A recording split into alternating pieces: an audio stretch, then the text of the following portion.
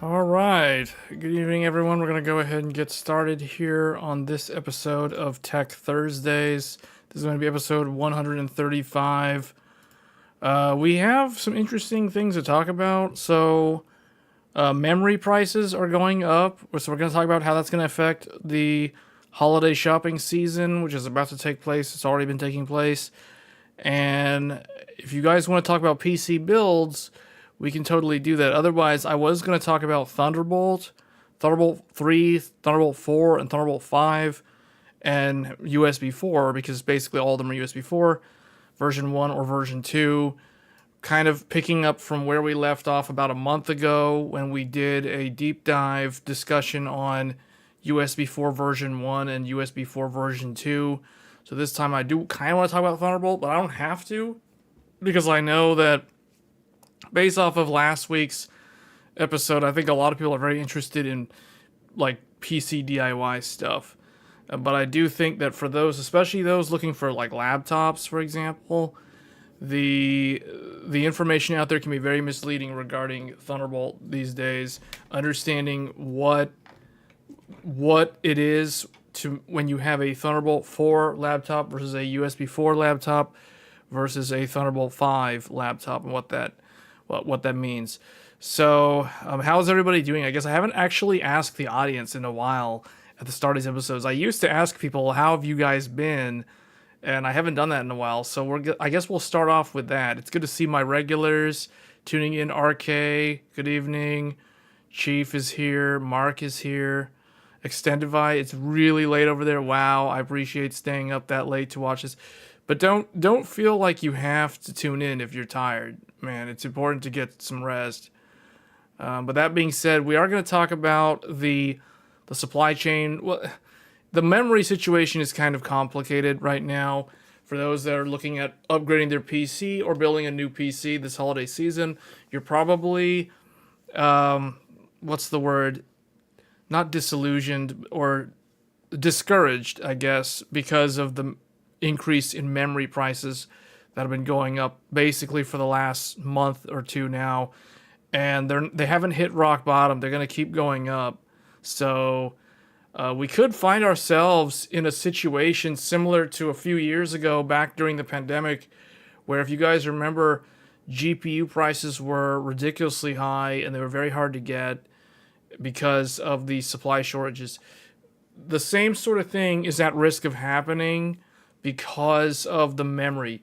So I guess just to start things off here, there's this new article on Tech Power Up that was posted on Monday. Rising memory prices weigh on consumer markets, affecting smartphones and notebooks that are meant to be sold or built in 2026.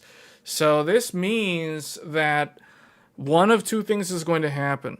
Either you're not going to be able to buy these things, which is the least likely thing to happen, or the alternative is there's going to be price increases, meaning electronics across the board are going to get more expensive. And that's kind of what this article is talking about. So TrendForce's latest investigations reveal that the macroeconomic outlook for 2026 remains weak. Remember, this is global. This is not North America only. This is talking about the global market. Geopolitical tensions, ongoing inflation continue to dampen consumer demand. Notably, the memory industry has begun a robust upward pricing cycle, increasing overall system costs. This forces downstream brands to hike retail prices.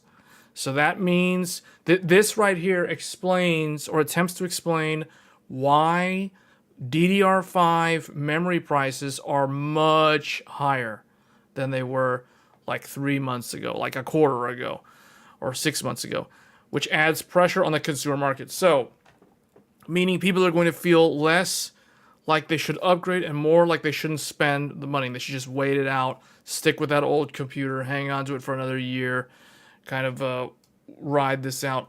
In response to these developments, TrendForce has lowered its 2026 global production forecast for smartphones and notebooks. Okay, that means supply of these items are going to go down.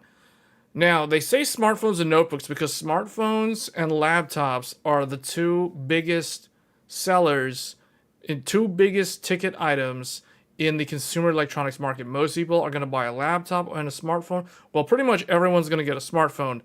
The notebook market is way larger. It's like the second biggest one in consumer electronics, way larger than desktops. Very few people, despite what you guys being enthusiasts think, very few people out there actually own desktop computers, let alone computers like desktops that they built themselves. Most people, if they have a desktop, they purchased a pre-built from Dell, HP, or Lenovo, or they bought it from, like MSI or CyberPower PC or some boutique seller that has been building them custom built for more than 20 years now. So that's typically what people get. Then you get into the PC DIY crowd, or what people tend to refer to as the tech enthusiast crowd, which is basically my audience, myself included.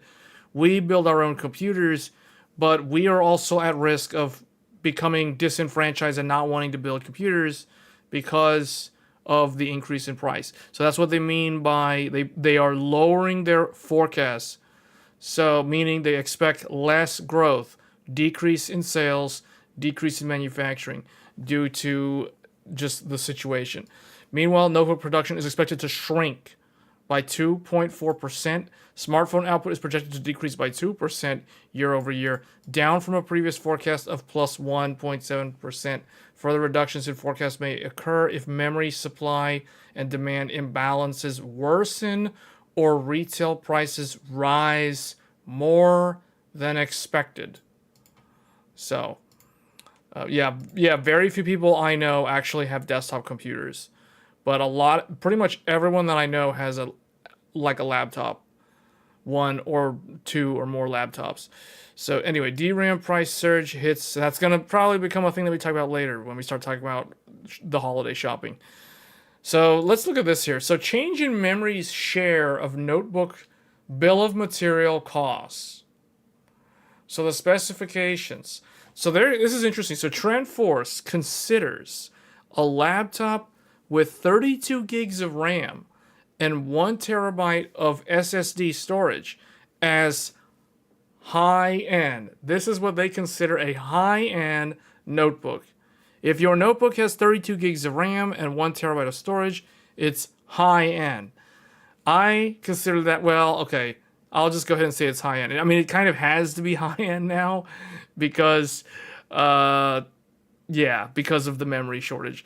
All right, mid-range, they consider 16 gigabytes. So get ready to see a lot of Black Friday deals that are only offering 16 gigabytes. Now, I've seen a lot of like 16 gigabyte, 1 terabyte. So 1 terabyte SSD, but 16 gigabytes of RAM. I've seen a lot of those recently.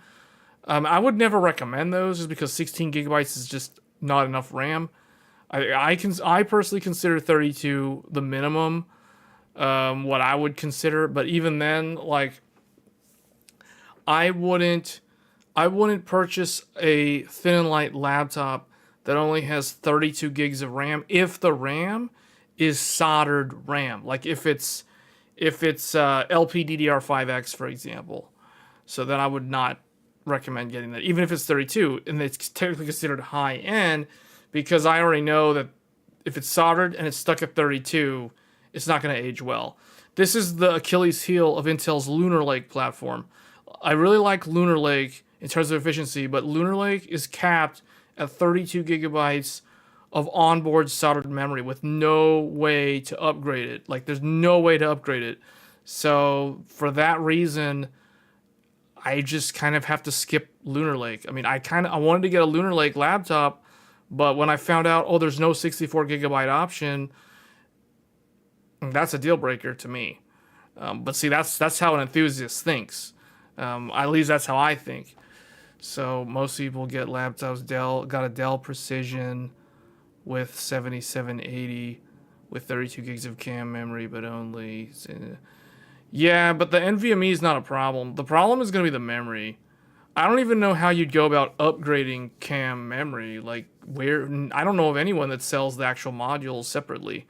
So CAM memory, I kind of treat it like LPDDR5 right now, because you're going to get stuck with it and it's expensive and you can't really... I mean, it's not easy to upgrade that unless you... I don't know, unless you are able to somehow buy direct. There's a conversion kit from CAM. Yeah, but I wouldn't do that. The signaling is too different. If the laptop is designed for CAM, you should not convert that to SODIMM. You're going to lose a lot of performance. You're going to lose a lot of memory bandwidth. Because it's designed for one memory over the other. This is the reason why there's no AMD-based CAM laptops. You helped a friend buy a computer with 16 gigabytes, but with 2 slots, with 1 slot empty. It is upgradable to 32 gigabytes. Yeah, technically, okay, so if it's SODIMM, see, the thing is, SODIMM is still the best way to go. Like, if you're in the market for a laptop, I recommend buying a SODIMM-based laptop, because you can go all the way to 128 gigabytes of RAM. You may or may not have known that, but it's possible to do that. I'll give you guys an example. So I have right here next to me, so if you guys saw the recent video, I have now this HP Omen Max 16 gaming laptop. So this is my new gaming laptop. The last gaming laptop I've only had one gaming laptop. So this is my second gaming laptop. The previous gaming laptop, I had was a Lenovo Legion 5 from the year 2020. I got it in the summer or spring of 2020.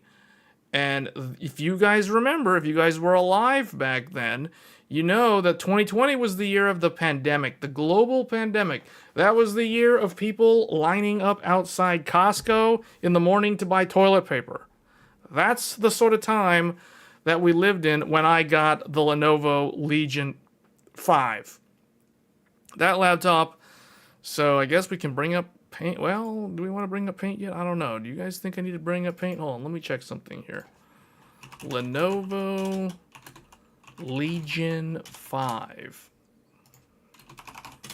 2020. How can I get a picture of that? Or let's do this.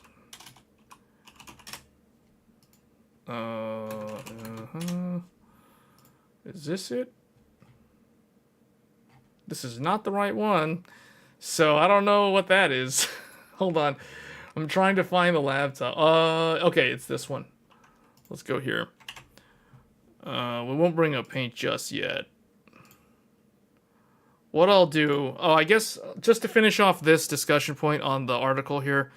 So DRAM and SSD they're expected to become almost 1/5 to 1/4 of the total cost of the laptop.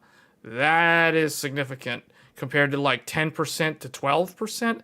That is a significant increase in the price. So, okay, but let's go here somewhere. Let me go to this thing.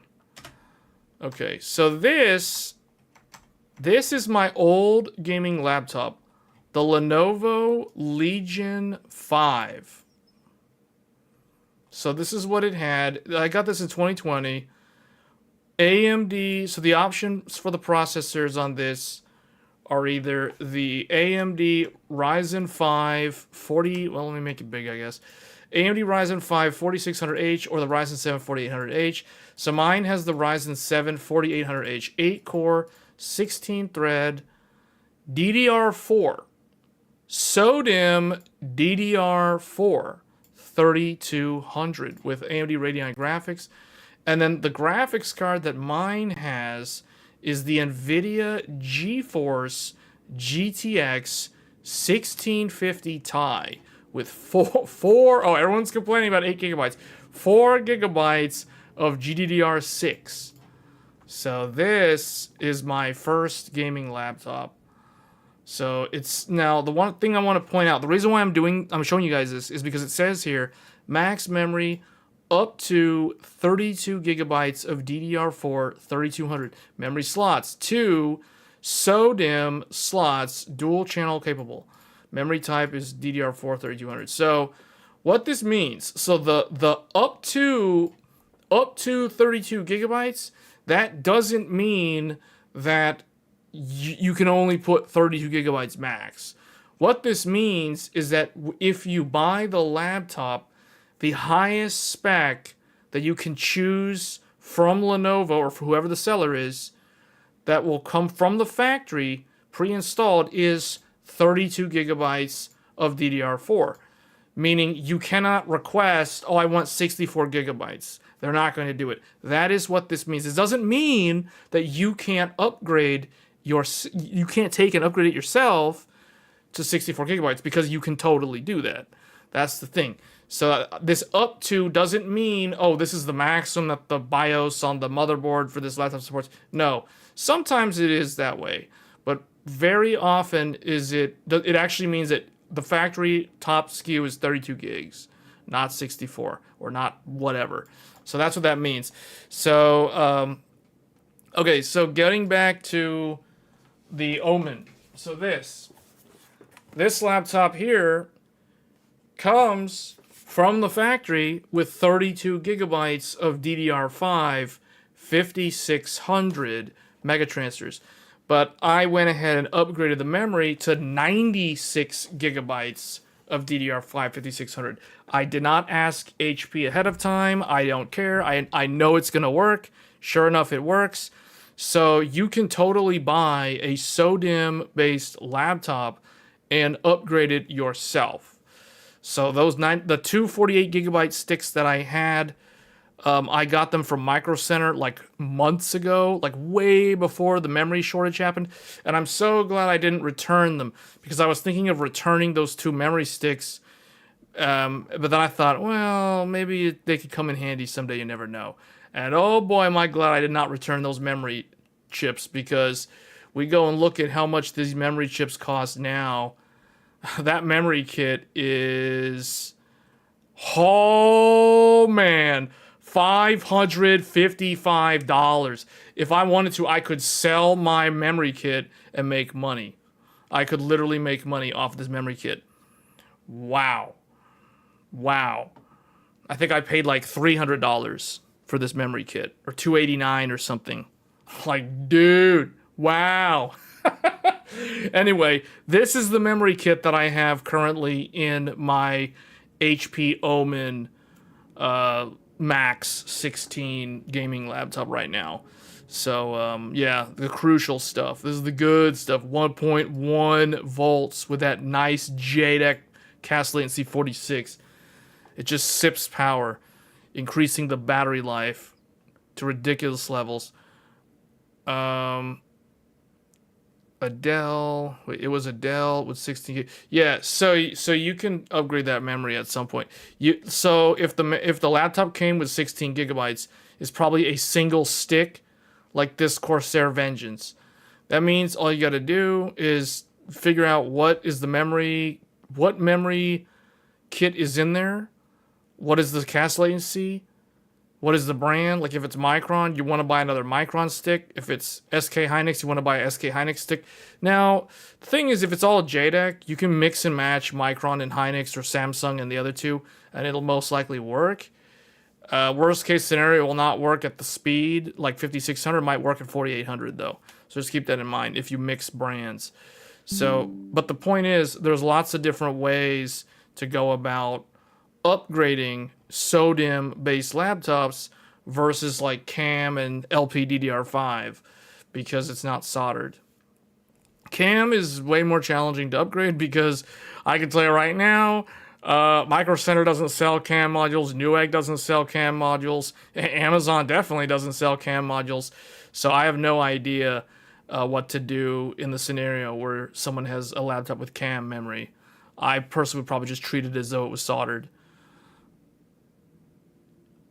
Yeah, SODIMM is still... People are like, man, they like CAM 2, but it's too new, guys. You can get CAM 2 from Crucial Direct. Yeah, what about CAM 1? The question is CAM 1. We're not concerned about CAM 2. We're concerned about CAM 1. The original module.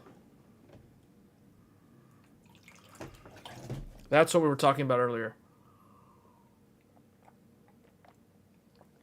CAM 2 will become a thing later. Was vendor locks that... Okay, so there. Yeah, so I treat CAM 1 like it's soldered. But yeah, there are basically no deals for memory this holiday season. Looking at these prices, there are no deals. Micro Center putting like these arbitrary numbers in red and then just like putting prices there, that is pointless. This is completely pointless. So unless you need like DDR4, but man, DDR4 is not priced attractively at all. Like, let's look at desktop memory. Let's look at some DDR4. Who here is thinking of upgrading their DDR4 memory?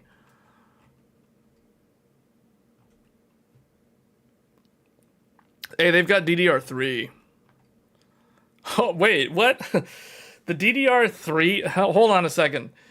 DDR3 memory prices are exactly the same as they were like 5 years ago. That's hilarious. They still sell those Patriot Vipers for $45, 16 gigs. That is actually not too bad. That's not that bad. So if you have a DDR3 computer, you don't have to worry, I guess. I mean, I guess, but you're on a DDR3. So I mean, you have other problems if you're still on a DDR3 computer. I don't think memory's one of them. So DDR4, let's take a look. DDR4. This is, okay. I think back to how much I paid for my Samsung B-Die, my 16 gig kit back in the day. I paid about 171 for 16 gigs. And this is 32 gigs at 165. So that's terrible. Because that means that it just went right back up to the way it was in 2017. Yeah, that's unfortunate. So DDR4, although I don't think this is as bad as DDR5 in terms of what's happening with the price increases. 32 gigs, 183, that's still a lot. 3200 with the RGB. Your 64 gigabyte of DDR4 was $200. Yeah, see, okay. Here's a 32 gigabyte for 205. G Skill, 32 gigs, $200. So it's $100 a stick, basically. You have 6 sticks of 8 gigabyte modules, DDR4 2666. Those are for like a Threadripper computer. But you only have 6 though, you don't have 8. You're short 2 sticks. Yeah, Threadripper can take like 8 of those. Old Threadripper. I mean, I'm talking Zen 1, Zen 2. DDR4 is going up because of production ceasing more than anything else. Yeah, but let's see. I just want to pick one of these for reference here. Let's take this guy. Let's take this one. Corsair Venture, or maybe G-Skill? No, let's take this Corsair. We'll use the Corsair one. We'll use Corsair as the comparison. So now we go to DDR5. We find a 32 gigabyte RGB. Corsair Vengeance 32 gigs. At DDR5. I need like a 5600 kit.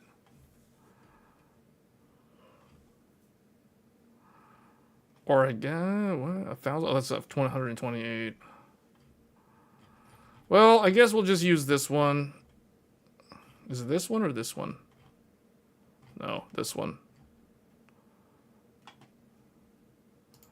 Okay, DDR4 Corsair Vengeance 3200.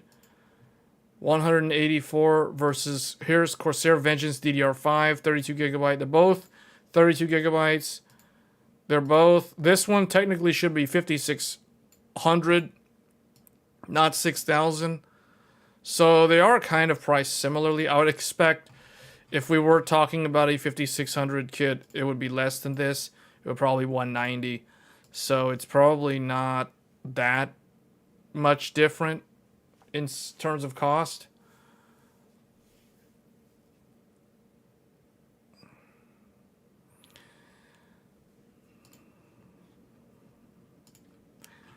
Let me go find my magic memory. Is that it? Oh, there's one of them. There's one of them. And then where's the other one? Hold on. Wait. 8,000. Yeah, here it is. Okay. These are my magic memories. This is the magic memory, and this is the other memory. So this one I paid $219 or $229. DDR5 8000. CL40 1.35, the magic 1.3.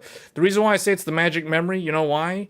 This is the memory that runs DDR5 8000 at 1.35 volts. It doesn't heat up, it doesn't throttle, it's easy to run stable, provided you have a good motherboard.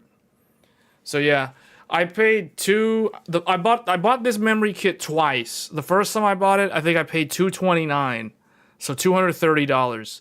The second time I bought it, I paid $220. It was like $10 cheaper for the second pair. So look at the difference, and there you go. That's almost $400 for 48 gigabytes of high performance memory. And this is the good stuff, because this is the 1.35 volt. This is the one that doesn't heat up. That's what I'm saying. This is the SK Hynix Special. Then you've got this is the other memory kit that I have. This is the memory kit that I use. I use 2 of these. Quantity 2. That's 4 sticks. I use 2 of these to make all those videos that I've done about 192 gigabytes of DDR5. This is the exact memory kit that I use for all of those videos. And look how much it costs now. And the crazy thing is I have 2 of them. So if you take the price right now, that's $1,100 worth of memory right there.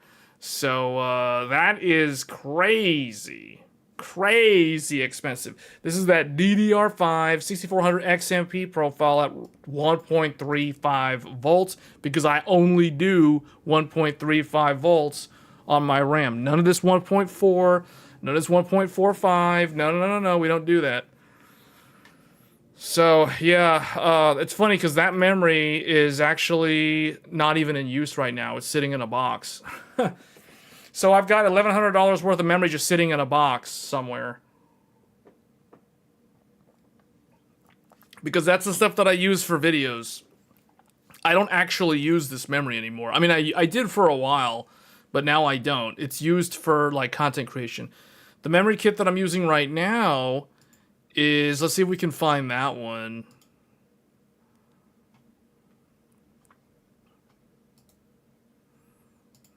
Wait, hold on, go back here. Desktop memory, RAM, G-Skill, 48 gigabyte kit. 48 gigabyte, 8,000, 8,400. Oh, they only have all the fast ones. Oh, they don't have the one that I have then right now. Let me see. Well, it would basically be... It's none of these. It's a cheaper set.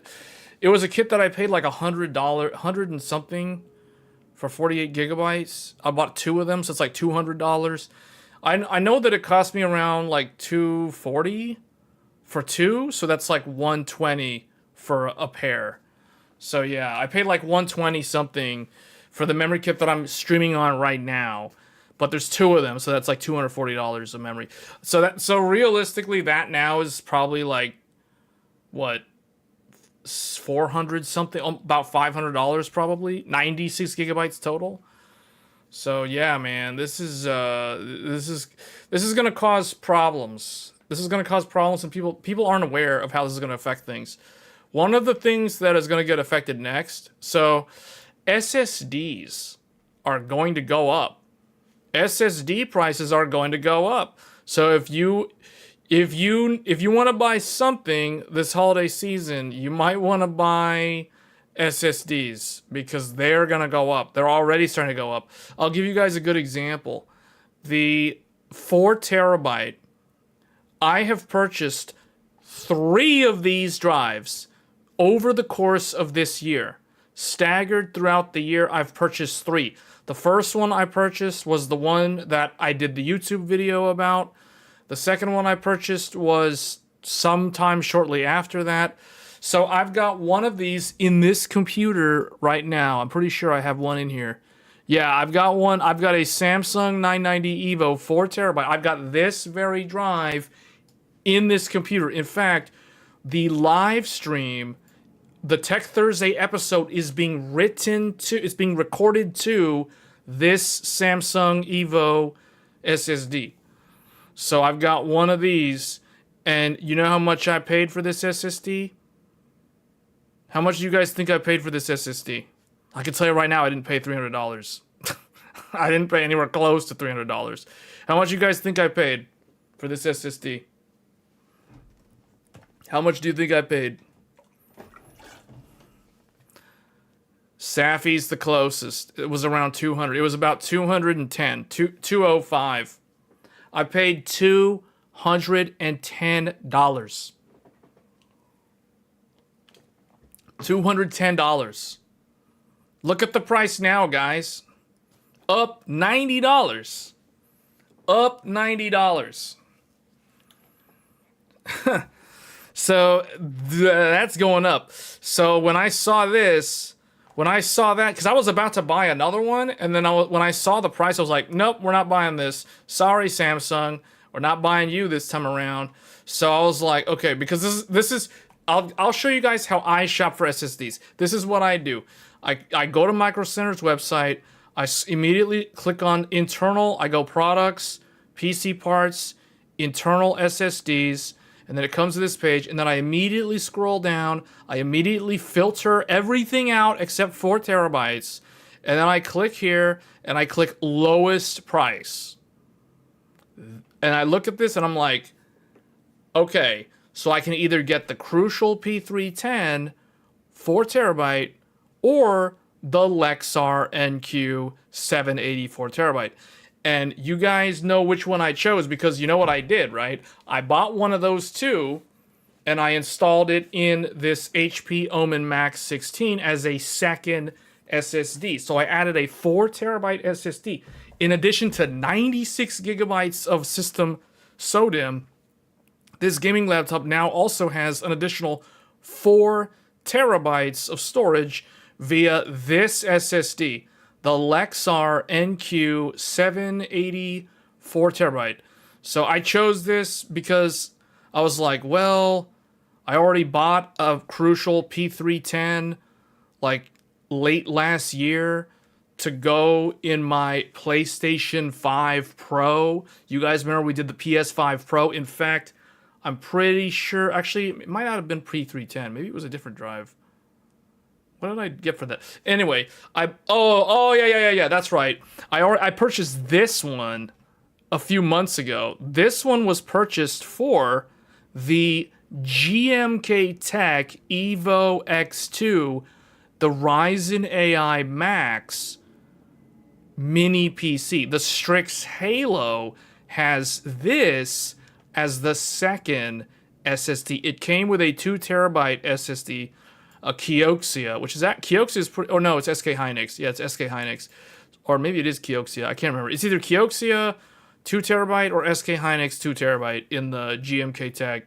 So I added this Crucial P310, which is meant for a PS5 or PS5 Pro, because I mean it literally says right there PS5 and PS5 Pro.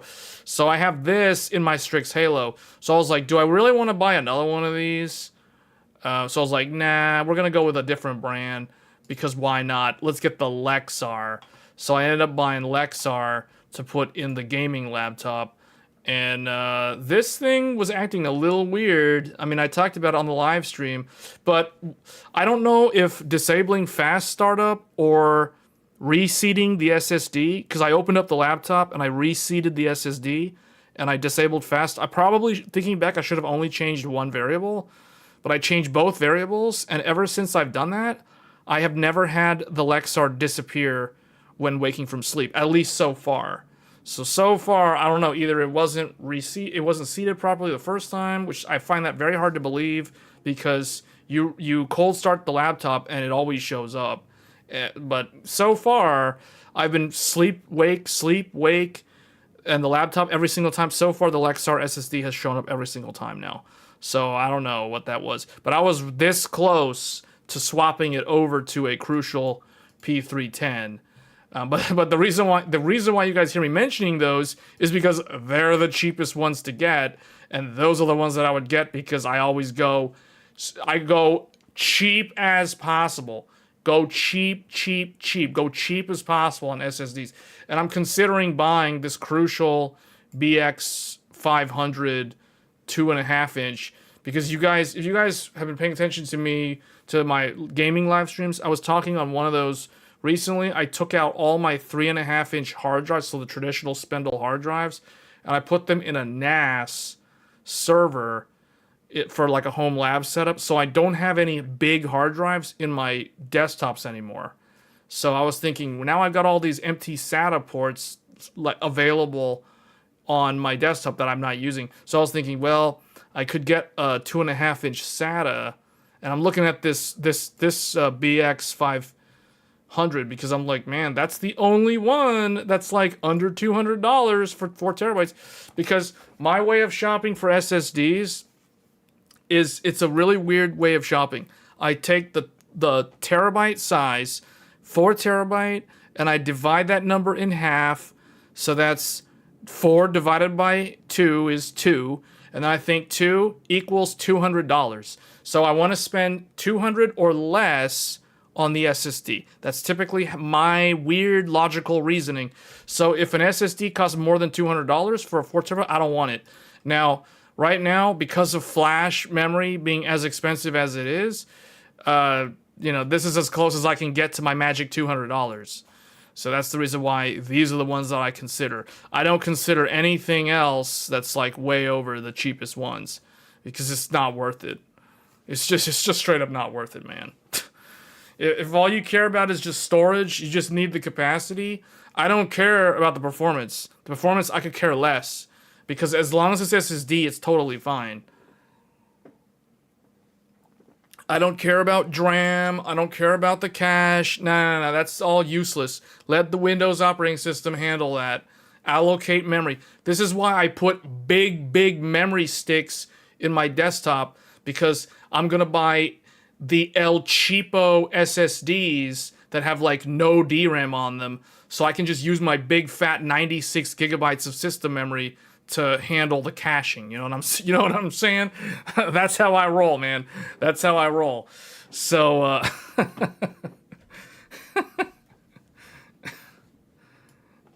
anyway, the SN770 was a disaster.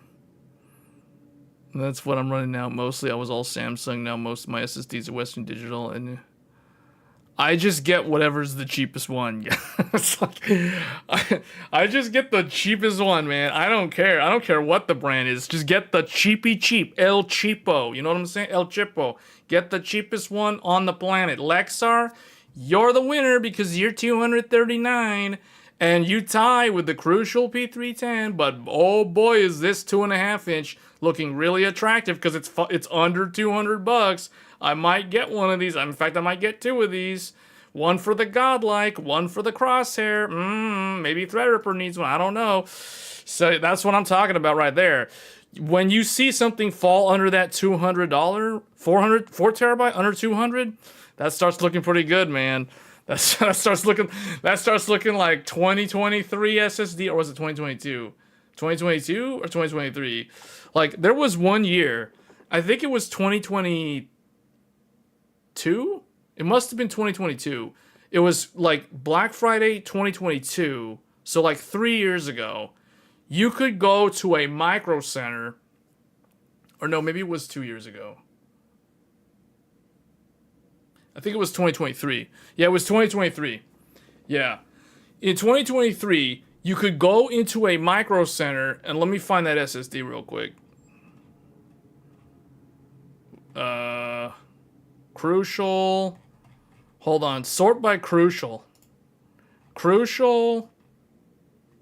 Where's Crucial P310? Crucial P3 Plus. No, Crucial P3 Plus. Or do they discontinue it? Or, okay, maybe it's not offered in this capacity? Crucial. It was called the Crucial P3 Plus. It was like a slow Gen 4 SSD. 2 years ago. Okay, maybe they don't have it anymore. It's probably discontinued. The T500 is good. T500. This is the one that's in the PS5 Pro. The Crucial T500 is in the PS5 Pro. There's a 2 terabyte.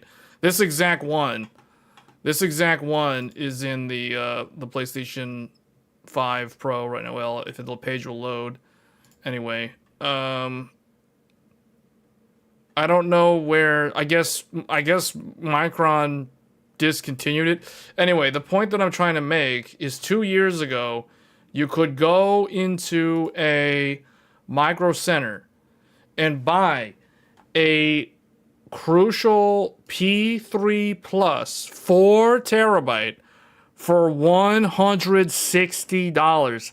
$159.99. $160 for a P3 Plus 4 terabyte SSD.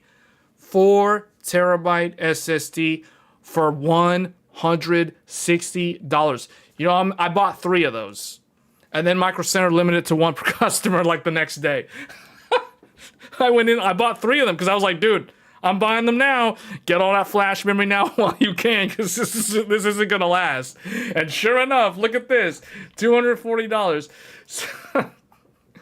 $160 for a 4 terabyte Gen 4, man. I bought 3 of those. One of them went in Threadripper. One of them is there one in this computer? One of them is in this computer. This computer has one of them. Yeah, crucial feat. Yeah, hold up. Where's the task manager?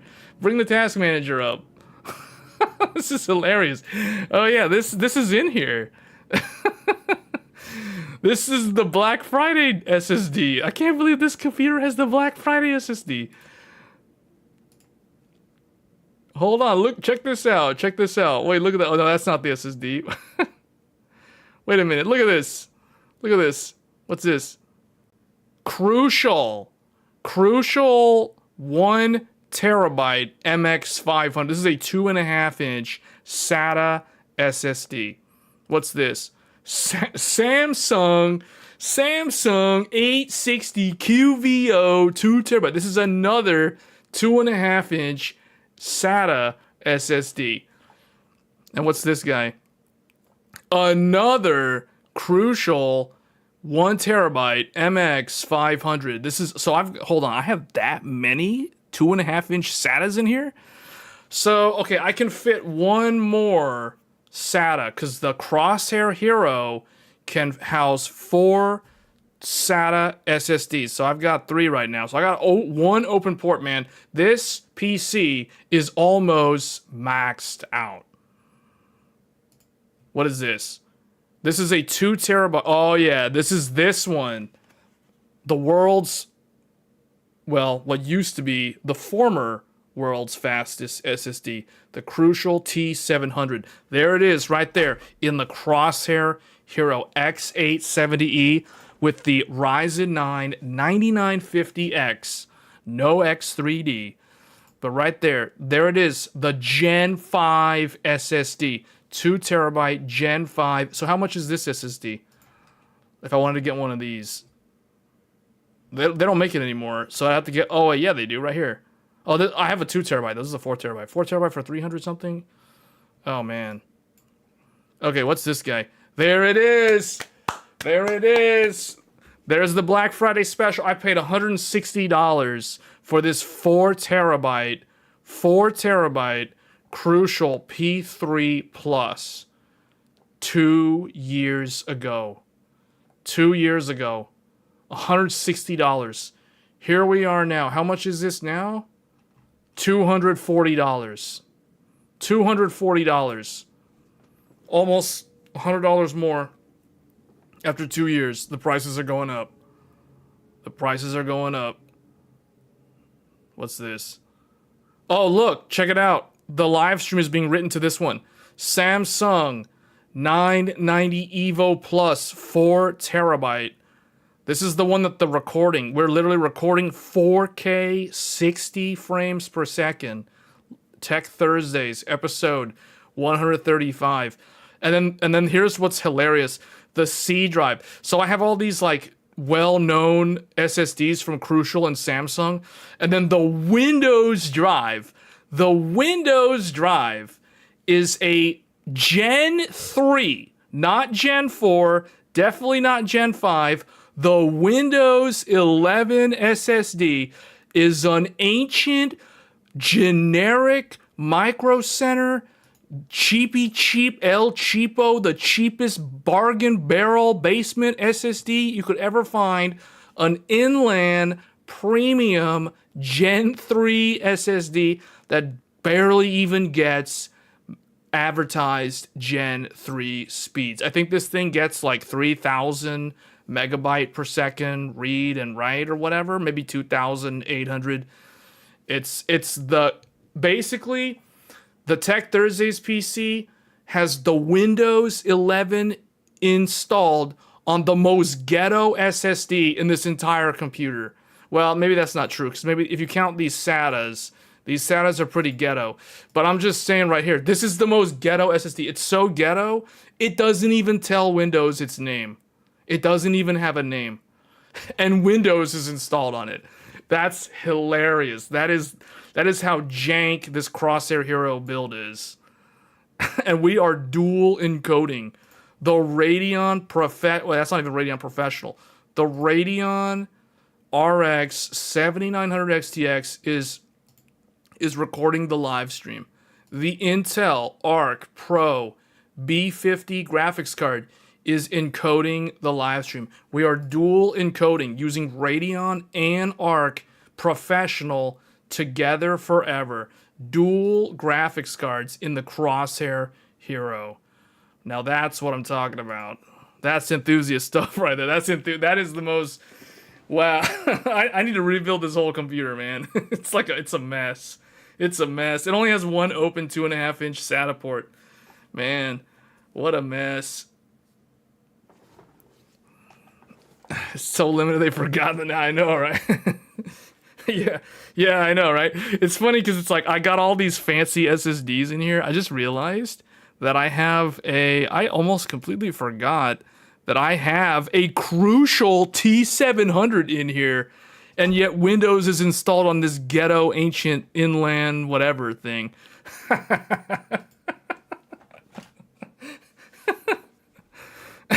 Wow. Yes.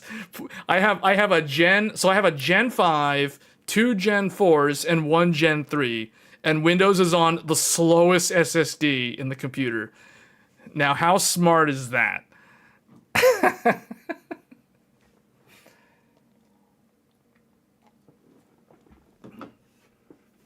Not writing the firmware probably saved them 2 cents.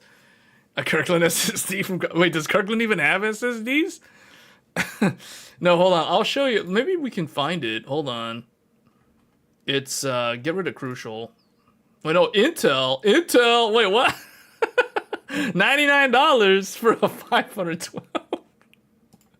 What? There was an Intel SSD for a second. Okay, Inland. Maybe I can find it. It's definitely one of these. It's either Inland Platinum or Inland Premium. I'm pretty sure it's Inland Premium. See, the problem is they saved money by not writing the name of it on the firmware, so I have no idea what SSD it is. I just know that it's either Inland Platinum or Inland Premium. My memories keep telling me that it's Inland Premium, which I don't even think they have anymore. It's definitely not Inland Performance or Professional. This one right here, this is a very good SSD, man. Like, legit, this one's good. This one is my boot drive in my Threadripper. The 9960X Threadripper, the AI PC, the one that has the 2 Radeon Professional things. Like, this is the SSD, a 4 terabyte Inland Performance Plus. I have 2 of these. One of them, this exact one, 4 terabyte. This one is inside Threadripper. This is the Windows boot drive in the Threadripper PC. Man, that is expensive. That means this SSD is fast. This one is TLC, and it has a DRAM cache. So very, very good for a PlayStation 5. I have another one of these in my original launch PlayStation 5. It is not a 4 terabyte though. It's a 2 terabyte, and it's the one that has the heatsink on it. Because, you know, you want the heatsink one for the PlayStation. So I've got, yeah. Oh, wow, they got an 8 terabyte, but it's too expensive. See, man, that 8 terabytes are still not cost effective. Because, look, I apply my math. This is the GTR way of how to buy an SSD. I'm going to teach everyone my method. Let's go to Paint. Let's bring up Paint. This is my method. The GTR way of buying SSDs. I'm going to teach everyone my secret way. Those tuning in, there's like 51 concurrent viewers that are about to learn how to buy an SSD on Black Friday. This is how you do it. So we're going to do it. We're going to do 3 examples. Okay, we'll just do all of them. 1 terabyte.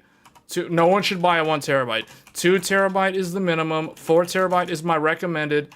8 terabyte is for the ballers. Okay, so this is it.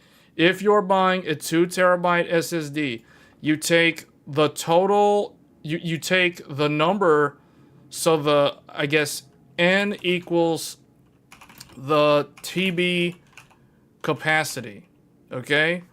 So that means in this example, N equals 2. So the formula, the GTR formula is N divided by 2, and then you take that number, we'll just say, what is that going to be? We'll just say that equals Y. Okay, then you take Y, I'm trying to think, because I always do it in my head so fast. So now I've got to think, like, how do I actually explain it in a formula? So basically, if it's 2 terabyte, it needs to be less than $100. So Y, okay, so N is 2, that equals 1. So then, oh yeah, so Y, so here it's like, Y less than, how do I get 100? Y, because that's going to be 1. Oh no, you take Y times 100. Is that right? Yeah, Y, and this equals the dollar amount. Okay, so basically, and then, or we have to give it a variable. So it'll be like Y times 100 equals Z, and then then you have to do the comparison. Is Z less than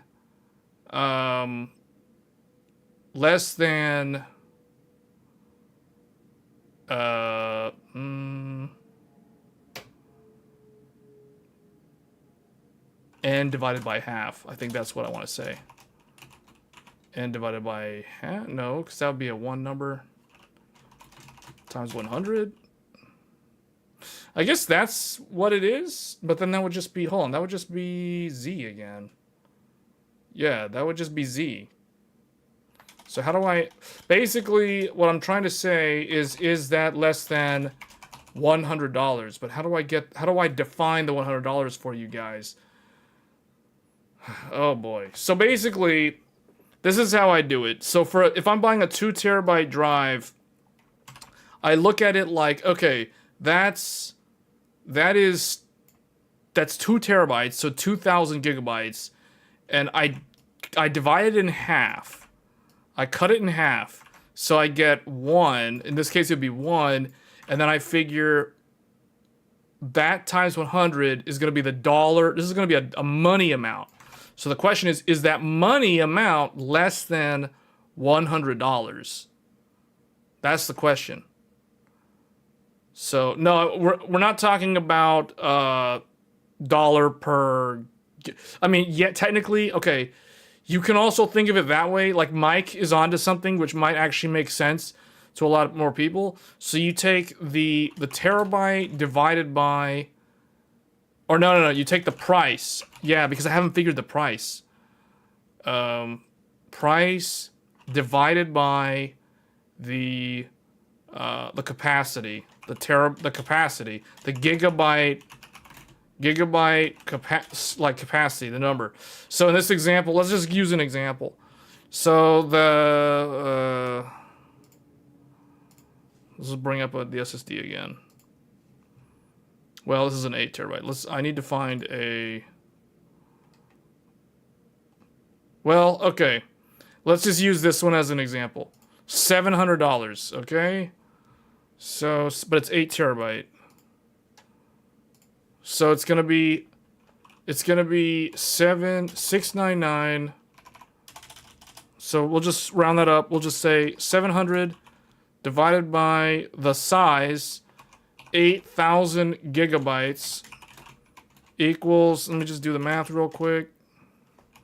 700 divided by 8,000. So that's gonna be 0.0875. This is how many dollars. So that's roughly, or 8 cents, roughly speaking, 8, if you round it up, it becomes 9 cents per gigabyte. Okay? This is my rule of thumb. Okay, I forget about all. I mean, this looks fancy, but this is a long-winded way to say the GTR way is GTR way is to buy, or like GTR buys SSDs at 0.0, so $0.05, 5 cents per gigabyte. That's how much I always look to spend. I want to spend less than 5 cents per gigabyte. This is what I try to do. This is what I personally do. This is my method. I was trying to find a fancy way to illustrate this sentence using math. But apparently I would have to define like a whole nother variable. I haven't even taken the price as a variable. That's probably the reason why this is broken right here. That's what I look for.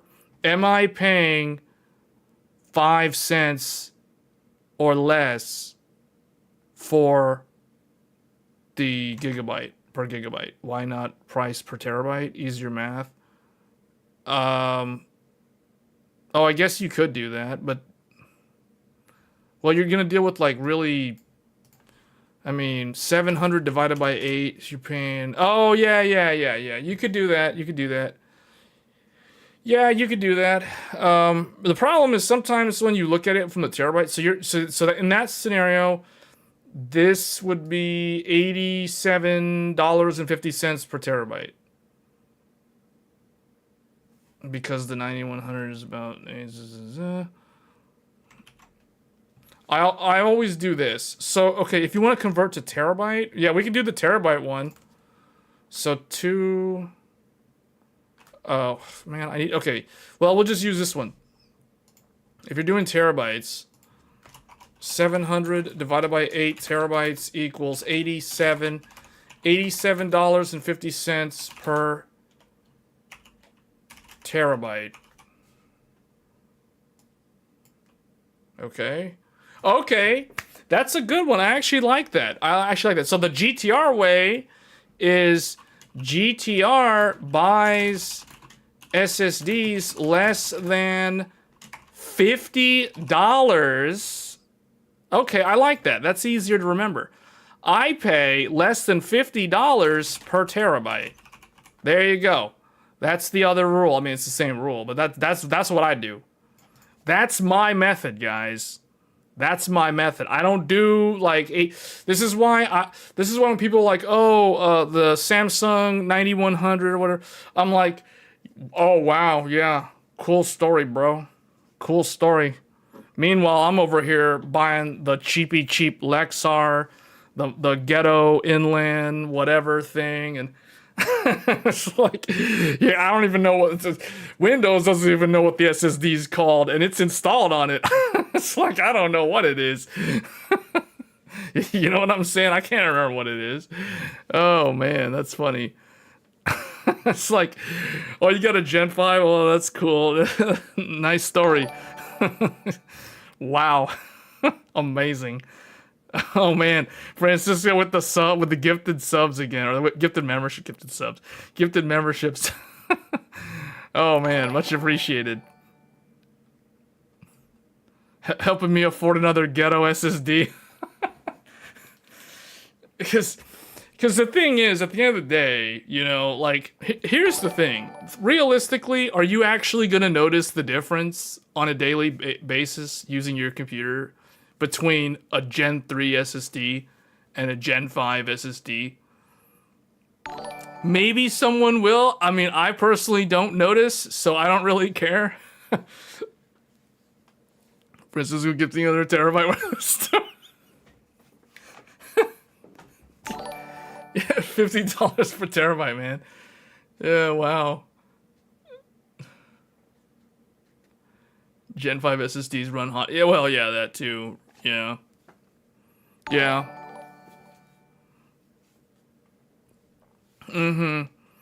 But see, that's the thing, right? Like, assuming the motherboard can take advantage of the speeds, I mean, I've already maxed out the crosshair in terms of the NVMEs. I can't fit any more NVMEs on that board.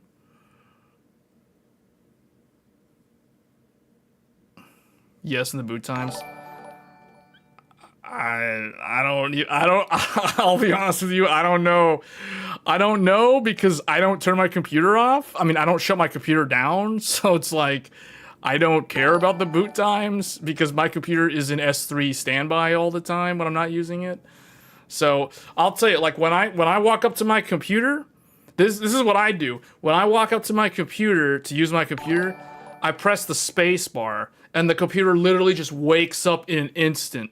You know, bam, everything's up. No loading windows, no waiting around, no boot times, no none of that stuff. None of that stuff. So I don't care what the boot times are because it's like the computer is in S3 all the time. So it's like I run all the PCs, all the desktops like that. Threadripper is the same way because Threadripper is also slow to boot up. But Threadripper, you just put it to sleep, wake it up, no one cares. It's like you press the space bar, the whole thing wakes up. So again, you know, like boot times, Gen 5 SSD, I don't know. Like I don't really, I don't see any benefit from it, to be honest. I mean, I did buy two Gen 5. I bought the world's first Gen 5, which is in that ASRock Nova motherboard. And then I bought this one, the Crucial T500. But these are the only Gen 5 SSDs that I've purchased. And I don't know, like, I wanted to do content. I showed you guys, this is Gen 5, you know, the difference between, like, running Forspoken or direct storage games that use the CPU to decompress the textures on a Gen 5 versus a Gen 3 is, like, on average 1 to 2 frames per second. So, I don't know, like, is that worth the extra money? Probably not to most people. So I just get the ghetto stuff because, I mean, at a certain point, guys, it's not feasible to be buying like the fastest SSDs when you're managing multiple desktops. You know what I'm saying? It's not scalable.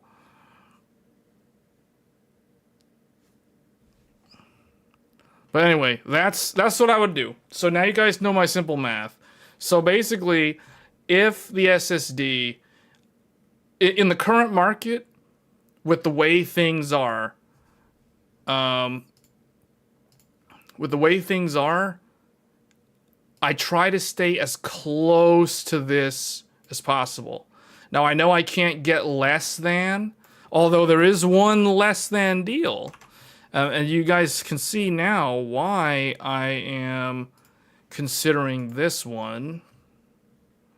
If we go back to 4 terabyte. 4 terabytes, so that's too expensive. Inland, go to crude, or, you know, lowest price. Now you guys can see why I am considering buying this, because it's under my $50 per terabyte number. That's why. You do the math. 195 divided by 4 terabytes. This is $48.75 per terabytes. So this gets the green light, like the check mark. It's like, ooh, this one falls under $50 per terabyte. See, that's my math. That's why I'm like, ooh, this looks like a good deal. Now, what's not cool, what's not a good deal about it is the fact that it is a slow SATA SSD.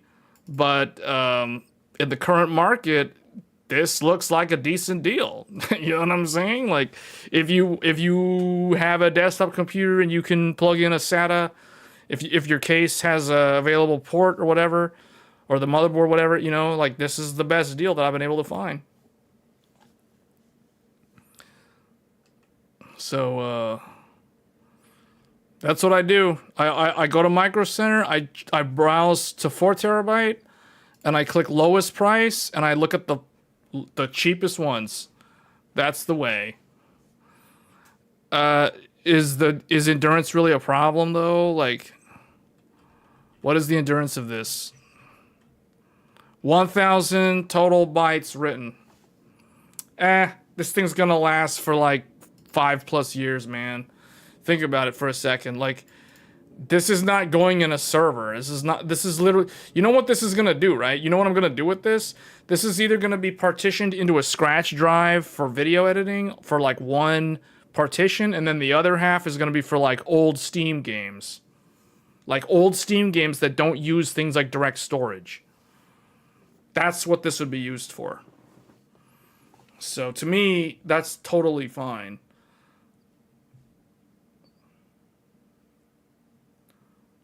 So now you guys know the method. Try to spend $50 or as close to $50, ideally less than $50 per terabyte, but ideally as close to 50 as possible. And this Lexar and this Crucial P310 are the closest things to $50 per terabyte. And that's the reason why I bought one recently.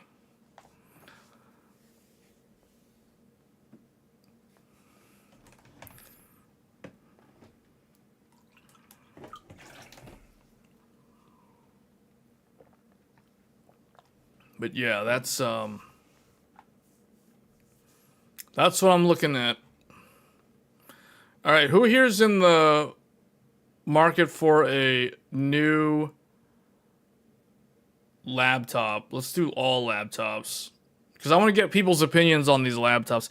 I know we talked about laptops on a different, I don't even know if we talked, did we talk about laptops on Tech Thursdays earlier this year? I recall we did. I think it was when we were talking about the different mobile CPUs. So we weren't talking specifically about laptops. I think toward the end of the stream, we started talking about laptops. But I guess, so there are different categories of laptops. I'm going to open this one over here because this is the best deal. MacBook. Who here is getting a MacBook Pro? Can someone explain something to me about Mac? Like, there's something that I don't understand about Mac. And I have no Apple products. I have no iPhones. I have no MacBooks, nothing. I have no Apple products. So I have a question. Why is it that Apple will sell you a laptop, a 16-inch thin and light, that has a 1 terabyte SSD and only 48 gigabytes of unified memory for $2,700, well, we can call this $2,800. How is it that they can charge this much money for a laptop with only 48 gigabytes of memory? Is that a good deal? Like, this is a legitimate question. For people who understand Apple, is this a good deal? I'm trying to understand if this is a good deal.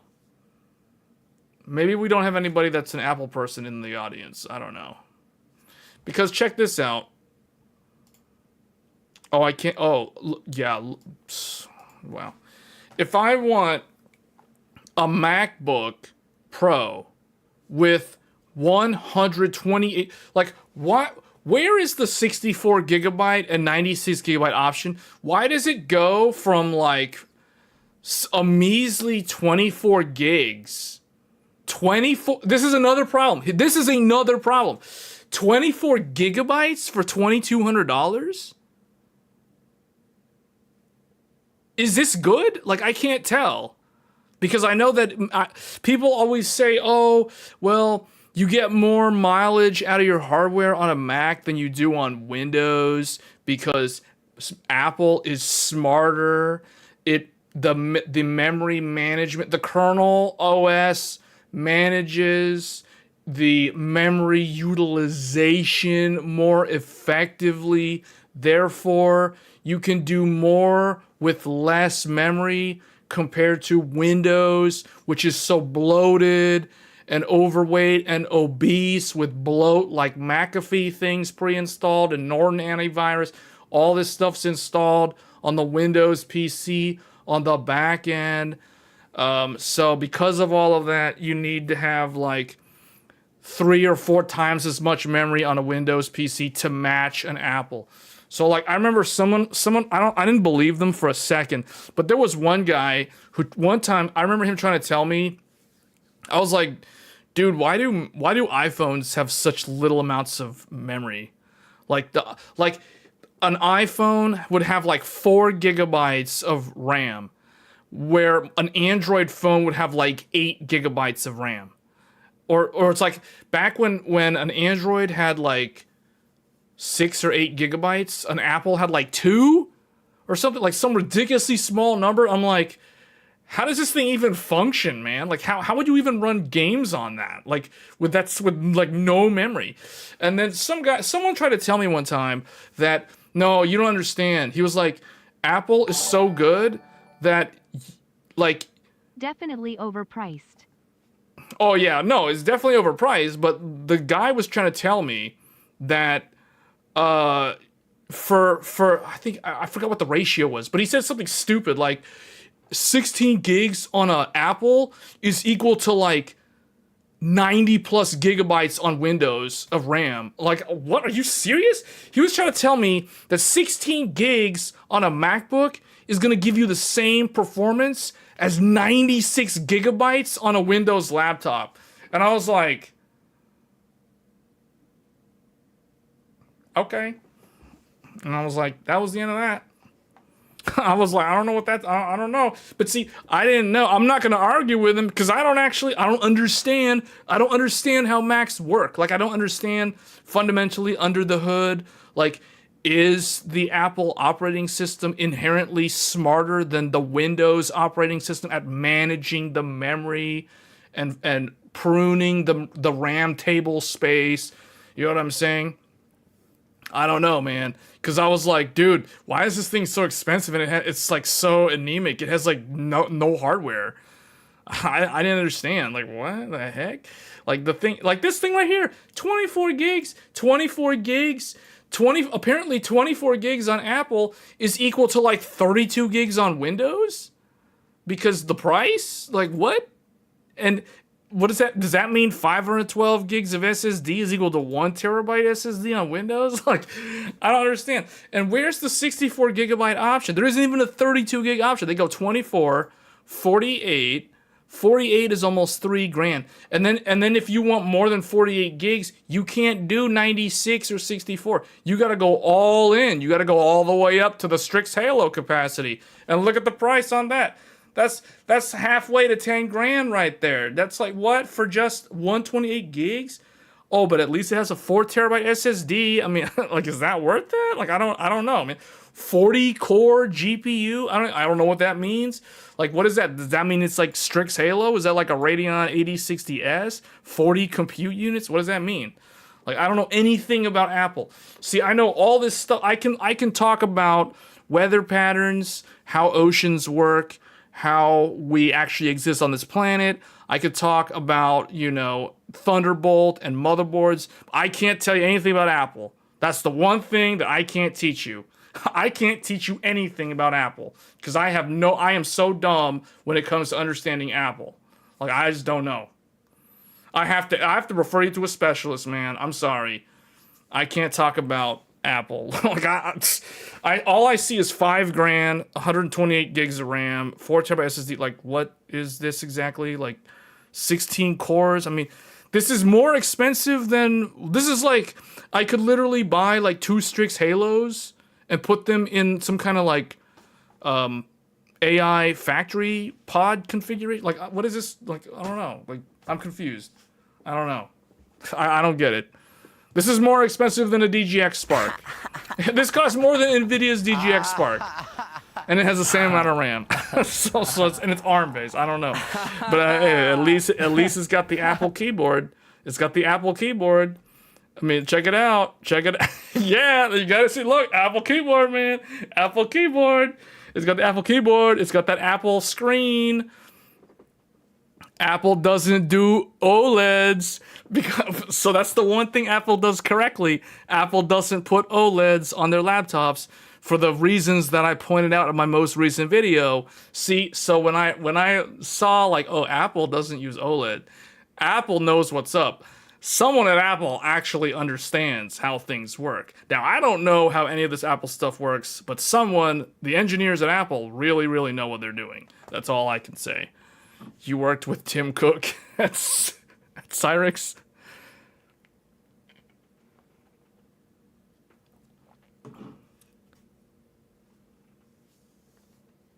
You have ARM experience with Apple, and it can be a Well, Cyrix was like a long time ago, dude. And Apple only went to ARM in the last decade. Like what? Like what? Apple was on. Oh, you mean like before x86? Wasn't Apple? Was Apple RISC based back in the day, like in the 80s? What was the Apple II's architecture? Does anybody know? What was Apple II running back in the day? There was the Apple II, and then there was the Macintosh. These were, I assume these are not x86 back in the day. We're talking the 80s, guy. We're talking like I think it's like the 1980s. Yeah, it's the 1980s. Early 80s. Apple II. Or was that late 70s? No, I'm pretty sure that was like 1979 to 1984. Or no, Macintosh was what, 1984? 1984 was Macintosh launch. Apple II was 1981? Somewhere around there. Apple venture capital arm in 1989. Well, what were they? Oh, Moss something. Well, okay, at least there's some people here that know that. Because yeah, I mean, again, I don't really know much about Apple, and that's why I can't explain to you guys anything about Apple. So I thought they were like RISC something, and then they went, wait, no, were they PowerPC? No, because IBM was a competitor. IBM was Apple's competitor. You would never spend this much on a laptop? I mean, this thing, well, because see, it's like someone was telling me, because I'll tell you guys the story. Okay, this is another stupid Micro Center. This is another dumb Micro Center story. I went to the Micro Center, and someone in there, I went over there, and I was looking around, I was looking at the gamer stuff, the gamer laptops, and then someone came up to me, and they're like, oh no, first a salesperson came up to me, and he started talking to me. He's like, what are you interested in? Are you interested in getting something? Is there anything I can help you with? And I was like, well, I'm just looking around at these gaming laptops. And okay, right now, just so you guys know, this is the one that I ended up buying. So that's the TLDR. I ended up buying this very laptop, this exact model. But since I bought it, it has gone up in price by $100. It was $17.99 last weekend. $17.99 last weekend. So it went up $100. I mean, even at $18.99, this is still probably the best deal you're going to find on a gamer laptop, because this thing comes with the much coveted NVIDIA GeForce RTX 5080 16 gigabyte GDDR7 laptop GPU. And what makes this laptop even better is the fact that it has the AMD Ryzen AI 9 HX 375. You know what that means?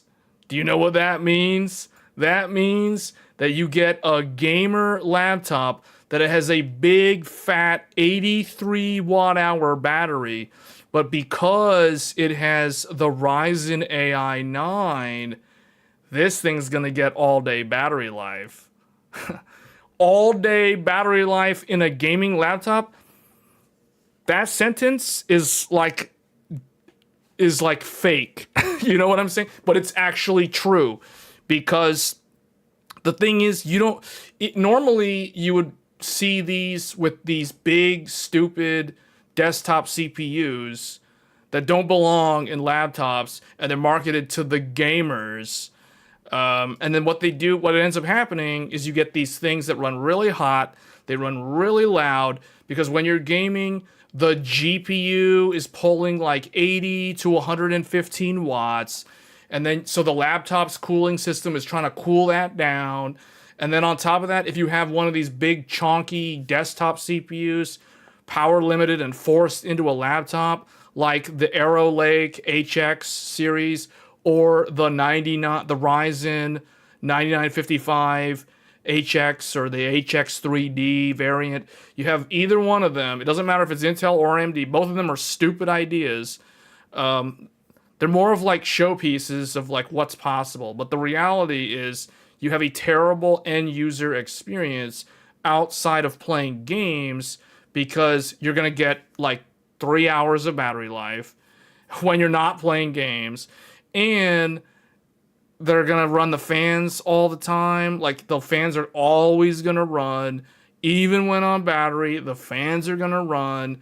Because, I mean, I looked this up. I researched for like the last week and a half.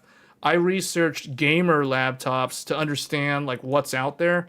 And all I could find were tons of people complaining on Reddit about their laptop CPU runs at 100 degrees Celsius and thermal throttles, or they have some kind of weird problems with stupid things that I think are user problems, like, oh, they installed some questionable driver from some shady website and now their game like crashes, like that kind of stuff. I had to sift through all of that, riffraff threads of people having problems that they cause themselves because they don't know what they're doing. So then I get to the stuff where it's like, oh, I see screenshots of people's hardware info 64 where the laptop is thermal throttling at 105 degrees, 100 degrees Celsius. The people are complaining about the 9955 HX 3D not being available or being too overpriced, and then all the Intel ones are overheating, and they're complaining that it's like, why is it overheating, and why do I have to and then there's people saying, oh, you need to repaste it. You need to repaste it. And when I read replies where people on Reddit threads are telling other people to repaste their laptop that they just bought, I'm like, dude, do you understand what's wrong with that statement? Like, if you're gonna spend like $2,000 to $3,000 or any amount of money, you're gonna spend like $1,500 to $3,000 on a laptop. You shouldn't have to repaste the laptop, dude. Like, I'm just real talk. Like, if you buy something, you shouldn't be expected as the end customer to have to repaste the laptop's thermal paste because the assembler, the factory didn't do it correctly. Like, do you understand what's wrong with that situation? Like, that's not how it's supposed to work. Like, that is totally not how it's supposed to work. Could I repaste a laptop? Yes, I could repaste a laptop. Should I have to? No. See, that is the situation. That is the whole argument. Just because a laptop has a bad thermal paste job doesn't mean the end user is supposed to have to open up the laptop and fix that. That's not how it's supposed to work. In a DIY, like in a computer that you build yourself, if you screwed up the thermal paste job, then you need to fix it. You either fix it yourself or you pay someone to fix it for you. If you buy a complete system that was already factory assembled, you're not responsible for the thermal paste being a fail. That's on the company who sold you the laptop. That's the actual manufacturer's fault. So see that when I kept seeing all these, like, people are like, yeah, dude, you gotta repaste the thermal. Dude, no. Like, if that happened to me, I would return the laptop immediately. I would demand either my money back within the return window, or I would literally just like return it and buy something else. That's what I would do. I could totally repaste it. The whole point that I'm making is like, I shouldn't have to do that. The owner of the laptop shouldn't have to do that for when they buy a brand new laptop and the thing is overheating on day one. Do you understand? Like, Like some people, man, like some people are so into like fixing things that they can't see the forest from the trees. Like they cannot put two and two together and figure like this is actually a manufacturing problem. This is actually not the end user's problem. Like, you know what I'm saying? Like, dude, wow. So anyway, after going through like countless reviews, I watched so many Jared's Tech videos and Just Josh and all these guys, and I'm thinking, man, these guys, they have really good production values, but they don't tell me the stuff that I want to know. Like, they don't tell me things like for example, on this laptop, like, they didn't mention that the labels could have been on the top of the back. You know what I mean? Like, instead of, so, I don't know, is that, okay, my mouse is showing up. So, on this laptop, the labels on the ports on the back are literally right next to the ports, which is fine. But it would actually be better if the labels were on the top bar here. Because typically, if you're going to plug these things in, you're going to be looking over the laptop trying to reach where the power port plugs in on the back here. So it would be nice to have a visual indicator on the upper bar here. You know, like those sort of things, the reviewers miss the mark on small little details like that, which could help. I mean, it's not a deal breaker. I said this in my most recent video, which was kind of like my first impressions after using this laptop for almost a week now. Overall, I still think this is the best deal for a gaming laptop this Black Friday. Like, you're not going to find a laptop with a 5080 in it for under $2,000 besides this Micro Center deal. I mean, I tried so hard to look for like other options that could come in under $2,000 for the 5080 laptop. And I was like, yeah, dude, this is the deal. I found the deal. This is the one. And it was cheaper than this. It was $17.99. $17.99. So, yeah, $17.99 gets you basically, depending on how you look at it, my reasoning was, okay, I can look at this as, oh, I'm spending $1,800 for a laptop with a free 5080 in it because a professional ThinkPad costs around this much money and it doesn't even have the NVIDIA GPU in it. So it's like, if I was going to buy a ThinkPad that doesn't even have the NVIDIA GPU, I would end up spending this much money, or a little bit less, like almost this much money, with 96 gigs of RAM in it. You know what I'm saying? So, my reasoning was, okay, I'm getting a 5080 laptop. I'm getting the 5080 for free. Like, I'm literally buying this and I'm getting a 5080 for free in the laptop. Or alternatively, I could look at it like I'm getting a gamer laptop that has a 5080 and the best mobile CPU for under $2,000. Like, to me, that's a win scenario. The laptop is amazing. Yeah, dude. Yeah, you know why? And the thing is, no one seems to talk about this CPU enough. Like, this CPU is the secret sauce. This CPU allows this one gaming laptop to get really good battery life. And guess what? This CPU, you guys saw me live stream. We'll do another live stream. I want to look at the CPU temperatures while gaming. This CPU doesn't even heat up, man. Like, while gaming, the CPU's in like the 60s. It's like mid 60s, like 65 Celsius. The NVIDIA GPU is at like 69, 71 degrees Celsius while gaming under max load. That is the magic of this laptop, because I was looking at the Intel version of this, and you go look up reviews on Reddit of users of the Intel version. People are complaining about like thermal throttling and overheating, and I'm like, dude, it's because the laptop probably doesn't have enough cooling. There's probably not enough thermal headroom to cool the big Intel HX. I have a feeling that if HP put the AMD 9955 HX3D in here, they'd have the exact same problem. I have a feeling the AMD, the big fat Fire Range CPU, and the Intel Arrow Lake HX, they're just overwhelming the cooling system in this Omen. Like, it can't keep up with those CPUs. But meanwhile, the Ryzen AI is so energy efficient, and it's a fully monolithic design that it just sips power, man. Like, I can run this thing on battery, literally. Dude, I've never seen this before. I've never seen a gamer laptop, a big, heavy, chunky gaming laptop that can run on battery the whole day. Like, what the heck? I was like, wait, what? Like, what is this? That's the secret. The secret is this.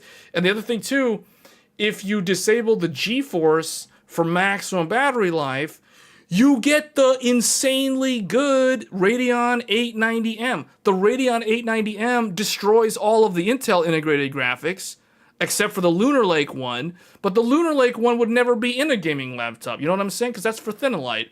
So it's like, what the heck? This is like the magic thing that no one talks about. There's literally no review from the big reviewers that review laptops talking about this specific model.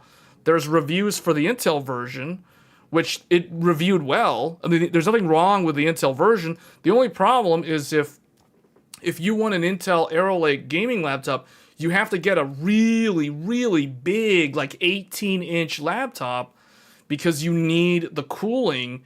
You just need all that metal to soak up all that heat.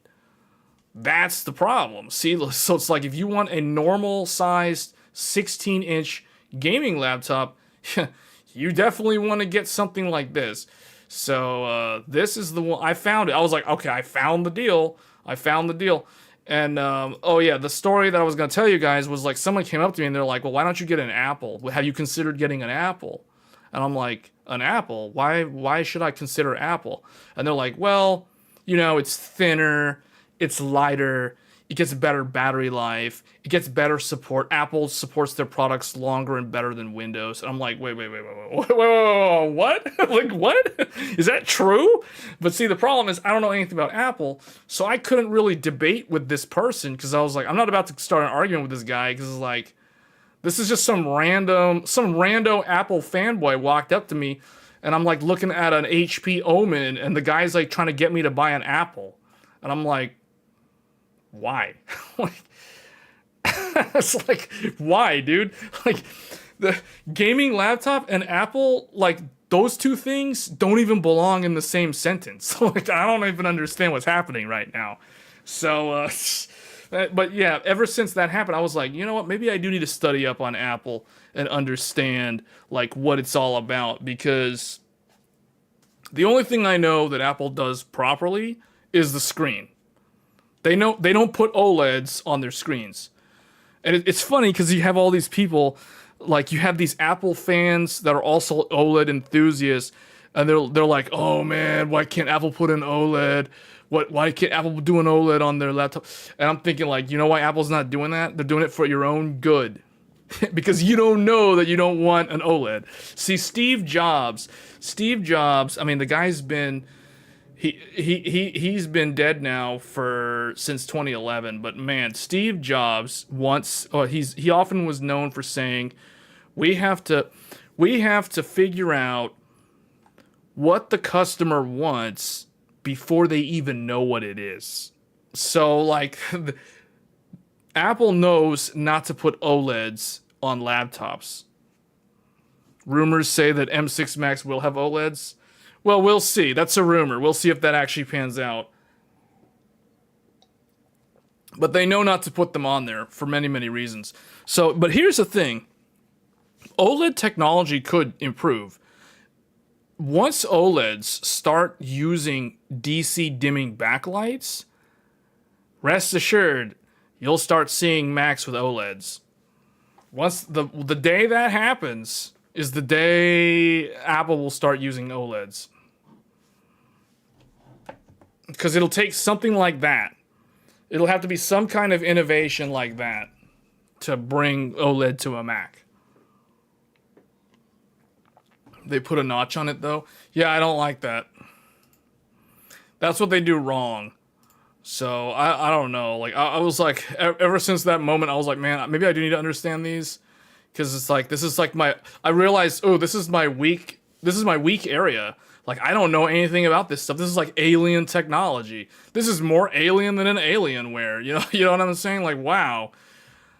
MagSafe 3. What is that? A magnetic charger plug? USB-C to MagSafe 3. Thunderbolt 5. I wonder if Apple is using Intel's chipset for Thunderbolt 5, or if they've actually integrated Thunderbolt 5 into their actual silicon. Because if it's the latter, then that means Apple is the best with Thunderbolt right now. Because no one else has integrated Thunderbolt 5 solutions. AMD doesn't have it. Intel doesn't have it. No one's got Thunderbolt 5 integrated today. So, like, if you're buying a laptop, today, I don't know about Apple. See, again, I don't know anything about Apple. But if you buy a Windows laptop that has Thunderbolt 5, you're not actually getting, like, the true, full-fat integrated Thunderbolt 5. Yes, you're getting a Thunderbolt 5 spec USB-C port, but you're actually getting a chipset from Intel called Barlow Ridge, which means it's chipset-based Thunderbolt 5, not direct integrated Thunderbolt 5. There is a difference. I've been working on a video on this subject because this is a subject that is, like, poorly covered in the industry. But the fact is, if you plug, like, let's say you have an eGPU. You plug an eGPU into so you have an eGPU in a Thunderbolt 4 enclosure. And if you plug that Thunderbolt 4 enclosure into a Thunderbolt 5 port today from Intel, whether it's on an add-in card like the one that I have for my Z890 Maximus Hero, or it's a Thunderbolt 5 port on a gaming laptop with the Arrow Lake HX or the Arrow Lake H processors, that GPU will perform worse than if you were to plug it into a Thunderbolt 4 port. A native Thunderbolt 4, an integrated Thunderbolt 4 port on any of the Arrow Lake platforms that are not offering Thunderbolt 5, or if you plug it into a USB 4 port on an AMD laptop, like, for instance, this HP Omen. The USB 4 on here, there's two of them. These are going to give you better eGPU performance than plugging that same eGPU into a Thunderbolt 5 port. No joke. That's fact. That's fact, and I can prove that. So that's crazy. That's because this is integrated USB 4, whereas Thunderbolt 5 today is not integrated Thunderbolt 5. It is chipset-based Thunderbolt 5. So there is additional overhead that wastes the bandwidth and further decreases the performance. Now, obviously, if you have a Thunderbolt 5 eGPU enclosure, then yes, that will perform better on a Thunderbolt 5 port, because that one will negotiate the upwards of around almost like 60 gigabit or whatever. It's not going to be able to always get 80 gigabit because there's too much other stuff. There's overhead and things that are sharing the bandwidth. I think it's like 32 gigabit is the PCIe tunnel speed on that. So, but it's going to be faster than if you're using an eGPU Thunderbolt 4 plugged into a Thunderbolt 5 port. So that is something that I've been working on. I've been trying to figure out like how to present that material, but that was a very, very interesting discovery that I made recently. But yeah, this is the combination. So I mean, this is the reason why there's products from ASUS that are showcasing like a 5090, like the ProArt P16 from ASUS. This laptop. This is one laptop that I've noticed laptop reviewers actually mention a lot. Like this is their actual, what they actually use. So this thing has RTX 50 Yeah, the $4,000 one. See, this is the thing. Asus knows what's up because they discovered what I said earlier. They discovered, oh, if you pair up an NVIDIA GeForce 650 series with the Strix Point, you're actually going to be able to do a thin and light, and it's going to have really good battery life. Wow. Wow. So you're also going to be certified by Microsoft for Copilot Plus. See, like what I was looking at Lenovo, and Lenovo keeps on marketing like anything that has a Strix Point. Lenovo keeps marketing it as a Copilot Plus certified PC. So none of the gaming laptops, unless they have this, well, yeah, this is the only one. Because to get Copilot Plus certification for Microsoft, you have to have, I think it's 40 tops. 40 tops on your NPU is the minimum. Because a lot of laptops actually have more, so a lot of laptops actually have NPUs. They just don't have enough. They don't meet that 40 top requirement. The only processors that meet that requirement are the Snapdragon stuff from Qualcomm. So the Snapdragon X Elite and the X8. Obviously these Strix Point CPUs.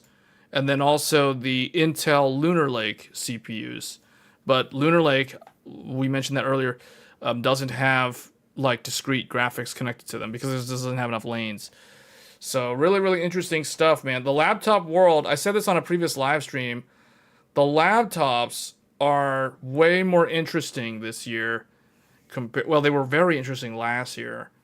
They were actually more interesting last year. But the ones that came out this year that are unique are obviously Strix Halo. But Strix Halo is very thermally confined in a laptop. So it's actually better off in a mini PC. That's where it really, really shines. But for the laptop processors, it's really going to be this one. And also Intel's Arrow Lake. Not Arrow Lake HX, just regular Arrow Lake. Arrow Lake is Intel's most, like... Here, okay, now let's bring in Paint again.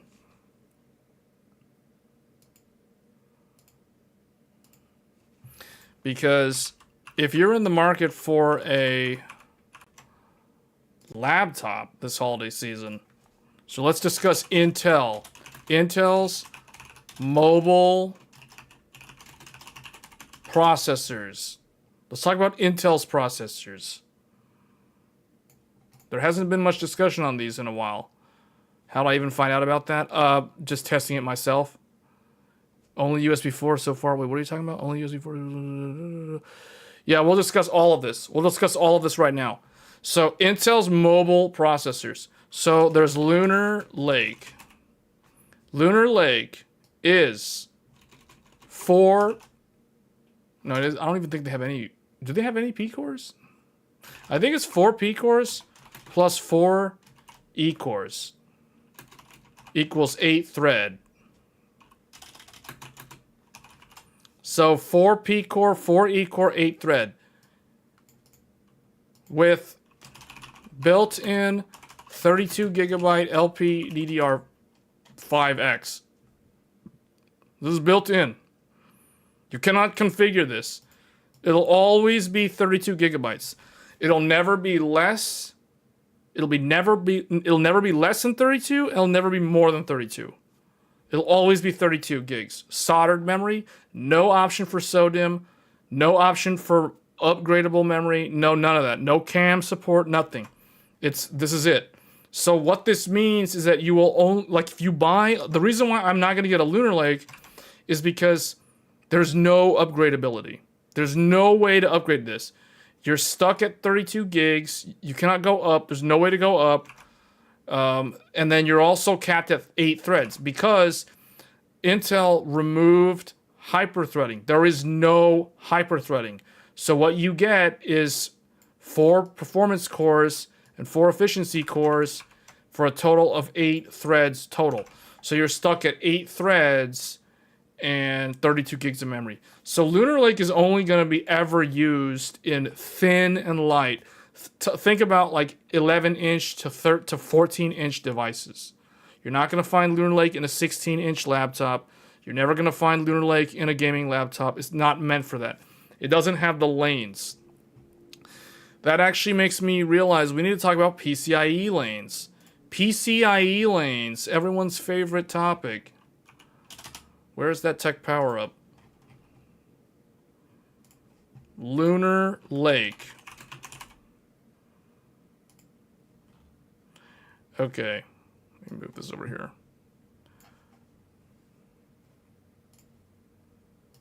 Okay, Lunar Lake.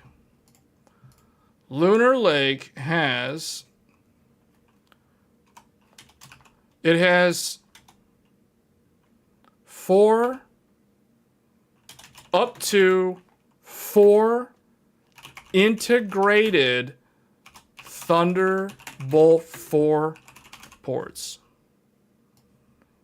Meaning, you can get a... is that right? No, wrong. Up to 3 Thunderbolt 4 ports. Up to 3. Minimum 1, maximum 3. Thunderbolt 4. And this is integrated. This is a very important keyword. It has 4 lanes of PCIe 5.0 and 4 lanes of PCIe 4.0. It has an NPU with 48 tops. 48 tops. So, what does that mean? That means this is a Microsoft Copilot Plus certified platform, because the requirement for Microsoft was 40 tops or better. Must have 40 tops to meet Copilot Plus spec. So if you don't have 40 tops or more, you're not Copilot Plus certified. You can't be labeled as a Copilot Plus PC from Microsoft. So this platform can be a Copilot. All of them will be Copilot Plus.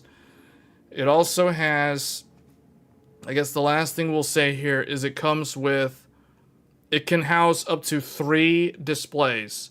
It has an eDP and DP 2.1 and another DP 2.1. So you can run triple monitors, or okay, you can run the laptop screen, which is embedded DisplayPort, plus 2 external monitors, up to 80 gigabit HDMI. No, up to DisplayPort. Hold on, let me see. So the spec on this is going to be 80 gigabit per second. 80 gigabit per second. Or, well, that's too much information. I'm just going to say it has that. It has 2x DP 2.1 or 2x HDMI 48 gig. Whatever that one is. HDMI, what is that? HDMI 2.1? HDMI 2.1, whatever it is. Anyway, so you can do 3 monitors. 3 monitors. It's one or the other. It's not like, oh, 2 display and 2 HDMI. No. It's either 2 display or 1 DP and 1 HDMI, or 2 HDMI and no DP. Basically, triple monitor setup, or no, 2 displays plus the integrated display for the laptop. That's it. That's the max.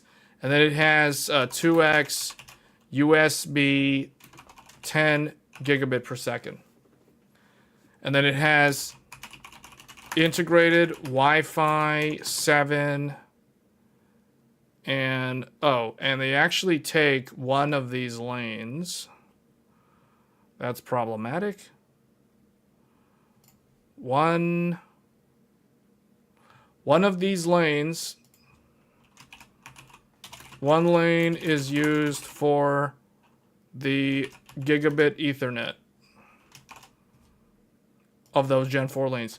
So what does that mean? That means a high spec Lunar Lake thin and light PC can have 3 Thunderbolt 4 ports. It can have a Gen 5 SSD, which doesn't make any sense in a thin and light Lunar Lake because they run too hot, these Gen 5s.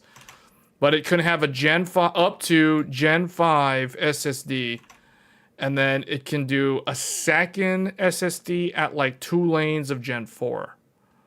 So you can run dual SSDs, one Gen 5 and one X2 Gen 4.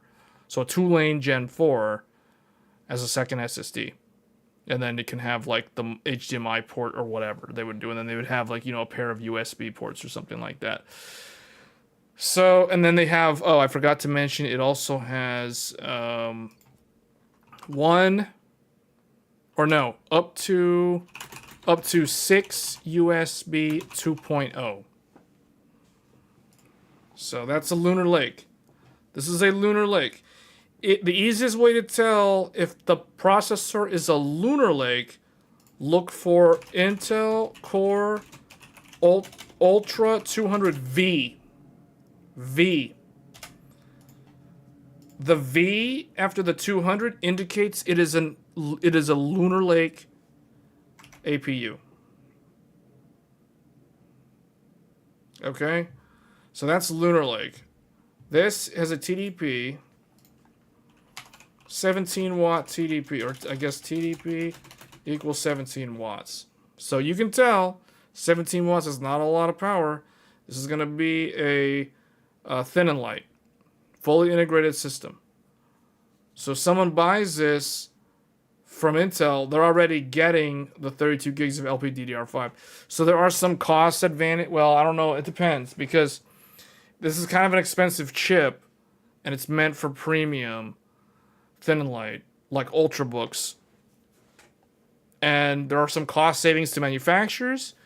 Why? Because the manufacturer doesn't have to purchase the memory from another supplier, because this is integrated. Okay, so that is the Lunar Lake. Now, that one, if we were to graph this, like if we were to put this on a chart,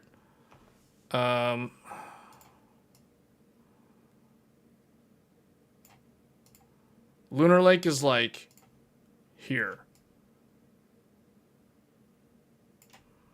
Like in terms of low end, like low power, low end, high power, like high power, low power.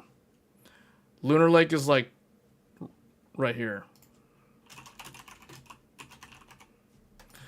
Okay, so let's talk about Intel's probably the most interesting one. Arrow Lake. H. Arrow, well, do I want the different color? I kind of want this to be a different color, yeah. Arrow Lake. H. Arrow Lake H. And I should probably extend this out a little bit more. Arrow Lake H covers the widest range. The widest range of Intel's portfolio. I guess the last one, I'll just throw it up on here. We'll talk about it at the end or next. This one is going to be HX. So HX is going to be like here, I guess, or actually like this. Like that. This one is Arrow Lake HX. Okay, so what does this tell you? This means Lunar Lake uses low power, low performance, but super good battery life. Arrow Lake H is the middle of the road. This can be in a thin and light. It can also be in a gamer laptop. Arrow Lake HX is going to be high power, high noise, loud fan noise, high heat, high power, terrible battery life, but at the expense of it brings you the performance. Or I guess the benefit is it gives you the performance at the expense of like battery life and noise and heat and all those other things. So the complete opposite of Lunar Lake. This is the one that's in all those gamer laptops. But this is the one that I feel like should be in more gamer laptops. Because if I was looking for an Intel gaming laptop, I would look for one with Arrow Lake H instead of Arrow Lake HX. Now, does the CPU have to have the 40 tops for AI, or can the GPU stand in place?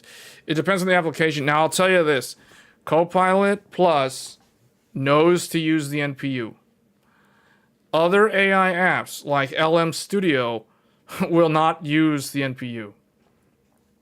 So if you install LM Studio and you start using the language models on your laptop, it's going to use your integrated graphics.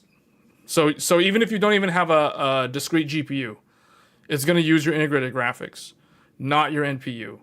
And it just does that by default because most PCs in general still don't have dedicated NPUs in them.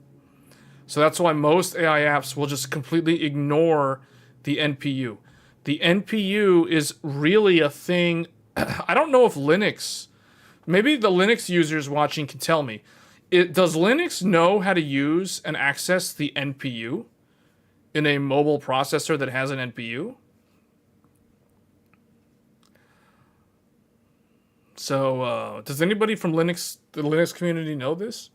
My understanding is today, really, it's Microsoft's Copilot Plus that takes advantage of the NPU and makes use of it. And the regular Copilot runs in the cloud. So the regular Copilot doesn't even use the NPU. Copilot Plus runs locally on the NPU. You've heard of some people using the NPU for small LLMs? Because as soon as I try to use Linux on my computer that has an NPU, it just doesn't even touch it. It just uses the integrated graphics. So I don't know. Okay, so Arrow Lake H. Arrow Lake H is Intel's best CPU. This is the best one.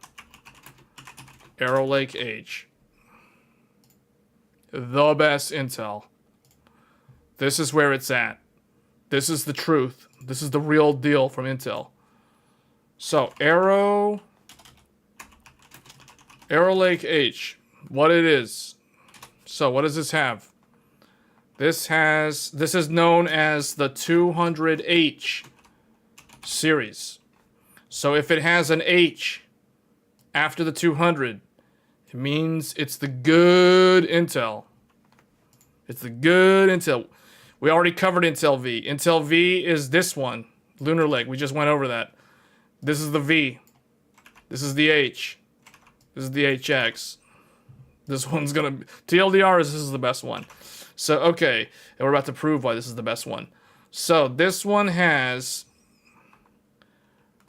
up to 4 Thunderbolt 4 ports. It can have up to 4 Thunderbolt 4 ports. Integrated. Keyword, integrated. That's how you know it's automatically good. This is the truth. This is the one to get. Okay, so next it has options, memory options. It can either do DDR5 60 up to 6400 mega transfers. Supports with support for CAM 2.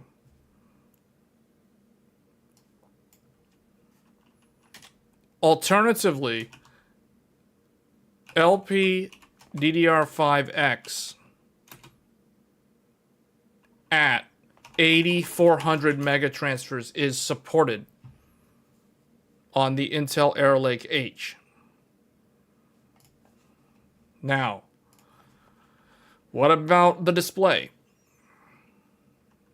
It has eDP 1.4b. It has provision for another one.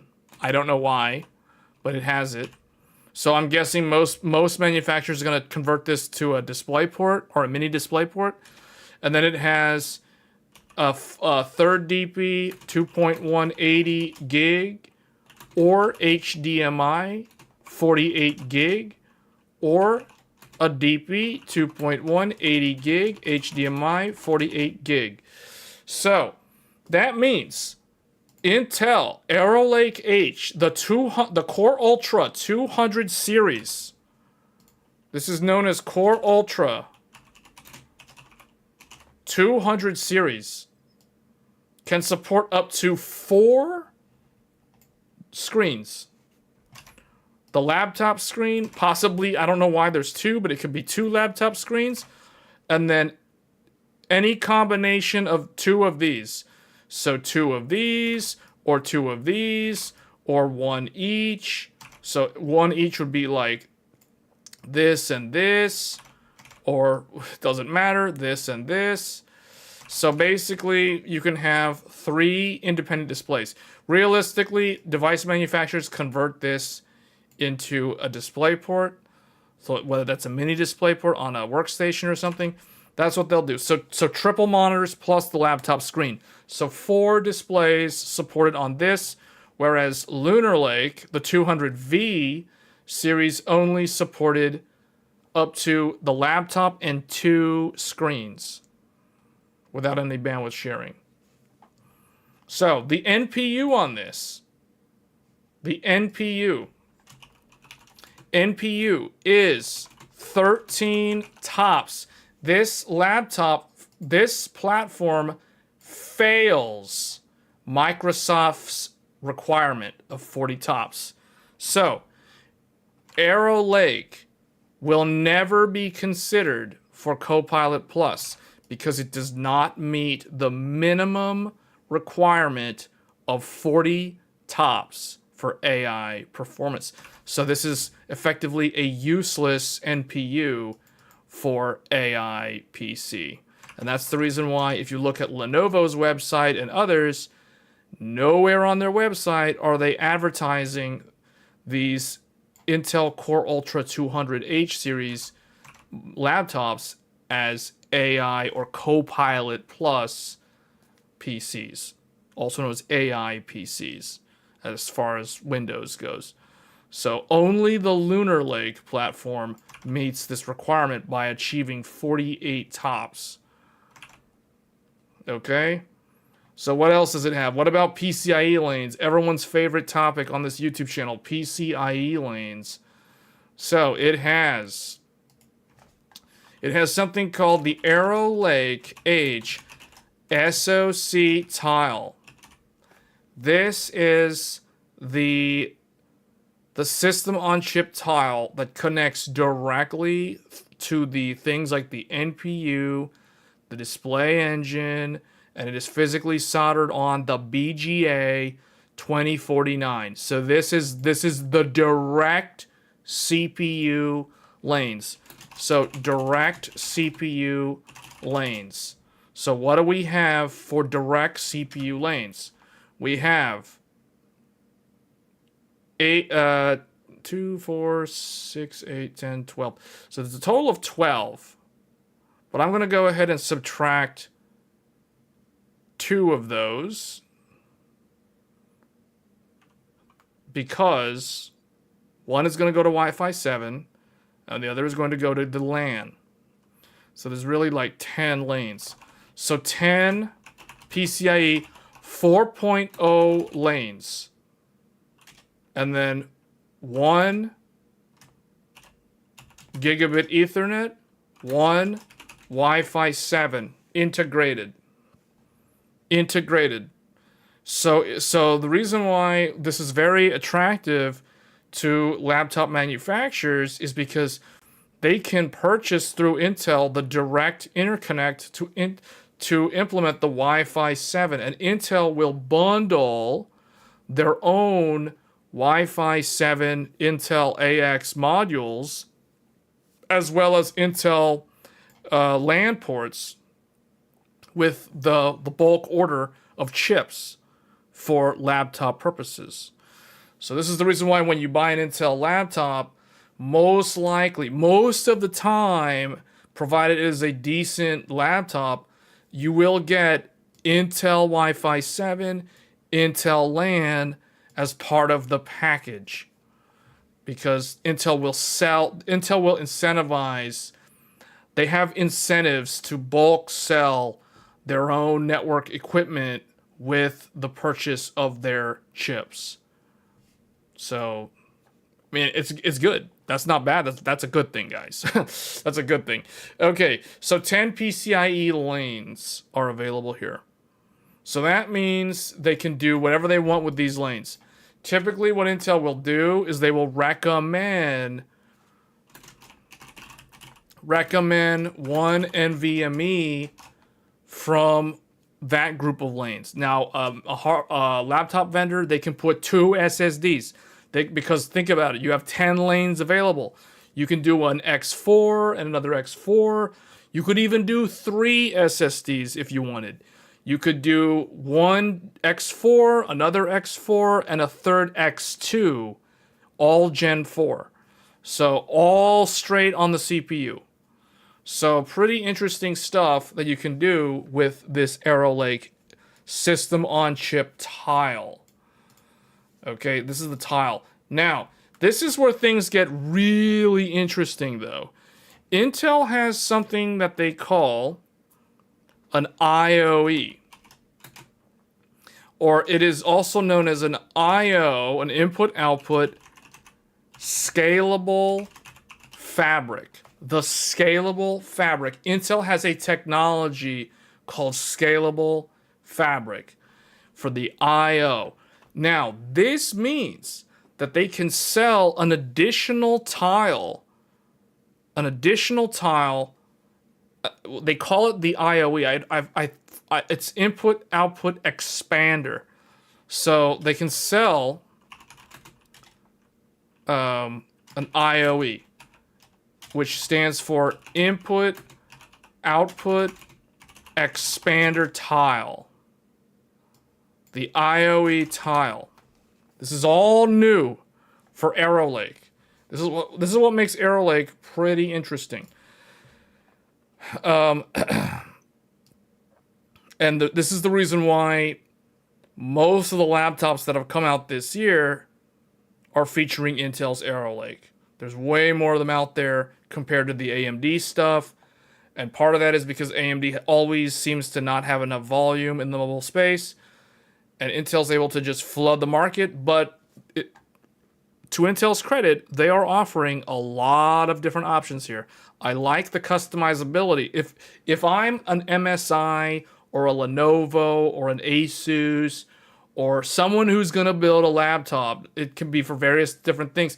I might be a product manager that develops ThinkPads for Lenovo. Okay, well, let's see what you got, Intel. What are you offering? Oh, you've got an SoC tile that has 12 lanes. I can take one lane and put gigabit Ethernet on there. I could even do 2.5 gigabit Ethernet on there.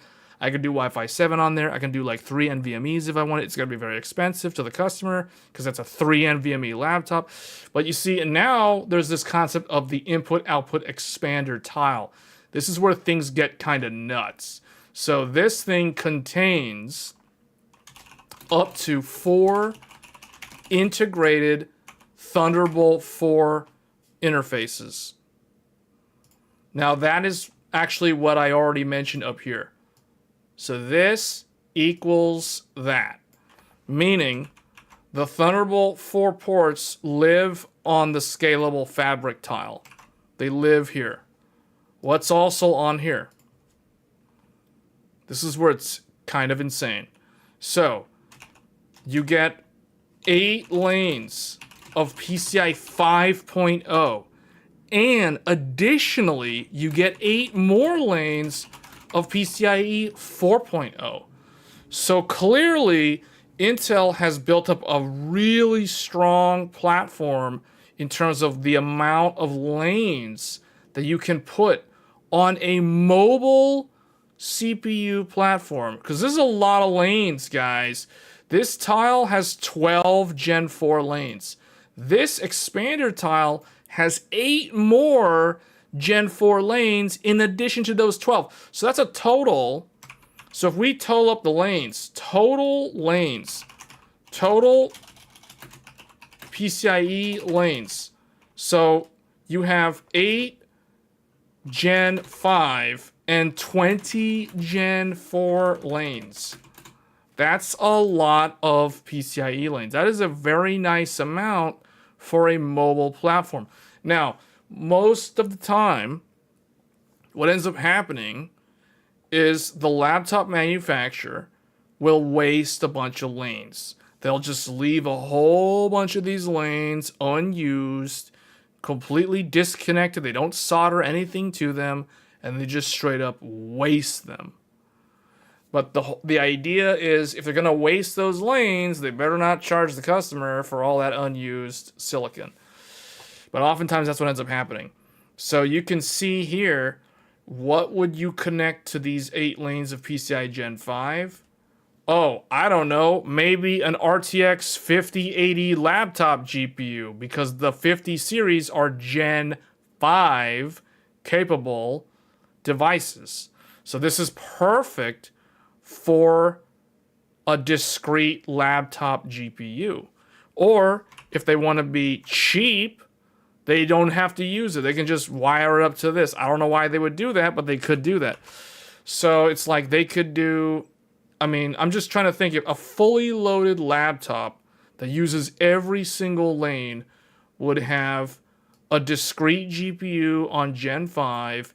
It would have 2 SSDs on here, and then it would have 3 more SSDs from here.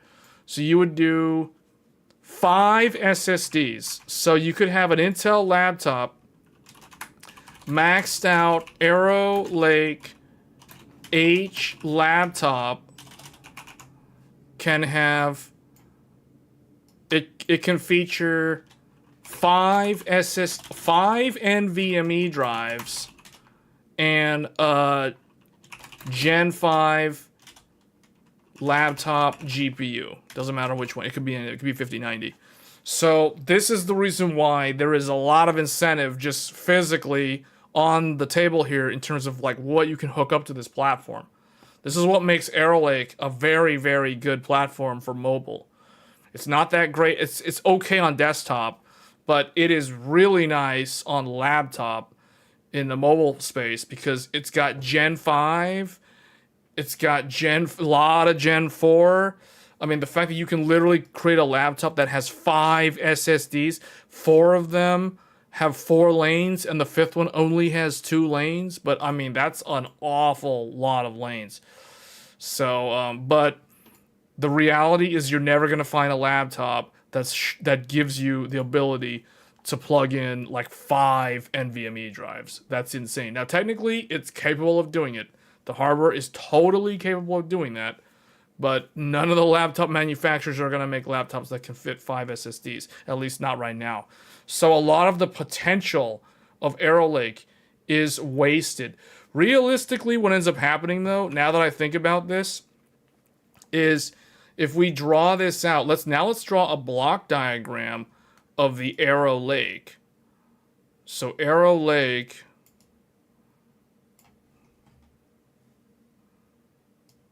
how do I want to draw this? It looks something like this. We're going to draw it this way. And then what I'm going to do, I'm trying to figure out, like, where is that expander tile? So the tiles are kind of like this.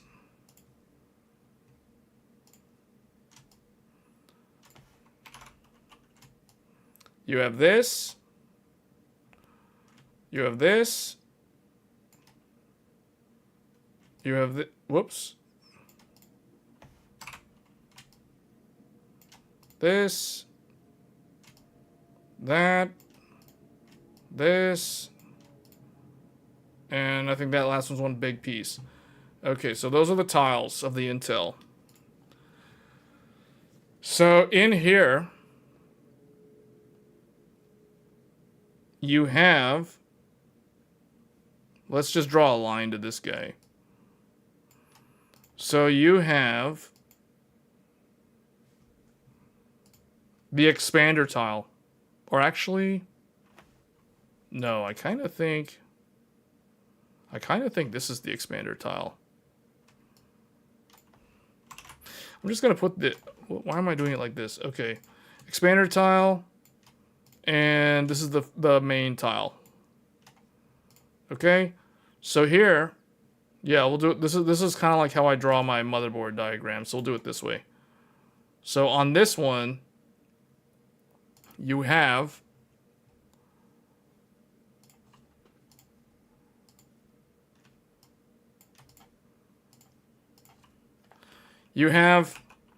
PCIe 5.0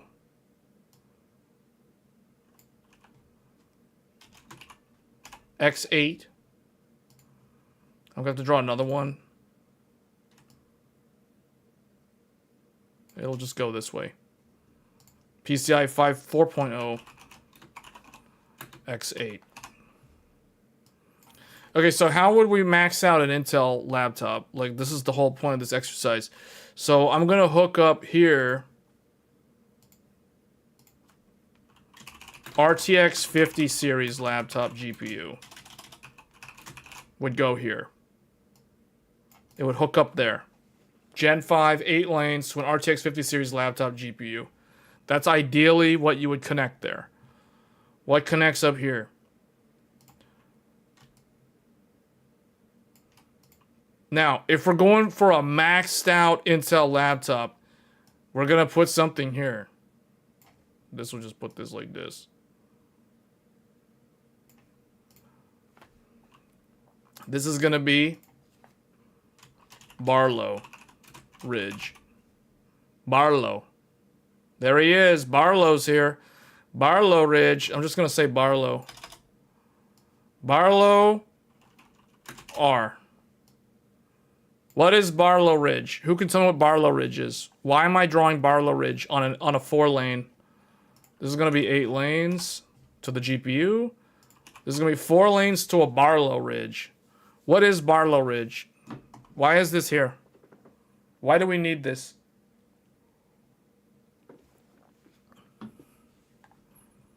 It has one purpose. To offer something.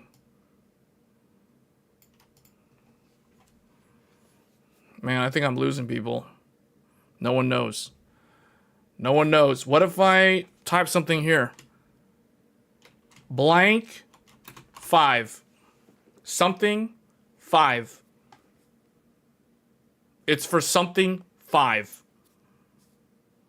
Blank 5.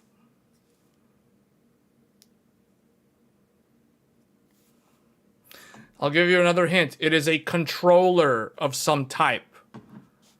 You got it. Thunderbolt 5. The dual 80 gigabit Thunderbolt 5. Intel and AMD. Arrow Lake by itself cannot do Thunderbolt 5. It's in the same boat as AMD's laptop CPUs. Meaning, Intel and AMD cannot do Thunderbolt 5 or USB 4 version 2 in the chip. In the chip. They cannot offer it. The CPU doesn't have the ability. So how does Intel achieve this? Through Barlow Ridge. A separate controller. A dedicated piece of silicon called Barlow Ridge. The Intel, here we go again, JHL 9580. That is the actual controller, codenamed Barlow Ridge. So, if you're looking at laptops and you find a laptop that is offering Thunderbolt 5, it is utilizing Barlow Ridge to pull that off.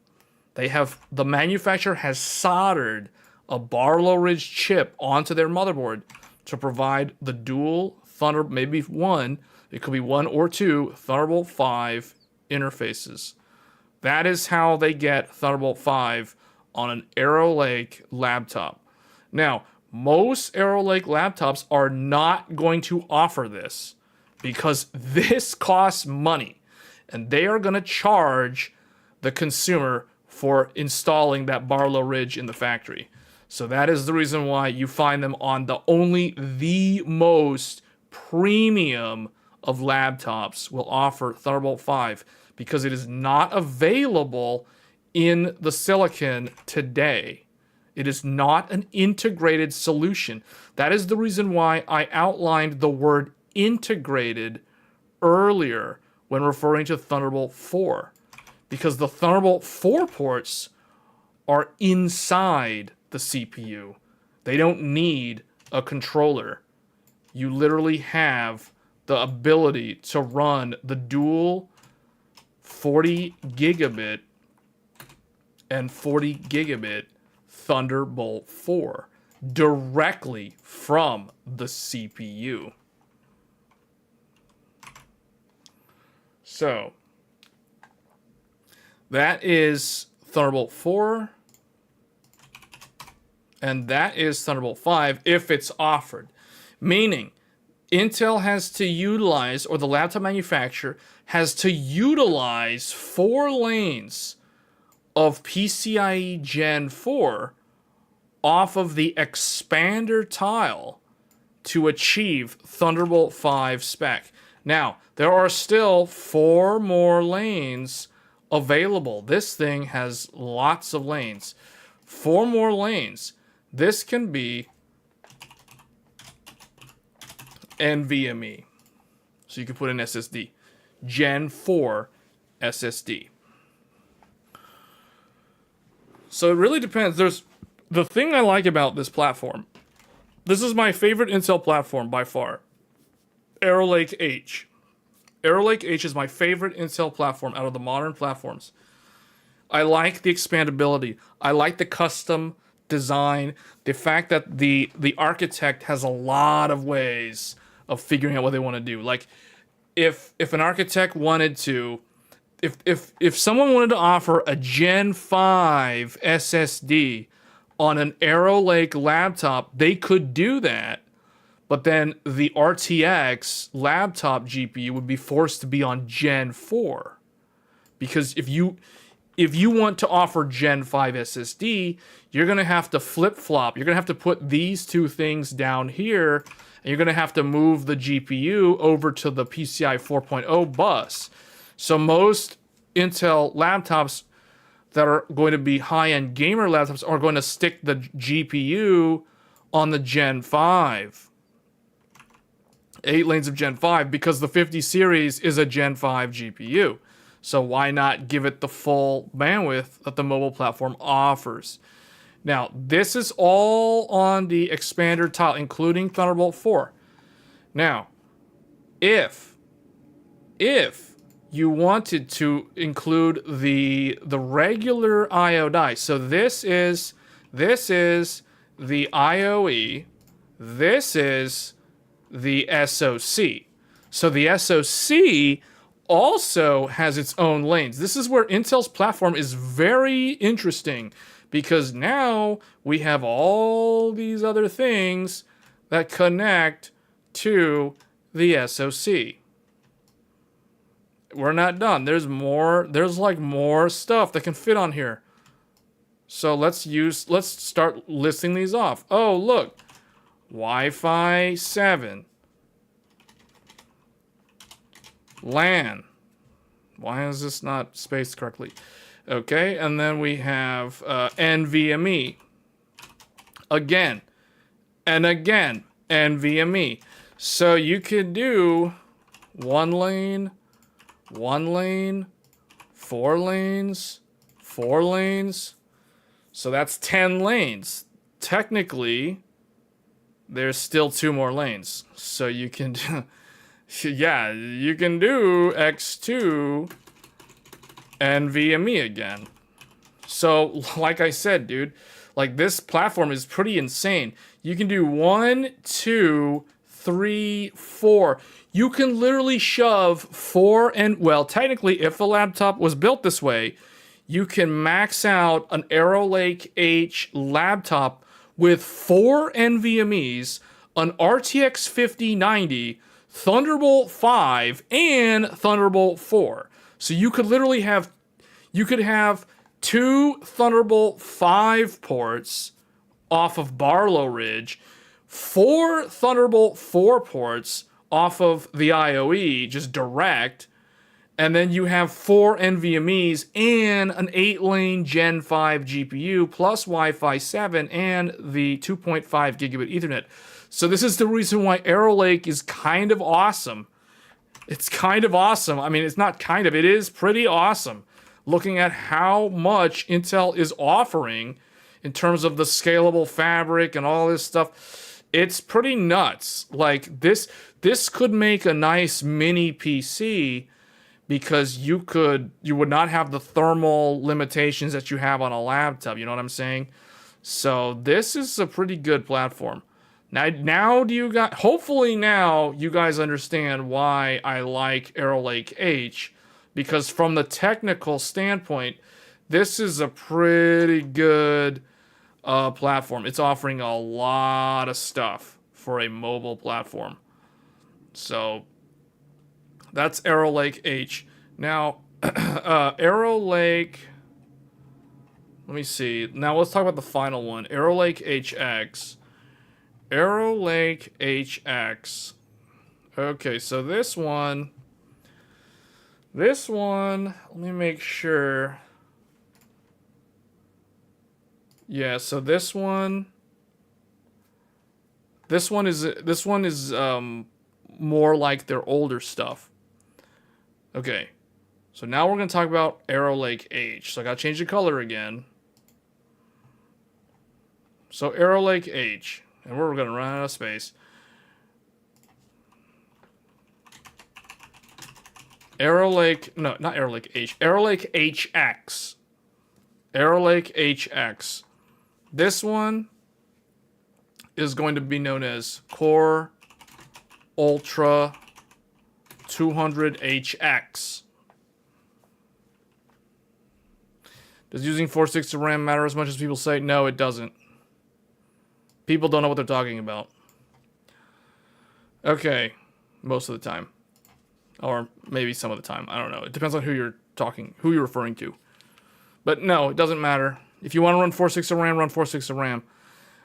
But again, what matters is, are we talking single rank or dual rank? Okay, Arrow Lake HX is a traditional system. So I'm just going to go, you know, I'm going to skip all this stuff because this stuff ends up duplicating the work on the diagram. So we're just going to draw the diagram to save time. Okay, this one is also kind of large.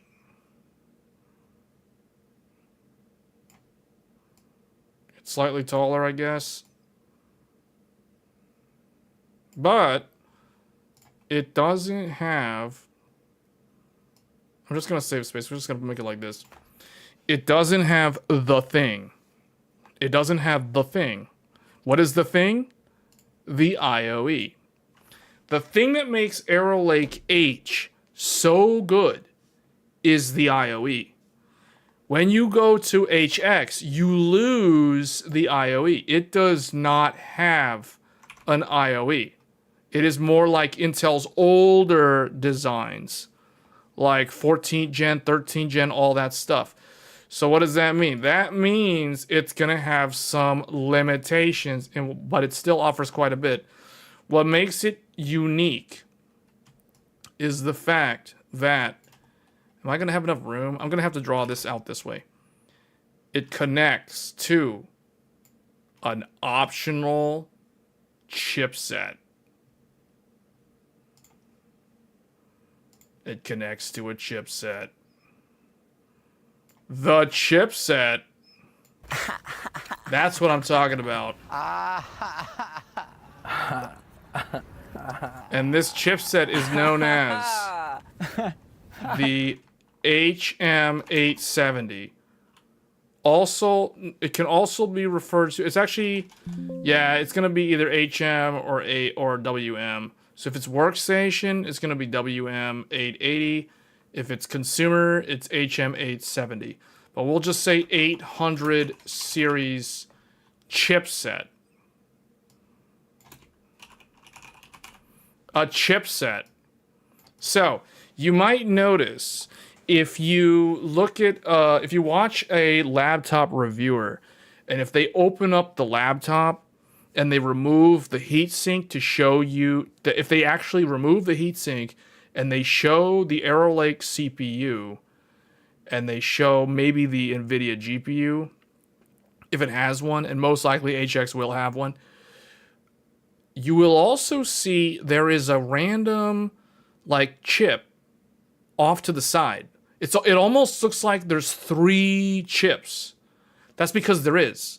That's because there's the CPU, the Arrow Lake HX CPU, the discrete GPU laptop thing that's in there, and there's a random other thing there. And they're like, what is that random other thing? What is this thing? Oh, it's the 800 series chipset. So it has a chipset. Oh, man. Okay, here we go. It has a chipset. So, but let's see, what do we connect over here? This is the PCIe bus. This is PCIe 5.0. And it has 20 lanes. 20 lanes of Gen 5. Yes. Arrow Lake Core Ultra 200HX has 20 lanes of Gen 5 on the SoC tile. Yes. It's insane. Now, oh, I forgot to mention, this offers DDR5 up to 6400 SODIMM only. SODIMM only. This is SODIMM only. Not CUDIMM. Not CAM. Not CAM2. Not LPDDR5X. No. It will only and always only be SODIMM. SODIMM. Arrow Lake HX is SODIMM only. CAM2 is available to Arrow Lake H. Arrow Lake H, not Arrow Lake HX. This is going to be SODIMM. That's why all the gamer laptops featuring Arrow Lake HX have SODIMMs in them, because that's all it supports. And if you go look at those business laptops that have the fancy Arrow Lake H, those are the ones that have CAM2 in them. Okay. So, but this thing's got a ton of Gen 5 lanes. 20 Gen 5 lanes. And then it has, in addition to that, it has more lanes. It has, on the SoC, it has dual 2X Thunderbolt 4 integrated into the CPU. And on top of that, it has 4 lanes of PCIe Gen 4. PCIe 4.0 4 lanes. What goes here? NVMe. Now on here, you can do an 8X Gen 5 GPU. In fact, you could do a 16-lane GPU if you wanted, but there's no such thing in the mobile world. You could technically wire up a full fat 16 lanes of Gen 5 to a 5090 laptop GPU on this thing. That's nuts. That's insane in a mobile platform, and no one's ever going to do that. So what are they going to do? They're going to do the next best thing. They're going to offer Gen 5 SSD. Gen 5 SSD. So this is 12. So we still got a lot of lanes. We still got a lot of lanes. The rest of the lanes are complete. Well, no, I shouldn't say that. So if they want to go all in, they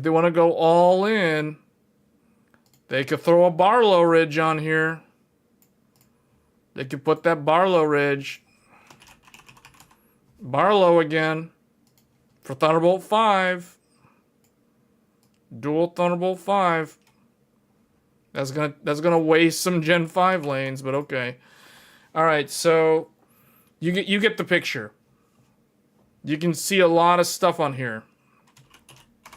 Thunderbolt 5 off of the Gen 5 stuff. That's not really gonna help, but anyway, okay. So we still have 4 more lanes, and those lanes typically get wasted.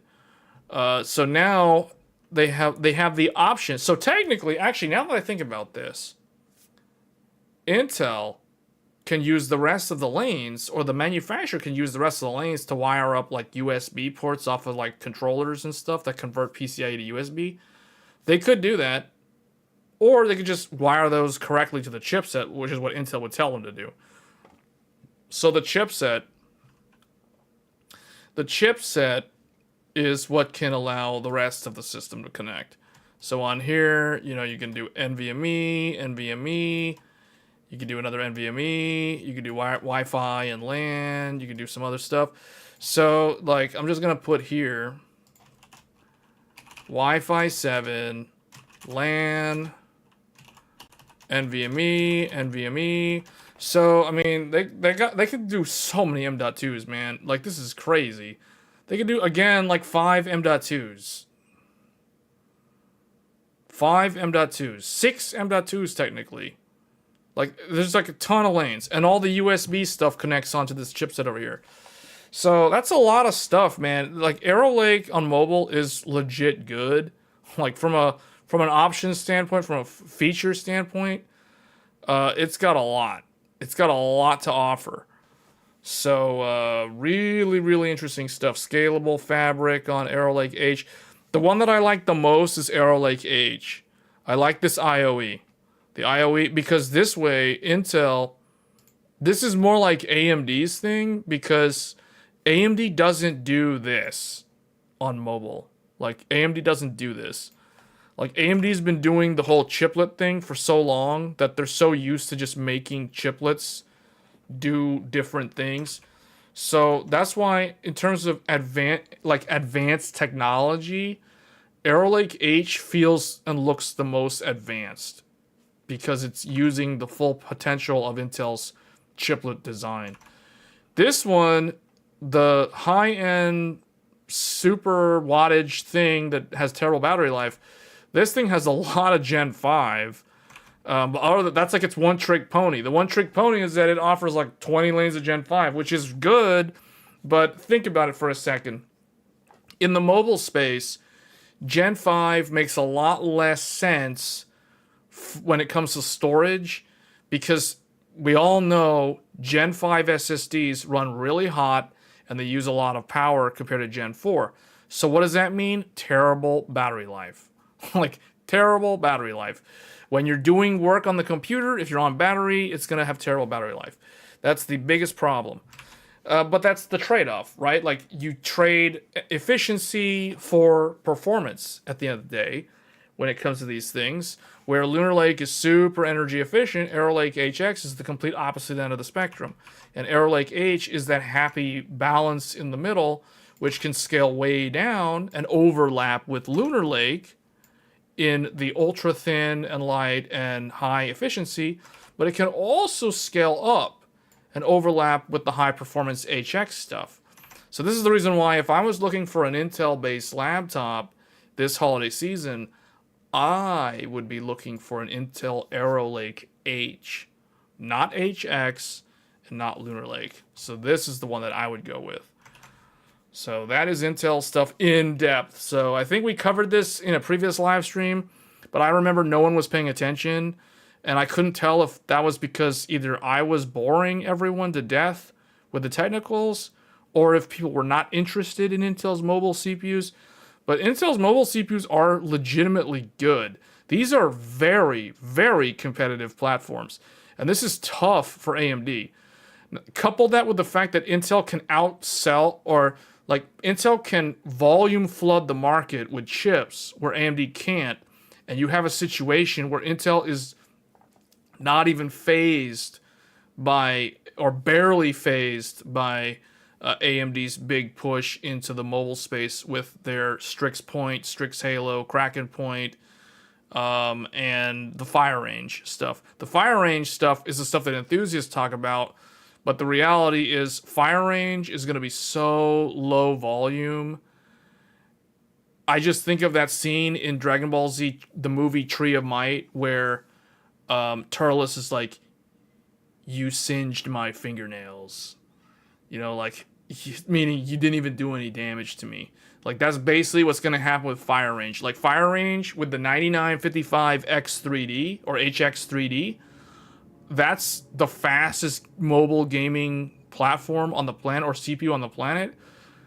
No one cares, man. I mean, okay, enthusiasts care, but at the end of the day, the average normie looking to buy a gamer PC because they want to play like Valorant or something, they're not going to care. They're going to look at what they can actually buy in the store. And that's most likely going to be an Intel Core Ultra HX platform. One of these. They're going to get a gaming laptop with this thing in it, probably. And then they're going to complain on Reddit because the thing thermal throttles at like 100 degrees. Because I don't know what their environment is when they're playing these games, but man, I saw a ton of people. When I was researching this, I was researching all of these so I could talk like I know what I'm talking about in front of you guys. And I was like, man, there's a lot of people complaining about thermal throttling. I've never seen this many people complaining about thermal throttling. And it was always this thing. It was always Arrow Lake HX. The people who had this were not complaining. And the people who had the AMD stuff were not complaining. It was the people who had this that were complaining. And I was thinking like, okay, something, either the manufacturers are doing something wrong, or the people that are buying these laptops are playing them like in equatorial regions or something, in like 40 Celsius degree weather in a desert or somewhere. Like, I don't know what they're doing, but like, I don't know. Because I have a feeling if I had one of these, I don't think I'd be thermal throttling. I mean, maybe I would, but I highly doubt it. So it's like the end user might be doing something wrong. And then you got all these other people saying, oh, you got to repaste the thermal. It was a bad thermal job from the factory. And I'm like, facepalm, man, that's like something that you don't need to tell them. You need to tell them to return the laptop and get another one. Like, that's retarded. Don't go tell some random normie to go repaste the thermal, like, as if they're gonna know how to do that or want to do that. Like, no, that's not how it works. You're building a PC right now, picking between the Asus Hero with 32 gig and 2 terabyte.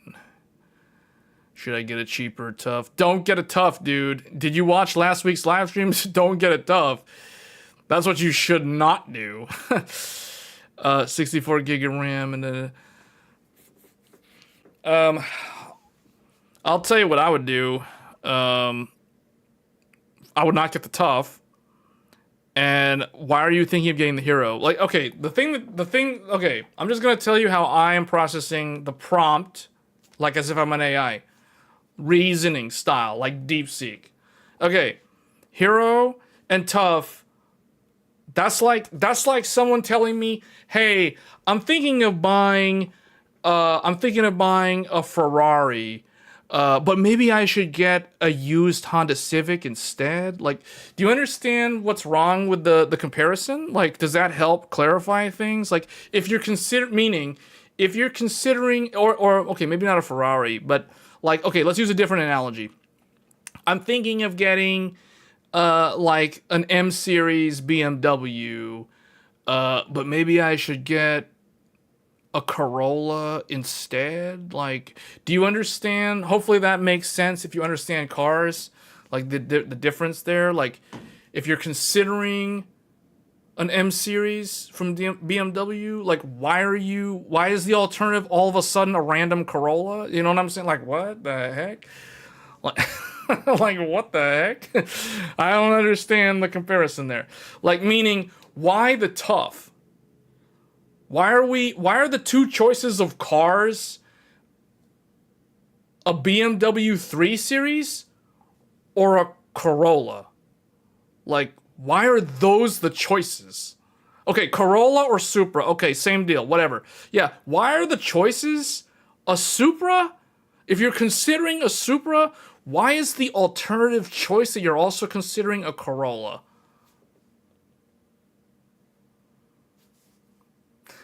I don't know, man. Like, it's confusing me. You know what I'm saying? Like, I don't get it.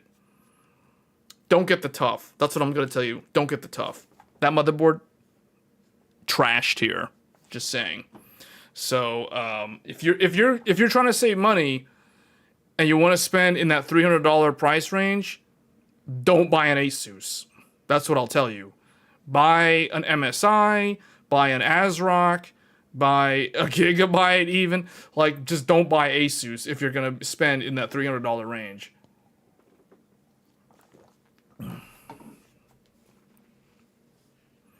Nissan Sentra, or yeah, I know, same thing. Like, why are these the two choices? Like, why are the two choices the complete opposite ends of the spectrum?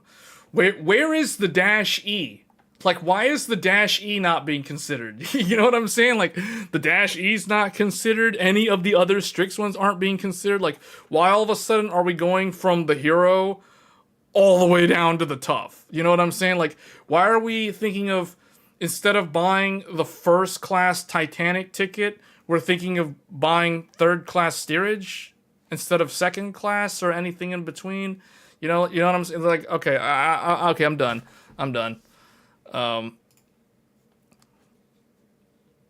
It's so he still has enough money to fill the gas tank. Well, I'll tell you right now, the 9100 Gen 5 is a waste of money. Oh, the 9100 Gen 5 SSD is a waste of money. That's a waste of money. Someone didn't hear the whole section on SSDs earlier in the stream. That's a waste of money. So if you want to save money, get a cheaper SSD. Get a much cheaper SSD. Okay. Do we want to talk about the AMD platforms? Well, I'll draw the AMD platforms on this chart. So AMD has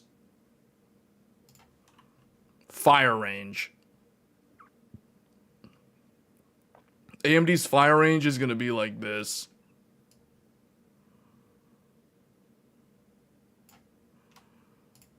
Fire range. And then the HX, the Ryzen AI. Ryzen AI is going to be like basically the same thing as this. It's literally the same thing, guys. Like, wow. Wow. And then here's where it gets really weird. So AMD has fire range to compete with Arrow Lake HX. And then they have Ryzen AI 300 series to compete with Arrow Lake H. They don't actually have anything that competes with Lunar Lake. So for AMD to compete with Lunar Lake, that's where overlap happens. That's where Ryzen AI comes into play here. So the thing about Ryzen, which is really interesting, so okay, we will talk about Ryzen because we're done talking about all the Intel stuff. So Ryzen has another platform. They have what's known as the secret platform or the ultimate platform. I don't even know what color to make this one. We'll just do purple, I guess, whatever. So they have the ultimate. This thing is the one that can go like this. Well, it's funny because it doesn't even, like, the power on it isn't even that high. But this one is going to be known as Strix Halo. This one is Fire Range. And this one, my favorite one, although I really do like Strix Halo. I really like Strix Halo. Maybe technically, it's hard to say, but I actually kind of... Strix Halo is expensive, so I kind of like the Strix Point and Kraken Point. Strix and Kraken Point. Or Strix / Kraken Point. These, I like these. In particular, Strix Point more than Kraken Point. That is what they have. So the thing is, AMD has three, you can say 2 to 3 AI platforms. They've got, these are AI, meaning these are Copilot certified, and this is Copilot certified. The only one from AMD that is not certified for Copilot Plus is Fire Range. And that's because Fire Range doesn't have an NPU at all. There is no AI processor on Fire Range. Lunar Lake is Intel's only Copilot Plus certified platform. Arrow Lake H fails. Arrow Lake HX fails. So the AI Fire Range fails. The only AI, if you're wanting those Copilot, if you really like Windows, like if you really, really like Windows 11, because Windows 10's gone. If you really, really want to use that Copilot Plus, you gotta be on one of these. These are the only options. Unless you want to be on a Snapdragon X Elite running emulation for a ton of apps on ARM for Windows. Or Windows for ARM. Though that's another AI PC. Like that's the Snapdragon one. So, but these are the legit options. Lunar Lake for thin and light, low power, anemic performance, but really, really, really good battery life. Strix Kraken for the best all-rounder. And then Strix Halo for the ultimate mini PC, or just the straight up ultimate of ultimates. So those are the options for the people who are Copilot Plus enjoyers. If you're the gamer, you might be you might get brainwashed by some random person telling you to buy this or this. But I'm here to tell you the correct choice on a gaming laptop is going to be either this or this. This would be a good alternative if you could actually find one in a laptop, in a gaming laptop, but unfortunately those don't exist, so it's not really a choice. So it's going to be these two. Why? Because if you care about battery life, here's good battery life. This is where I draw the line. This is where I draw the line on good battery life. This side of the graph means good battery life. Notice Strix Halo is kind of there by a little bit. It can scale all the way down because that big monolithic design. So this is good battery life. This is bad battery life.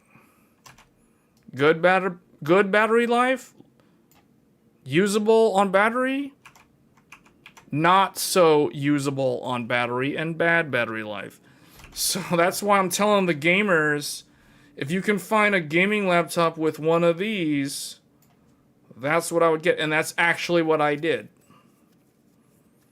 You're never going to have the same complaints of other people when it comes to thermal throttling. Your CPUs aren't going to run at 100 degrees. They're not going to overheat.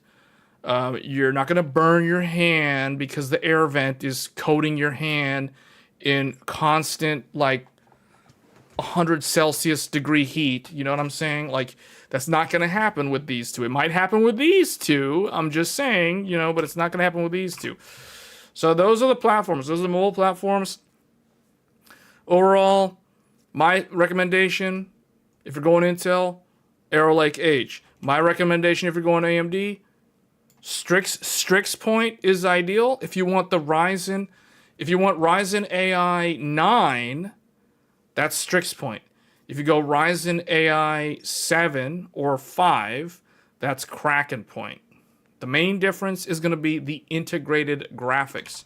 Strix Point has the best integrated graphics for a gaming laptop. So all of them come with NVIDIA RTX stuff, like all of them. That's like NVIDIA literally has a monopoly in the GPU market when it comes to mobile, because it's like Marcelo, I think, was the one who asked on the Tuesday or the Monday live stream, like, is it possible to get a Well, an AMD. What was it? Like you were asking, is there an AMD? Or whatever happened to the AMD laptop GPUs? Yeah, yeah. Like, remember, you guys remember AMD Advantage? AMD AMD Advantage laptops. Do you guys remember this? The marketing from Frank Azor. AMD Advantage lap. Do you guys remember that? Anyone remember this? Or am I the only one that remembers this? What happened to this, guys? Where is this? The all amazing AMD. Yeah, the AMD's platforms are really really good, but Intel's platforms on mobile are really really good too, man. They're very competitive. Like guys, right now, I have never seen. This is awesome when you look at it as a silicon enthusiast, as a chip enthusiast. AMD and Intel are so competitive right now. Both of their platforms are really good. They're fascinating platforms. They have different approaches. Intel's idea, if you want high power, if you want the Emperor Palpatine unlimited power meme, you get the burning 105 degrees Core Ultra 9 275HX, burn the house down, 2-hour battery life max, like that type of thing. Like that is Intel's definition of unlimited power. So, but if you're going energy efficient, it's like 32 gigs max, Lunar Lake, all in one, thin and light. It's like 2 pounds. It's really good. All day battery life. That's the thing. It won't burn your house down. There's no GPU. Like that's the Lunar Lake. So I like what Intel did because Intel was like, hey man, if you want some some gigantic CPU that can give you like 2 hours of battery life, but you want to play Counter-Strike 2 with like maximum FPS, like this is what you need. But if you want to go on an airplane and go to Cancun for the winter or whatever, you get the Lunar Lake and do this. Okay, that's what they got. And then for everyone else, for all the normal people, Arrow Lake H. Good. This is the good stuff. This is the good stuff, man. You're only supposed to have them. Oh, yeah. Okay, but AMD, man. Speaking of AMD, AMD has got you covered, man. If you want that, I'm going to burn up the battery. Just burn the battery life. Who cares? Throw caution to the wind. Maximum frames, FPS, frames for days. Frames, too many frames. There's never enough frames. Just frames. 600 plus frames in CS2. Minimum FPS is like 550 FPS on low settings CS2. Just frames. X3D, frames. They got you covered, man. Fire range. That's where it's at. Go to the fire range. That's it. Let's go some FPS. Battlefield 6. COD 7, let's go Black Ops, let's go Valorant, let's do Overwatch 2, everything. Fire range crushes everything. So, yeah, they got that, like that. Okay, to me, this was like the lowest effort AMD's ever put in to giving you max frames. Because it's like, hey guys, let's just give the mobile gamers a 9950 X3D. Let's just power limit it to like 55 watt TDP. Great idea. Let's sell it now. That's fire range. Okay? So, I mean, this is literally the desktop CPU, copy paste, power limit to 55 watt eco mode, and you're done. Like, that's it. It's on a BGA socket. That's literally all it is. Minimum effort, man. Minimum effort. Minimum volume, I'll tell you that. So, that's the competition to Arrow Lake HX. Meanwhile, AMD went, like, their approach to, like, how do we make something like that's super cool? Like, how do we do what Apple does, except it supports x86 instructions? That's Strix Halo. Strix Halo is probably the most fascinating piece of silicon. I've said this in a previous live stream when we talked about Strix Halo in depth. You remember the live stream that featured the sea of wires? That discussion? Strix Halo, like if I'm going to give hardware awards for 2025, just like Game of the Year, Strix Halo wins Silicon of the Year. Silicon of the Year goes to Strix Halo. Technically, this is last year, and technically that is also last year. So really, the choices, the nominees for best silicon, best x86 silicon of the year, the nominees are Strix Halo, Fire Range, Arrow Lake HX, and Arrow Lake H. And the winner is Strix Halo. So that one wins the award for the best silicon design of 2025. So, yeah. Technically, I don't know about Lunar Lake came late last year. This was supposed to be this year. And technically, Kraken Point is this year. Strix Point was also supposed to be this year. But AMD preemptively launched it early last year to get in front of that, to basically crash Snapdragon's party. Because Snapdragon was like, hey man, everyone's going to go to ARM. x86 is out. Get your Windows with ARM. Everyone go ARM. And then it's like, it just kind of fizzled out. You know what I'm saying? Strix Point showed up. It was awesome. And later in the year, Lunar Lake showed up. It was also awesome for Thin and Lights. So, and then, but see, honestly, it wasn't those two things that killed off X Elite. It was all the emulation problems and software compatibility problems that kind of caused Snapdragon to fizzle out. But they're not done. They're not done. They're coming back. Snapdragon's coming back, guys. You think Qualcomm's done? Not if Microsoft has anything to say about it. Microsoft's still propping them up. The crazy thing is Microsoft is rooting for Snapdragon. I don't understand why, but okay. I mean, it has something to do with how Microsoft wants Apple to go away, and that's never going to happen. So, are you getting one? Getting one what? Getting one what? Am I getting an Arrow Lake H? Is that the question?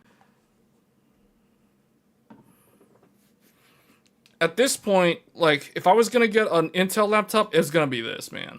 It's going to be that. Straight up. I ain't getting Lunar Lake, because that's not enthusiast grade. This has a lot of negatives. There's a lot of things. I've read a lot of negative things about this.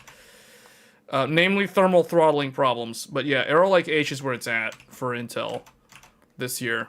Same thing with AMD, man. Strix Point is so good. Anyone looking for a laptop needs to only narrow it down to those two.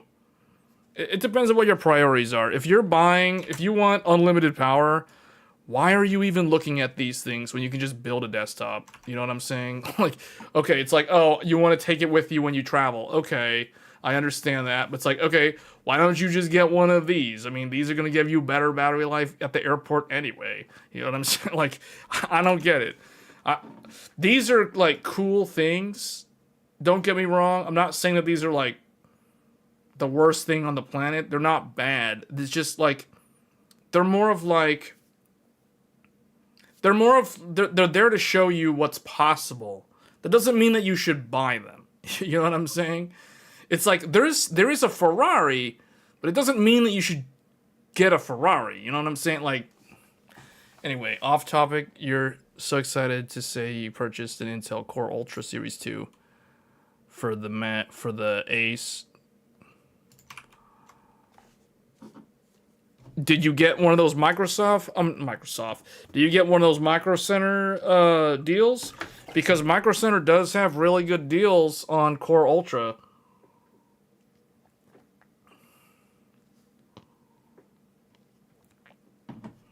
Are you getting what? Oh, Snapdragon. It depends. See, the thing is, as a YouTuber that covers computer hardware, I recognize that I should have the platforms on hand so that I can get the full picture. Because see, I don't have any Snapdragon X Elite stuff. So everything that I'm telling you is based off of research and watching other people and gathering information from other people, but it's not firsthand. So from my point of view, I'm only giving you like an outsider opinion or view on Snapdragon X Elite because I don't actually have Snapdragon X Elite. So I can't actually tell you like, oh, I've been using Snapdragon. This is what's good and this is what's bad. Like I can't objectively do that. So I would need to have one in order to do that kind of thing.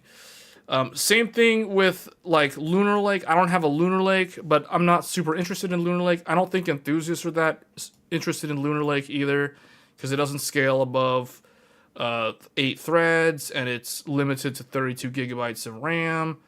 So not an enthusiastic platform. It's funny because Lunar Lake and Strix Halo, they represent...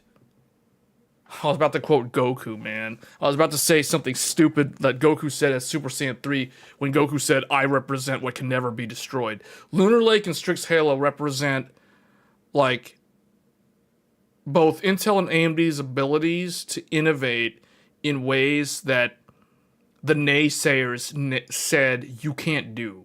Like, the naysayers, the people who are pro-Apple and pro-ARM, said x86 is never going to be energy efficient.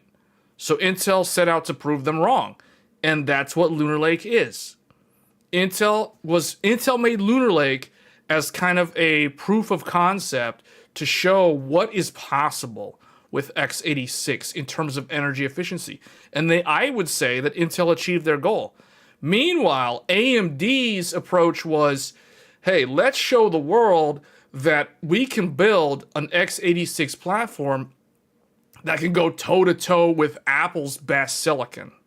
And that's exactly what they did with Strix Halo. Oh, and it turns out that Strix Halo just so happens to also have enough TOPS, 50 TOPS, for Copilot Plus certification. Oh, and by the way, it also has 40 compute units in the integrated graphics, making it the world's fastest integrated graphics GPU, like IGP, on the planet. So it can pull off all these amazing things, and the fact that it scales up to 128 gigabytes of LP DDR5 8000 megatransfers.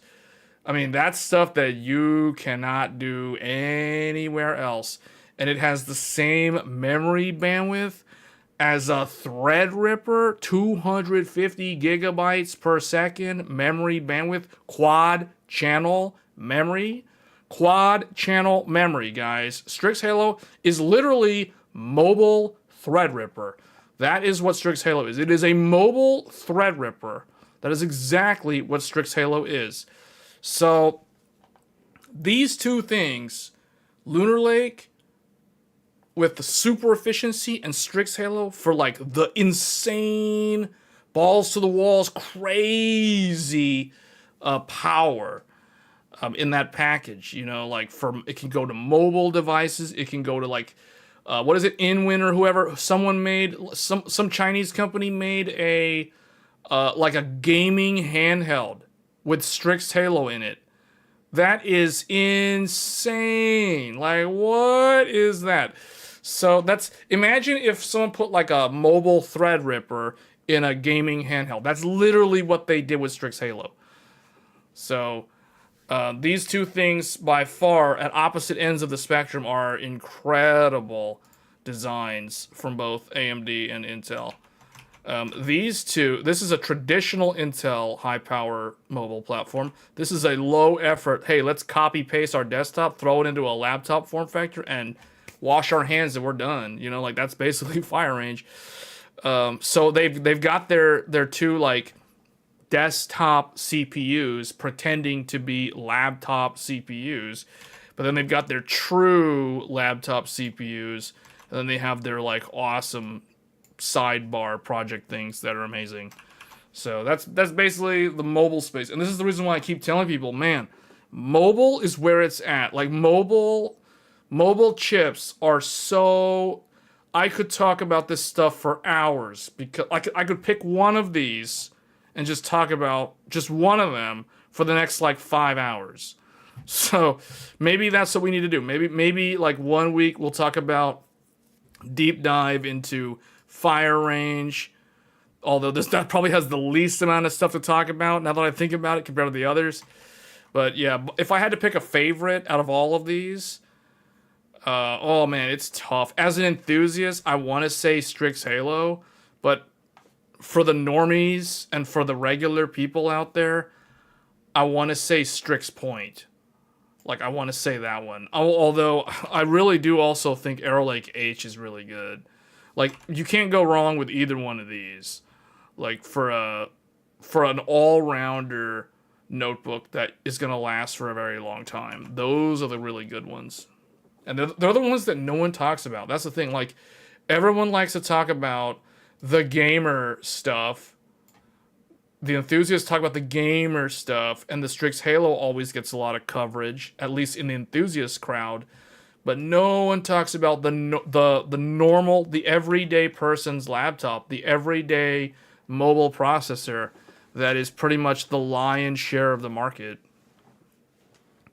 The laptop Halo products are dumb. Every time you need to charge in an airport, somebody is already using every other. Yeah, I know, dude. I know. That's exactly what I'm talking about. That's the reason why. That is the reason why I do think that this Omen Max 16, this gamer laptop that doesn't look that gamery. It actually looks kind of like a business laptop. I actually like that it looks like a business laptop. I don't want it to look like a gamer laptop. Like, this Omen thing from HP is the best deal because it has really good battery life while also packing an RTX 5080 laptop GPU, all with upgradable RAM, dual SSD slots, and all coming in under $2,000 for the Black Friday deal. I expect this laptop to go up in price at Micro Center after Black Friday. I am sure, and I don't know, because there's like the Christmas, New Year's shopping season, but I have a feeling, because I've been looking if it's possible to get one of these for the same price off of like Amazon or Best Buy or Newegg, and it is impossible. It is impossible. You can't even get this laptop. So now let me bring this back up again. Where is the... yeah, this laptop. You can't even get this laptop at this price from HP's direct website. You hyped them so much. Yeah, I know, man. It went up $100. After, you know what? After I released the video, it literally went up $100. And I was like, man, I knew I should have put the video out. I knew I should have put that video out the same day that I got the laptop. Because literally the day that I uploaded the video talking about the price literally went up $100. And I'm like, well, now they're making me look dumb because it's like, I said $17.99 and someone's going to go to the website and they'll be like, hey, this is $18.99. What is this? False advertising. So it went up. It might go up again because like this is literally the only deal that gets you a 5080 laptop for this price. The best you can find for this price is going to have a 5070 Ti. And most 5070 Ti laptops with comparable specs are going to be coming in around $2,000. So you're undercutting all those laptops while getting a 5080. Like, that is crazy good, man. Crazy good. And it's one of those things where it's like, I can't believe that no one's talking about this. The thing that I find mind-boggling is like all the laptop guys, all the laptop content creators, they're gonna be like, 9955 HX3D or Intel Core Ultra 275HX. They're gonna hype up like those gamer desktop in laptop CPUs, but do they not realize like this is the thing that gets all day battery life? Like this is the thing that gets all day we're buying a laptop here, man. Like at the end of the day, I want it to have decent battery life. You know what I'm saying? Like I don't want this thing to like die after like 3 hours.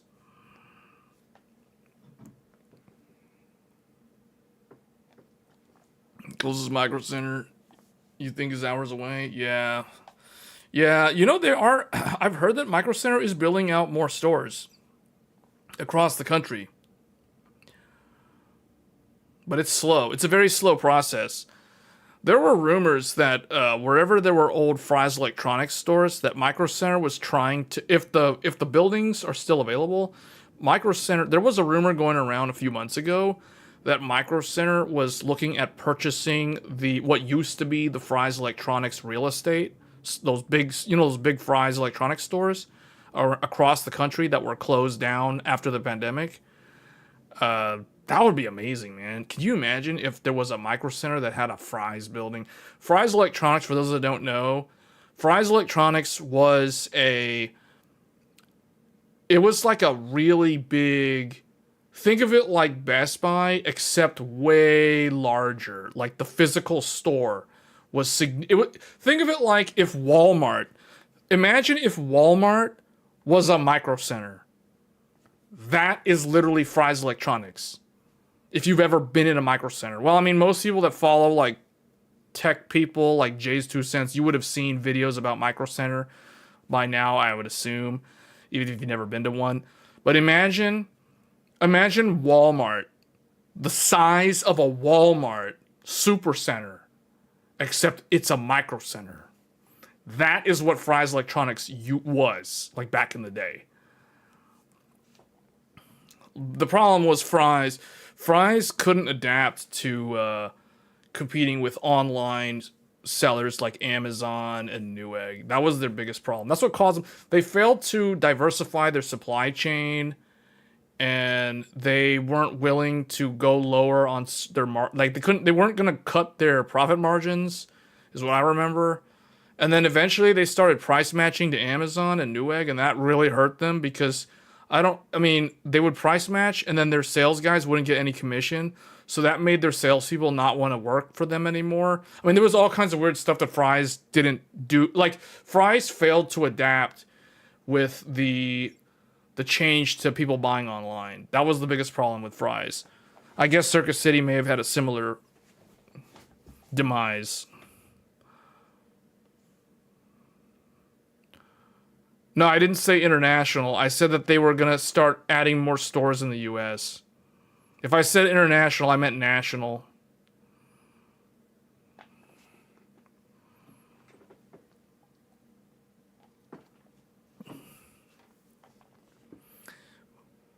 Oh, never mind. That's a whole different comment. Okay, that was like a sidebar conversation. But this is the deal, guys. Because, man, like, okay, one thing that I was not able to show you guys when I was live streaming using the laptop, when you're streaming, when you stream and game at the same time on a gaming laptop, you've maxed out the power budget. So what ends up happening is you start dropping frames in games because you're also streaming at the same time. And in the case of me, I was literally dual encoding. Because remember, I'm dual encoding. So when I was streaming on Monday and Tuesday with this laptop, I was using the 5080 to encode one. I think the 5080 was encoding to YouTube, and the Radeon 890M was using AV1 to locally record to the second SSD. So I maxed out the whole laptop. Like the power budget was maxed out.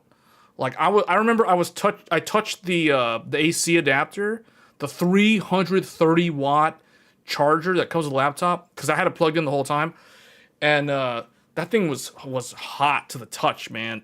And I could tell because I was maxing that thing out, because we were playing like Monster Hunter. That game is so CPU heavy, and we were direct storage and decompressing, and then encoding on the integrated graphics, encoding on the discrete graphics, while also rendering the game on the discrete graphics. So like the laptop was totally maxed out. So what I wasn't able to show you guys, because I was streaming and gaming at the same time, if you're literally just gaming and you're not streaming at all, which is the average person using the laptop, that thing performs really good, man. 5080 plus Ryzen AI is the magic pair. Like, this is the magic pair. This is the reason why Asus, the ProArt line, Asus knows what's up. Asus knows if you want to go thin and light in a sleek Ultrabook Max style form factor, you want to throw a fat 5090 in there for $4,000 and charge $4,000, you gotta go with that AI, because that gets you the Copilot Plus certified from Microsoft, because you got that 50 top NPU in there.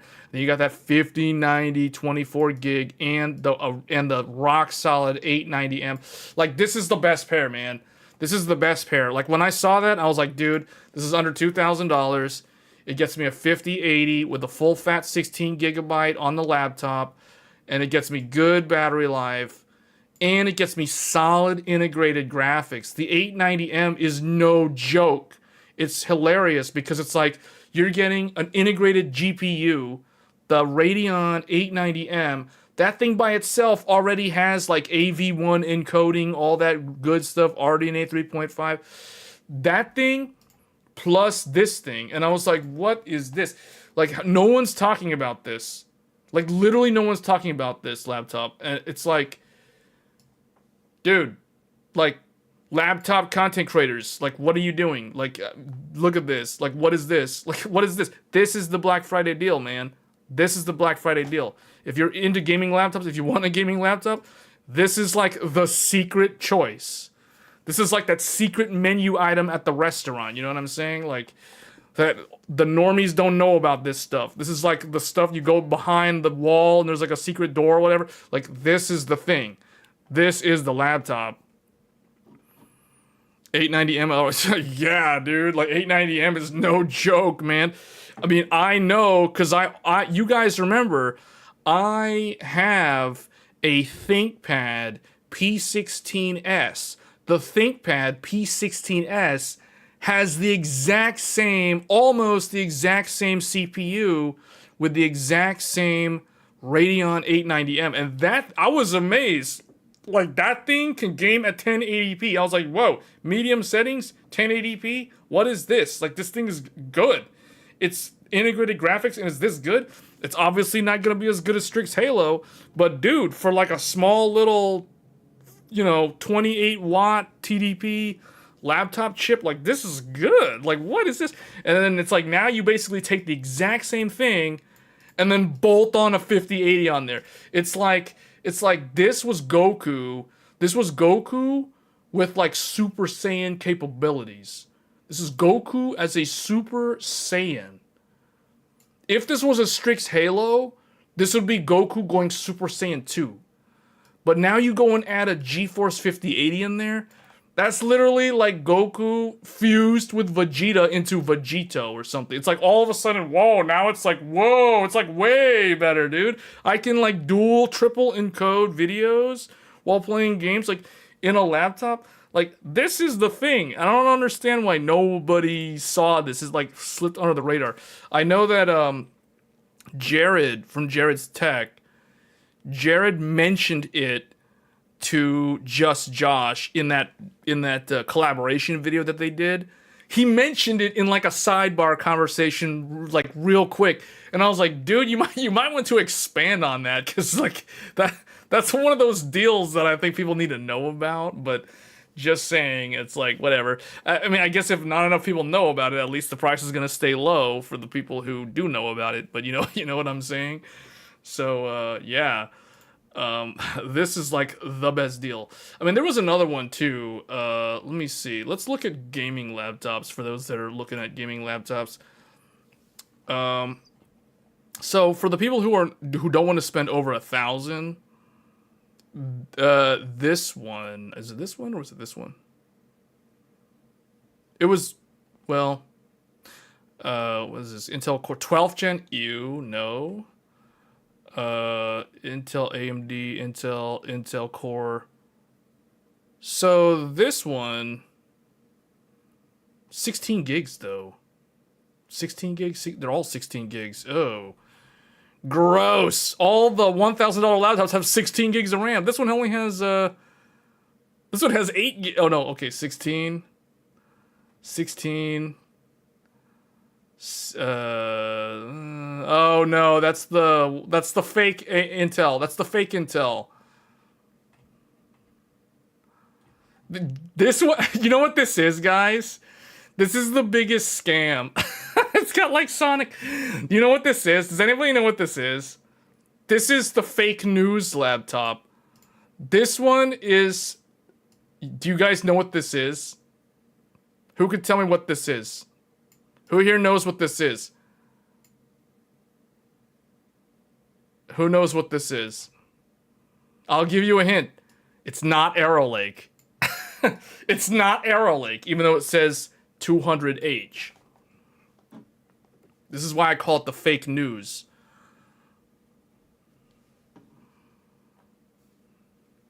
Is it Meteor Lake? You might be right. I don't think it's Meteor Lake.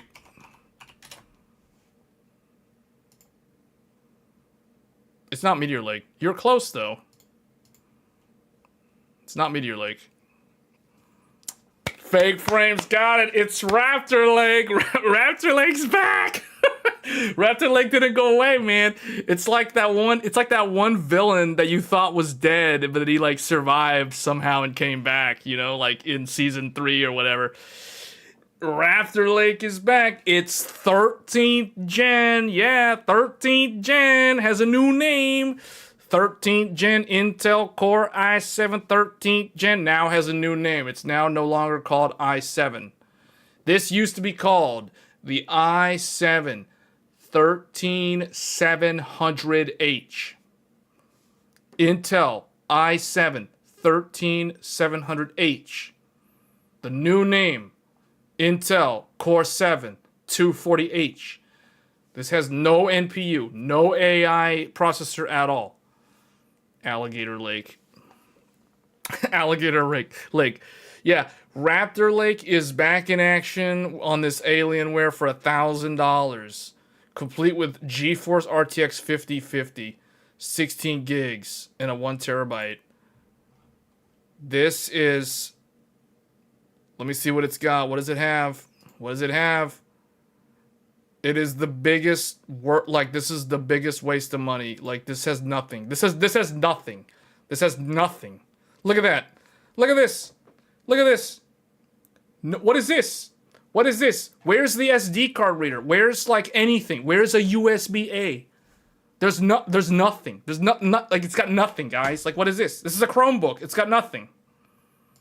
What do we got over here? Okay. Oh, it has an RJ45. I like it has an RJ45.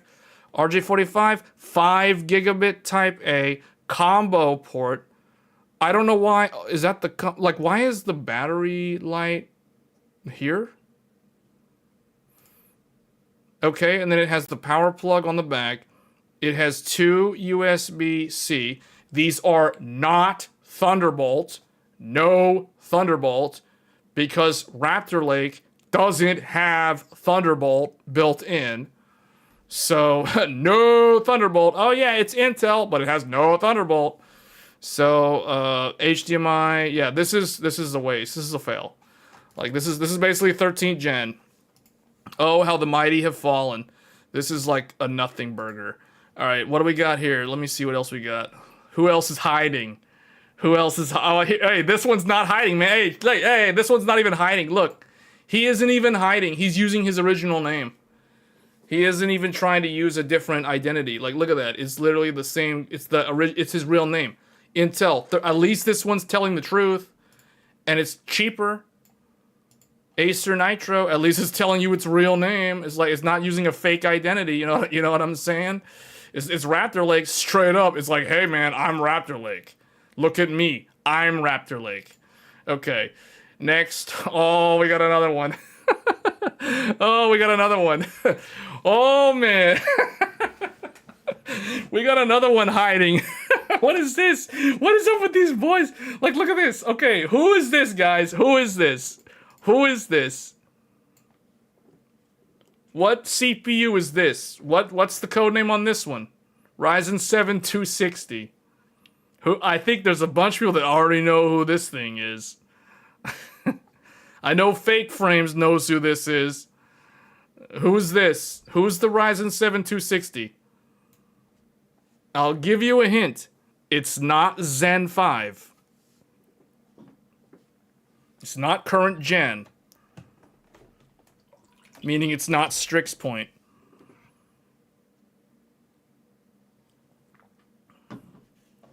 You're close, but you're technically not correct. Fake Frames got it, man. Fake Frames knows these things. Hawk Point. Hawk Point is back. At least it's not Raptor. Dude, Raptor Lake Raptor Lake has been around forever. Like, Raptor Lake will not go away. Intel would very much like for a random normie to waste their money on Intel's own silicon. Intel's like own manufactured silicon. You know, their Intel 7 plus or whatever. Like, they don't want you to buy. They would like it if you would. I mean, they'll be happy if you buy Arrow Lake. They'll be totally happy. They're okay with that. But they would be very happy if you buy Raptor Lake, because Raptor Lake is made by Intel. It's not made by TSMC. Arrow Lake is made by TSMC, but Raptor Lake is made by Intel. So it's like, hey, you're by purchasing a Raptor Lake refresh, like refreshed 3 times or whatever, like by buying that, you're helping their bottom line. You're helping their bottom line. But Hawk Point, man, when I saw this, I was like, man, you know what? I bet if we look at all the sub $1,000 laptops, we're gonna find all the reruns in here. We find Raptor Lake hiding there with a fake identity. There's another Raptor Lake over there. Now we got Hawk Point here with its new name, just kind of like hanging out as a Lenovo Legion. Like, okay, I will say this though. Hawk Point is pretty good. Hawk Point is unlike Raptor Lake. You know what's the biggest fail about Raptor? God, Raptor Lake is so bad. Oh man, Raptor Lake is so awful. Like this thing, oh man, this thing is a Hawk Point. But you know what? This is an AMD with Thunderbolt 4.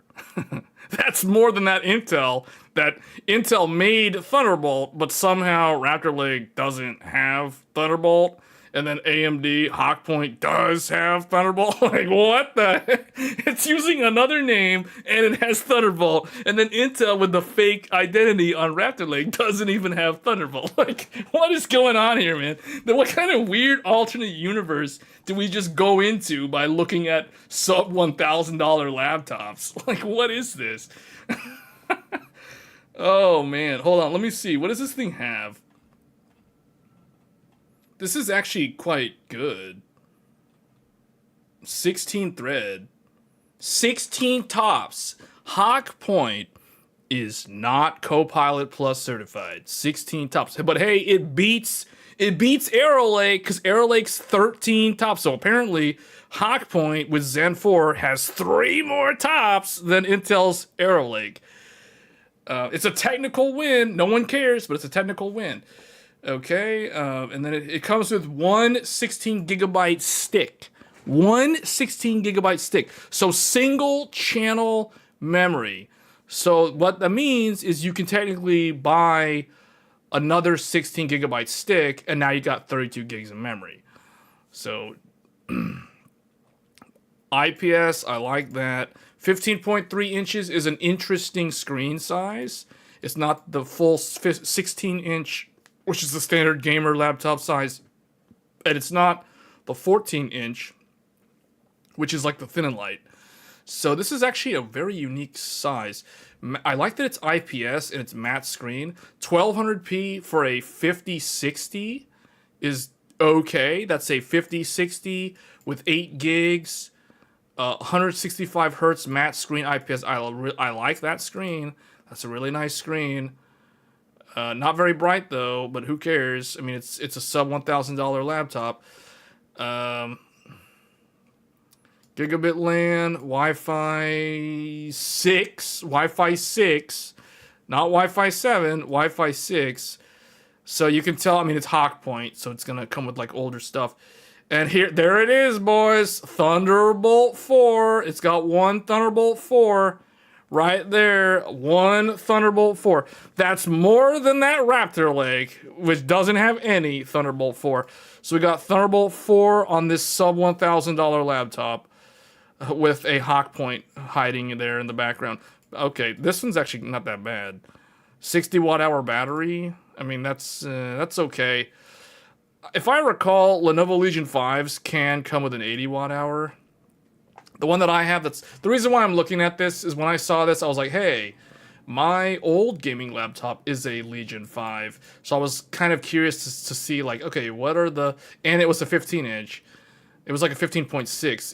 It was an old 1080p laptop.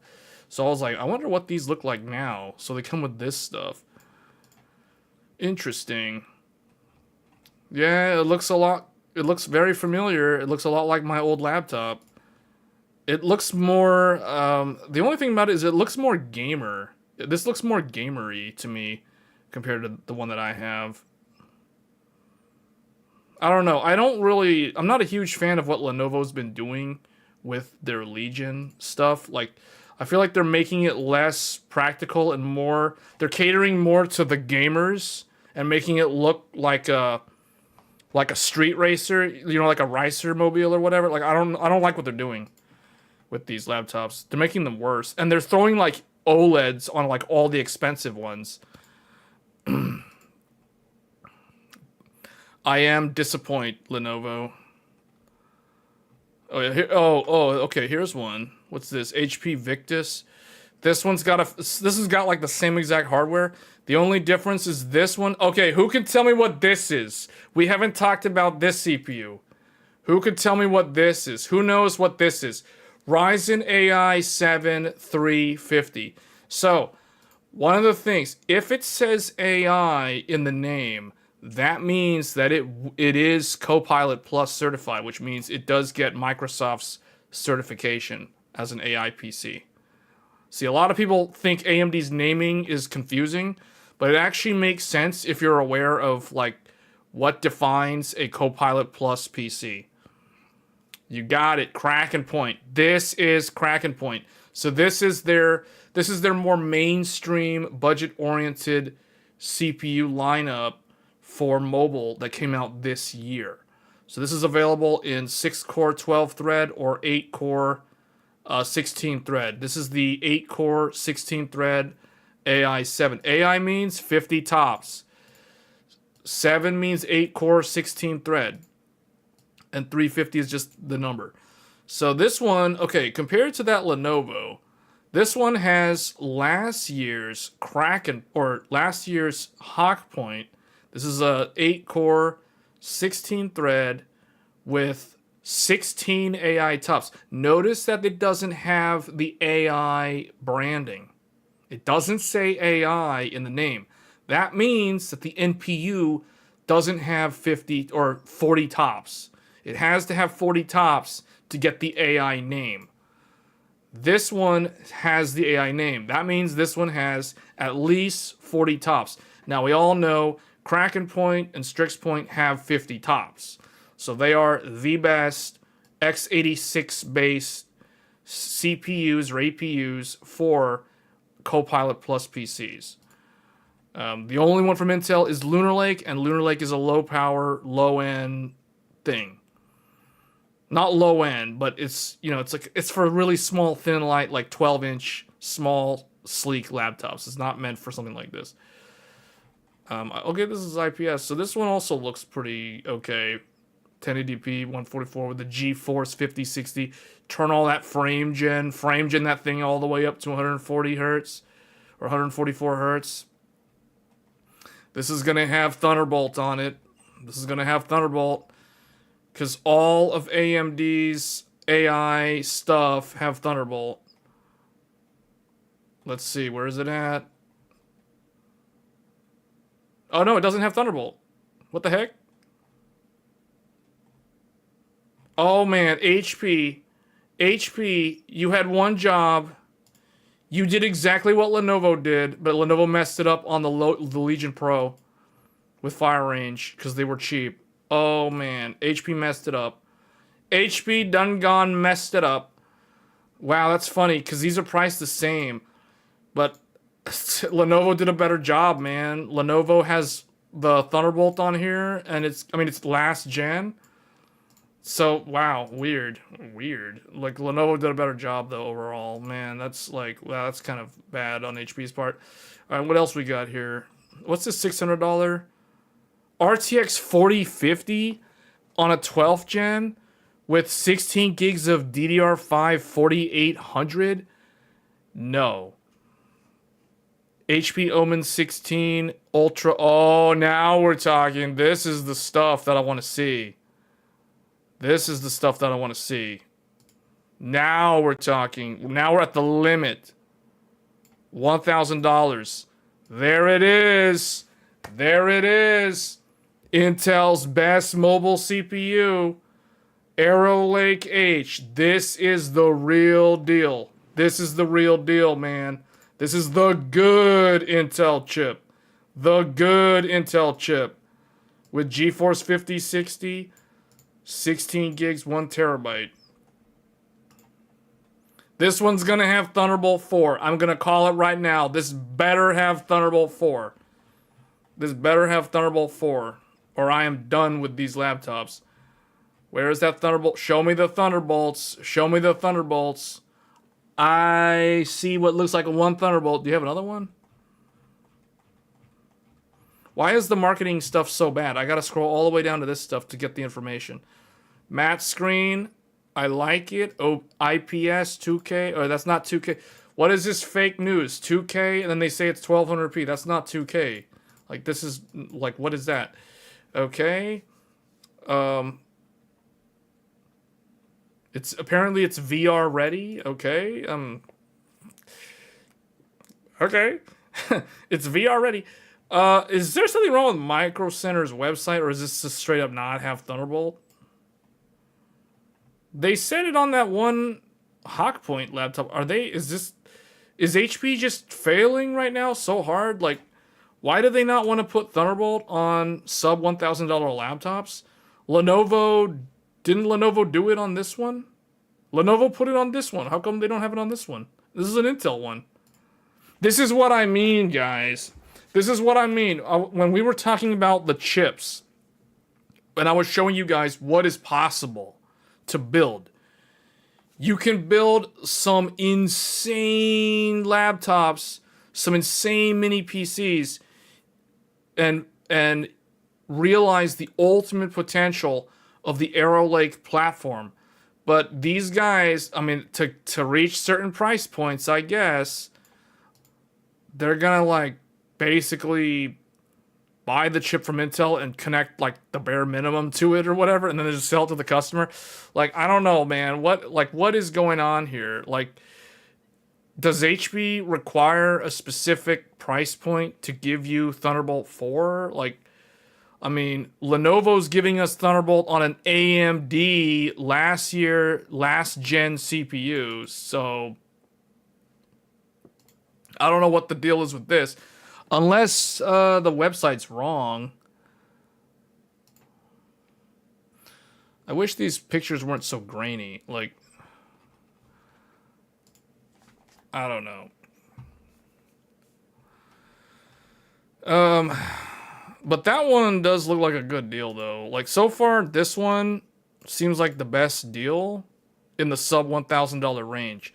The Lenovo Legion 5 with the Ryzen 7 260 with the USB 4 Thunderbolt 4 and the GeForce 5060 and this stuff.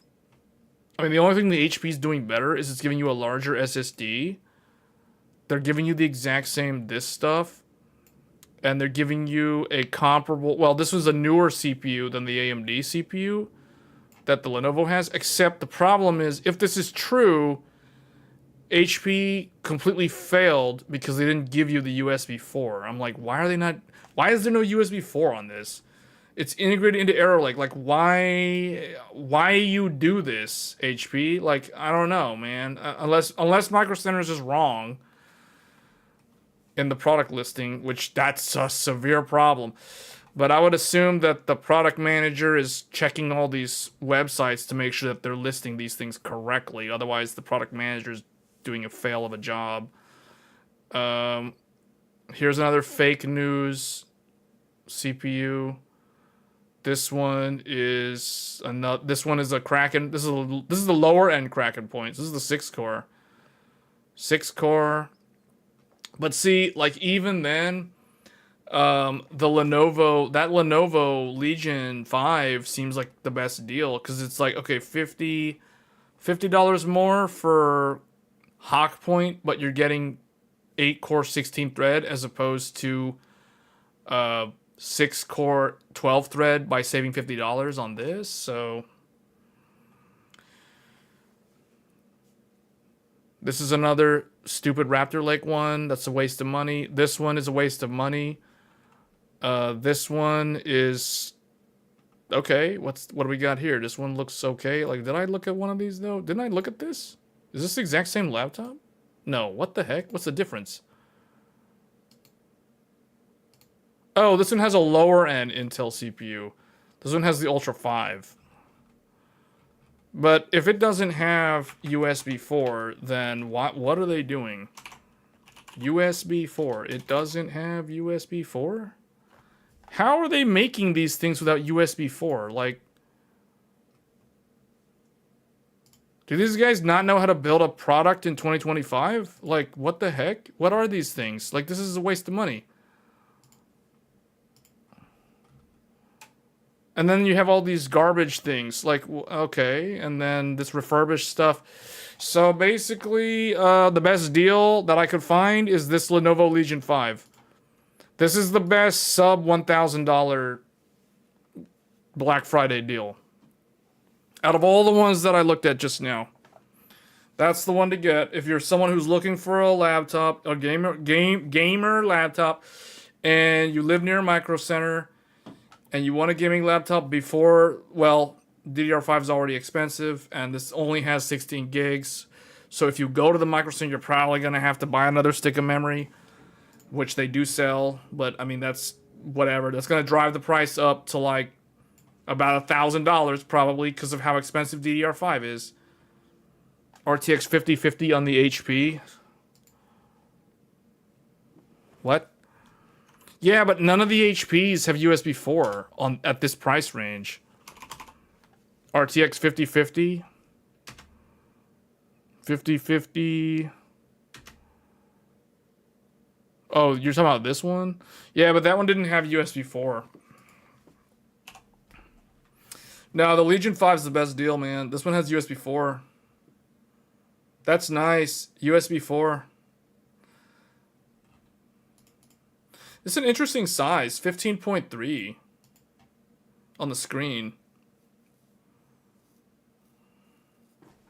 Yeah, but the AI5 Copilot Plus, so it wins. If you're a fan of Copilot Plus, I mean, maybe, I guess. You're talking about, which one were you talking about? The HP or this Acer? I like how this one literally says, this one has Copilot Plus in the name. This one's called Acer Nitro V16 AI Copilot Plus. Did I look at this one? Hold on. If this has USB 4 and the HP one did not, Kraken point. 180 hertz on an IPS.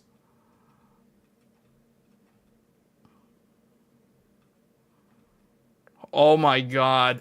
HP, you had one job. Even Acer did a better job, man. Even Acer did a better job. Acer put Thunderbolt. AMD with Thunderbolt. RTX 5060. 1 terabyte. Oh my god. Acer did a better job than HP. Wow. Wow. Man, this looks so... It looks too gamer, though. It looks way too gamer. Oh, man. It's too gamer, man. Look at that. Why do they have to make it look like this? Who are their Who decides what these things look like? You know what I'm saying?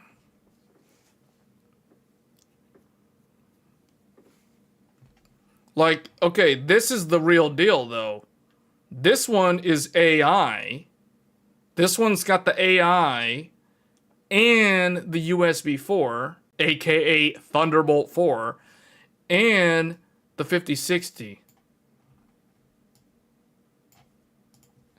It's $50 more than this one, though. See, that's why I feel like this is the best deal. I mean, if you want AI, it's like, okay, the difference is going to be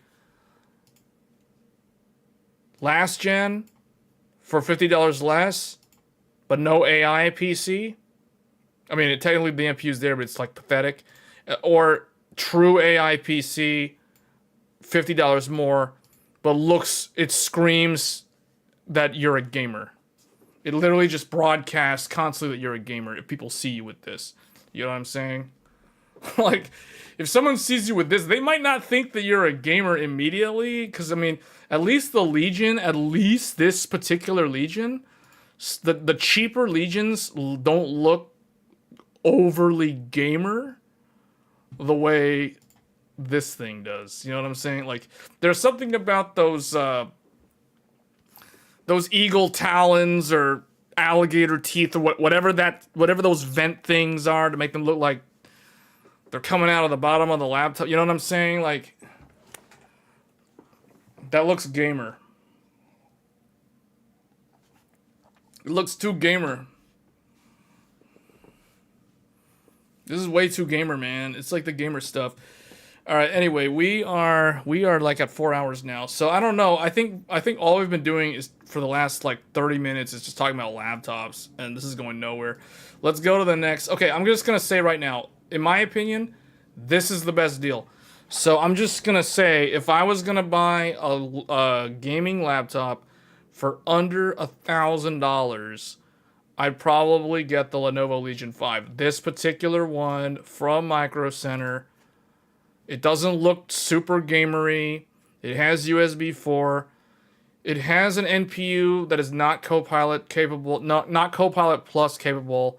It doesn't meet the minimum requirements, but I don't know. Like, if that's a hard requirement for you, then this is going to have to be a pass. Otherwise, this is probably the best deal. So, that's the best deal. Okay. So now, what I want to do, I want to go back to the gaming laptops. We're going to pick the next price category. Well, okay, we already know the answer to that one. So we're going to go all the way up to the flagship. We're going to go all the way up. Here we go. $2,000 plus. This is where I bail out. I don't spend over $2,000 on a gaming laptop. So this is something that I personally wouldn't do.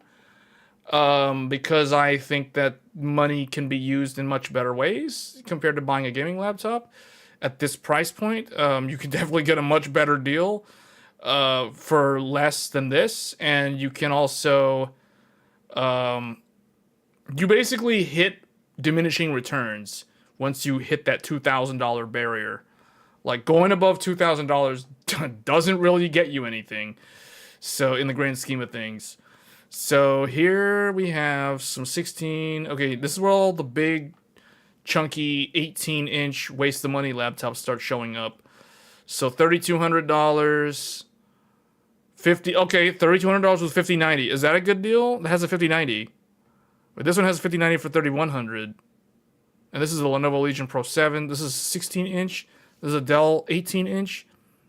The Lenovo one automatically, okay, without really looking at them in depth, just by looking at them, the Lenovo is $100 cheaper and it's 16-inch. The Dell 18-inch automatically fails because it's too big, in my opinion. But I'd have to look at this. Oh, the Dell one does come with a 2TB SSD, though. 2TB SSD, a gimmicky RGB touchpad that wastes battery life. So that's so practical. And then you have, let's see what else we got here. So, 5090 on a SCAR, $4,000. Wait, this one's $4,000, and these guys are like $3,000, $3,200, $3,100. Why is this one worth $900 more than these? This is what I mean by you. First of all, you hit diminishing returns, and then the price scaling doesn't make any sense.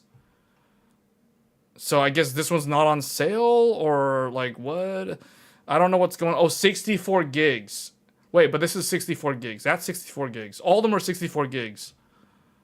Is that why they're this expensive? Because they have 64 gigs? Just saying, like, these look dumb. Like, these look dumb. All of them look dumb. Wait, what is this? What is this? Am I reading that correctly? Wait, what is wait, what is this? What is this? Every now and then, there's that one weird one that just shows up. Hold on, wait a minute. Wait a minute, hold on. Hold on. We gotta prevent the earthquake from happening. Well, oh my god, how are they doing this? This is Lunar Lake. Lunar Lake. With the 56, how? And the 2 terabyte, wait, hold on. How are they doing this? I must know. I must know, how are they doing this? Acer, what are you doing? How are they doing that?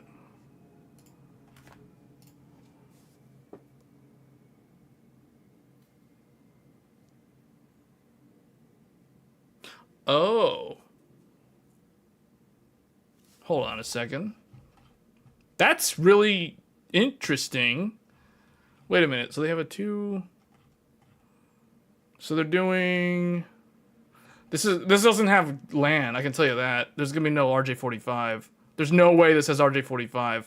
I'm gonna call it right now. This has no RJ45. There's no way. Yep, I'm right. There's no RJ45. This has no Ethernet. There's no hardwired Ethernet. You'd have to use a USB dongle if you want hardwired LAN connection. So there's no LAN. It's Wi-Fi only. That is fascinating. Dude. This is overpriced, first of all, but this is really, really cool. Yeah, it's LP. It's capped at yeah. It's soldered RAM because every Lunar Lake is soldered RAM. You can never go above 32 gigs of RAM. That's maximum. It'll never be offered in a 64 gigabyte version. I'll tell you how they're doing this. This is fascinating, though. They're taking advantage. They're taking advantage of the fact that Lunar Lake just so happens. Hold on, where's paint? Did I draw? Oh, I did not draw the Lunar Lake diagram. I didn't draw Lunar Lake. Okay. They're taking advantage of this fact. 4 lanes of PCIe 5.0. Lunar Lake happens to have 4 lanes of Gen 5. So what they're doing, this is the only way they're able to do this and make this work. So normally with a laptop GPU, you wire it up to 8 lanes. So what they're doing, what they have to be doing this. What they're doing is somehow they're wiring, or maybe they're like demuxing those. No, I don't think they're doing that. I think what they're doing is they're wiring 4 lanes of the Gen 5 to the RTX 5070, because the GeForce RTX 50 series is Gen 5 GPUs. They're Gen 5 GPUs. So even with just 4 lanes of Gen 5, the RTX 5070 is still getting the equivalent of 8 lanes of Gen 4 bandwidth. That is very interesting. So I have to give Acer credit, man. Acer they really maxed out that Lunar Lake, because what they're doing, they took away the RJ45. There's no LAN. Because remember what I said earlier, one of these 4 lanes is for offering the gigabit Ethernet. So if they don't offer you RJ45, they can recycle that 4th lane and give you a Gen 4 NVMe. That means this laptop has no upgradable storage. It has 1 SSD slot, and that's all it has. And then it has the GPU on the Gen 5 lanes, the 1 NVMe on the Gen 4 lanes. It has a Microsoft Copilot certified plus specs. So this is this is like that rare Intel gamer laptop that meets the Microsoft requirement for Copilot Plus. Because basically, if you wanted a Microsoft AI PC that was also a gaming PC, you had to go AMD. You had to go AMD because Strix Point and Kraken Point are the only ones. Obviously, Strix Halo. We're not talking about Strix Halo right now. These are the ones that are AI certified. The only AI certified ones are going to be these 3. Lunar Lake from Intel, Strix and Kraken from AMD, and Strix Halo from AMD. Those are the Copilot Plus PCs. So by going with Lunar Lake, in a weird twist of fate, Acer has defied all odds and managed to create an Intel gaming laptop that is also Copilot Plus certified. So props to Acer. Congratulations. This thing deserves some kind of innovation award, because they're the only ones that I know of that has done this. Like, that's that one weird laptop, man. And now I want to research this laptop later on, because this is the sort of thing, man, if this thing was not that expensive, oh man, I'm kind of tempted to buy something like this, because that's just too much money, man. I bought a laptop that has a 5080 in it for like $500 less than this, just saying. So this is not gonna be a good idea. And also, it's not upgradable. You cannot swap the RAM, which I don't like. That's the biggest Achilles heel of Lunar Lake. Lunar Lake will never, ever go above 32 gigs of soldered RAM. It does not support anything except soldered RAM. No Cam 2, no SODIMM, no Cam 1, nothing. Only soldered RAM, 32 gigs. So really, really interesting, though. I mean, I don't expect them to sell a whole lot of these, but it's pretty cool, man. It's one of those things where I'm not going to buy it, but it's cool. I'll give them that. You got to give them credit when credit's due, man. When a manufacturer thinks outside the box and is like, hey, I want to build a gaming laptop that is also Copilot Plus certified, which also is Intel based. Like, those are 3 difficult objectives to pull off all in one, man. Oh, it has an OLED. Oh, it's 14.5 inches. Dude, this thing, man, I really want to find like a review on this because I'm going to keep this one I'm not going to buy it. I'm just saying, like, this is not something that I would recommend someone buy because there's like no upgradability. But I still want to learn more about it because that's pretty cool. That is pretty cool. That's a cool one. This is like the Innovation Award laptop. You know what I'm saying? Like, this is the Innovation Award. You get an Innovation Award because you did something that no one else did. Okay, but this one's still the best sub $1,000 one. So we're now looking for the best value, I guess the good 2, 3, whatever, infinite money one. Okay, so this one, Raider. Why is this? Oh, this is 5090. Okay, so 5090, $4,000. See, I can't tell what the best deal is on up here, because here the price scales so stupidly. So I guess the way to figure this out is go to highest price. We're gonna go to highest price, and we're gonna look for the cheapest 5090 laptop on this list. 5090, 5090, 5090, 5090, 5090, 5090, 50 up. Wait. 50.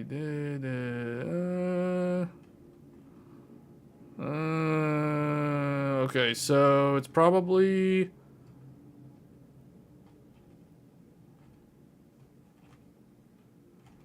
this one. This is the cheapest one. This is the cheapest one that has a 5090 on this whole list. $3,100 gets you a 5090. 64 gigs of RAM. Okay, well that's good because that means, and you get dual 1 terabyte drives for some reason. Okay, well that means that this is one laptop that if you buy this laptop, you don't have to spend any money on an immediate RAM upgrade because 64 gigabytes is a good enough. This is a good enough amount.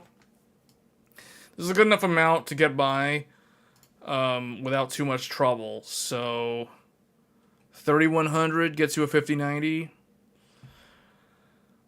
Unfortunate that stupid Intel HX instead of the regular Intel H, but I mean, this is the best. This is the cheapest, and it comes with 2 1 terabytes, so you can totally put that in RAID 0 if you don't care about your data.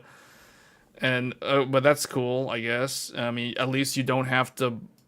You don't have to immediately buy a second SSD, but it's still only 2 terabytes total. So it's like, in a way, it's gimmicky because no one's gonna do RAID 0, and then I guess why wouldn't they have just put a 2 terabyte? Maybe I'm guessing Lenovo got a good deal on 1 terabyte volume pricing, bulk pricing or something, so they figured they could throw it in as a differentiator or whatever to get people to buy it. I don't know, but yeah, this is the best one. But see, oh man, this is what I mean by Lenovo. Lenovo's going down the wrong path when it comes to their gamer laptops. Like, they're making them look more gamer than ever. It's like they used to have ports on the back, which was very practical and really good. Now, everything's on the left and the right. The back is just a bunch of exhaust, and then they went and put these RGB lights on the back to waste battery life. But I guess if you're playing games, it doesn't matter because you're plugged into the wall. But it's like, man, whatever. This is a game, like this literally broadcasts 24/7 that the person using this laptop is the gamer. So that's the only problem with it. I mean, I guess if you're a gamer and you want everyone to know that you're a gamer, I guess it's not a problem, but I guess for other people it might be a problem. Yeah, I don't know. Anyway, $3,100. What does it have? Does it have the Barlow on here? Is Barlow in here? Barlow, where are you at? And they're doing all these dumb OLEDs, man. Like, that hurts it, but whatever. Okay, OLED. OLEDs have worse battery life than IPS. They're prone to... Well, okay, I don't... people are going to bring up burn-in when they're trying to talk bad about OLEDs. They'll always mention burn-in. Burn-in is really not that big of a deal. It's very rare that would ever happen. I've had an OLED monitor now for like what, over a year, and I have no burn-in. So I don't really care about the whole burn-in argument. What I don't like about OLEDs, particularly on laptops, is PWM flicker. I will never get an OLED laptop until they somehow figure out a way to do DC dimming for the OLED. Until that day, I will never buy an OLED-based laptop. I will always go IPS. But the main other thing is, that's like the main reason not to get an OLED. But the other reason is OLEDs have worse battery life. But, I mean, if you're thinking of getting something like this, you probably don't care as much about battery life, even though you should. You just don't know it yet. Okay, and then 575 watts? Like, what? Yeah, Thunderbolt 4. It has one... Wait, what? It has one... Where's the Thunderbolt? Where's Barlow? 6 pounds. Oh, dude, man, what the heck? Like, see, this is why I don't spend money on these type of things. Like, this is not something that I'm going to take into, like, an airplane. You know what I'm... Like, what is this? But whatever. Okay. Whatever. Different use case for different people, I guess. That's the cheapest one that has a 5090. But would I get it? No. But that's the winner. That one and this one. And then for the middle of the road, this one. So these are the winners of the categories for Black Friday deals. If you're going sub 1000, I recommend the Lenovo Legion 5 with the AMD Ryzen 7 260 Hawk Point with the GeForce RTX 5060 from Lenovo. If you're going middle of the road, this is the one that I personally got myself. I think this one's probably overall the best deal in terms of performance to price ratio. So this one is the HP Omen Max 16 16-inch gamer laptop with the Ryzen AI 9 HX375 with the GeForce RTX 5080 with 32 gigs of RAM and a 1 terabyte SSD. You can install a second SSD if you want. And it's SODIMM, so you can max the RAM all the way up to 128 gigabytes of DDR5 if you want. But in the current price of memory that we're in, you're probably not going to do that. And then the final one, the most expensive option in the plus $2,000 range, the Lenovo Legion Pro 7i. I stands for Intel, which means it'll have an Intel. If it doesn't have an I, if it just said Pro 7, it would be an AMD-based Legion. Because it says I, we know it's Intel, and sure enough, Intel Core Ultra 9275HX with the GeForce 5090 and 64 gigabytes of RAM. So the only thing nice about this, besides the 5090, is the fact that it already comes with 64 gigabytes of RAM, so you don't immediately feel like you have a minimum spec PC compared to those other ones that we were looking at earlier. So it looks like if you want more than 32 gigs, you got to spend well over $2,000. If you want a 32 gigabyte laptop, there's a wide range.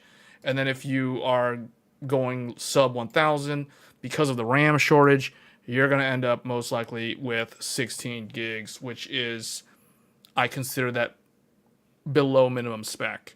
So, yeah, you're probably going to have to spend an additional $100 something to double this up to 32. So that would put the total price of this is closer to like $900, somewhere around there. And watch it, yeah, Marcel's saying watch all these be $100 more. I don't know, man, but I mean, that could happen, but this is what I think are the best deals. People want my opinions on these things. I mean, you guys tell me which one, well, do you guys agree with this assessment? Like, do you think this, and this are good? I personally think out of the three of them, this one is probably still the best deal because it's not stupid expense. I mean, that's still a lot of money, but when we're talking laptop money, this is kind of normal for what you're getting, and this is, yeah, this is normal, I guess, because of the RAM shortage. 16 gigs feels bad, but whatever. And then I can't tell if this is a good deal. I'm just going off of the fact that all the other 5090 laptops are more than this. So I've used the Legion before, and I know Legion's relatively good. So, and I know Lenovo. I don't agree with what Lenovo's doing to the Legion brand, but at the same time, I know that Lenovo's ThinkPads are still the best business laptops, at least in my opinion.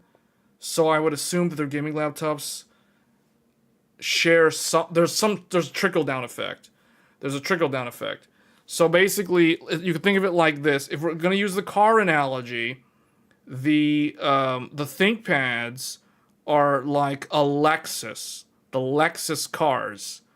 The Legion's like a regular Toyota, I guess. Or no, Legion's, well, yeah, I guess. Legion's like regular Toyota.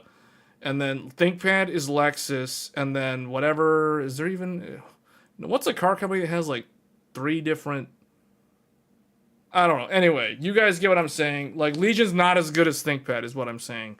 Like, the hinges aren't tested for the same level of durability. The keys are not tested for the same level of longevity. Yeah, they're just not built to last the same as ThinkPads. Any person who repairs laptops will tell you what I am saying is 100% truth.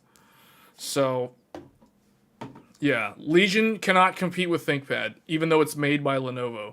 Trust me, I know, because I have a Legion 5, and I have multiple ThinkPads, and the only laptop from Lenovo that I have ever had that has had problems is the one Legion 5 laptop that I have. None of the other ThinkPads, most of them were bought secondhand, used off of eBay. None of them have ever failed or had any problems. But the Legion 5 has had issues with some of the keys not working after a while. And you mess with it and they start working again. So you just mash on the keyboard and then it starts working again.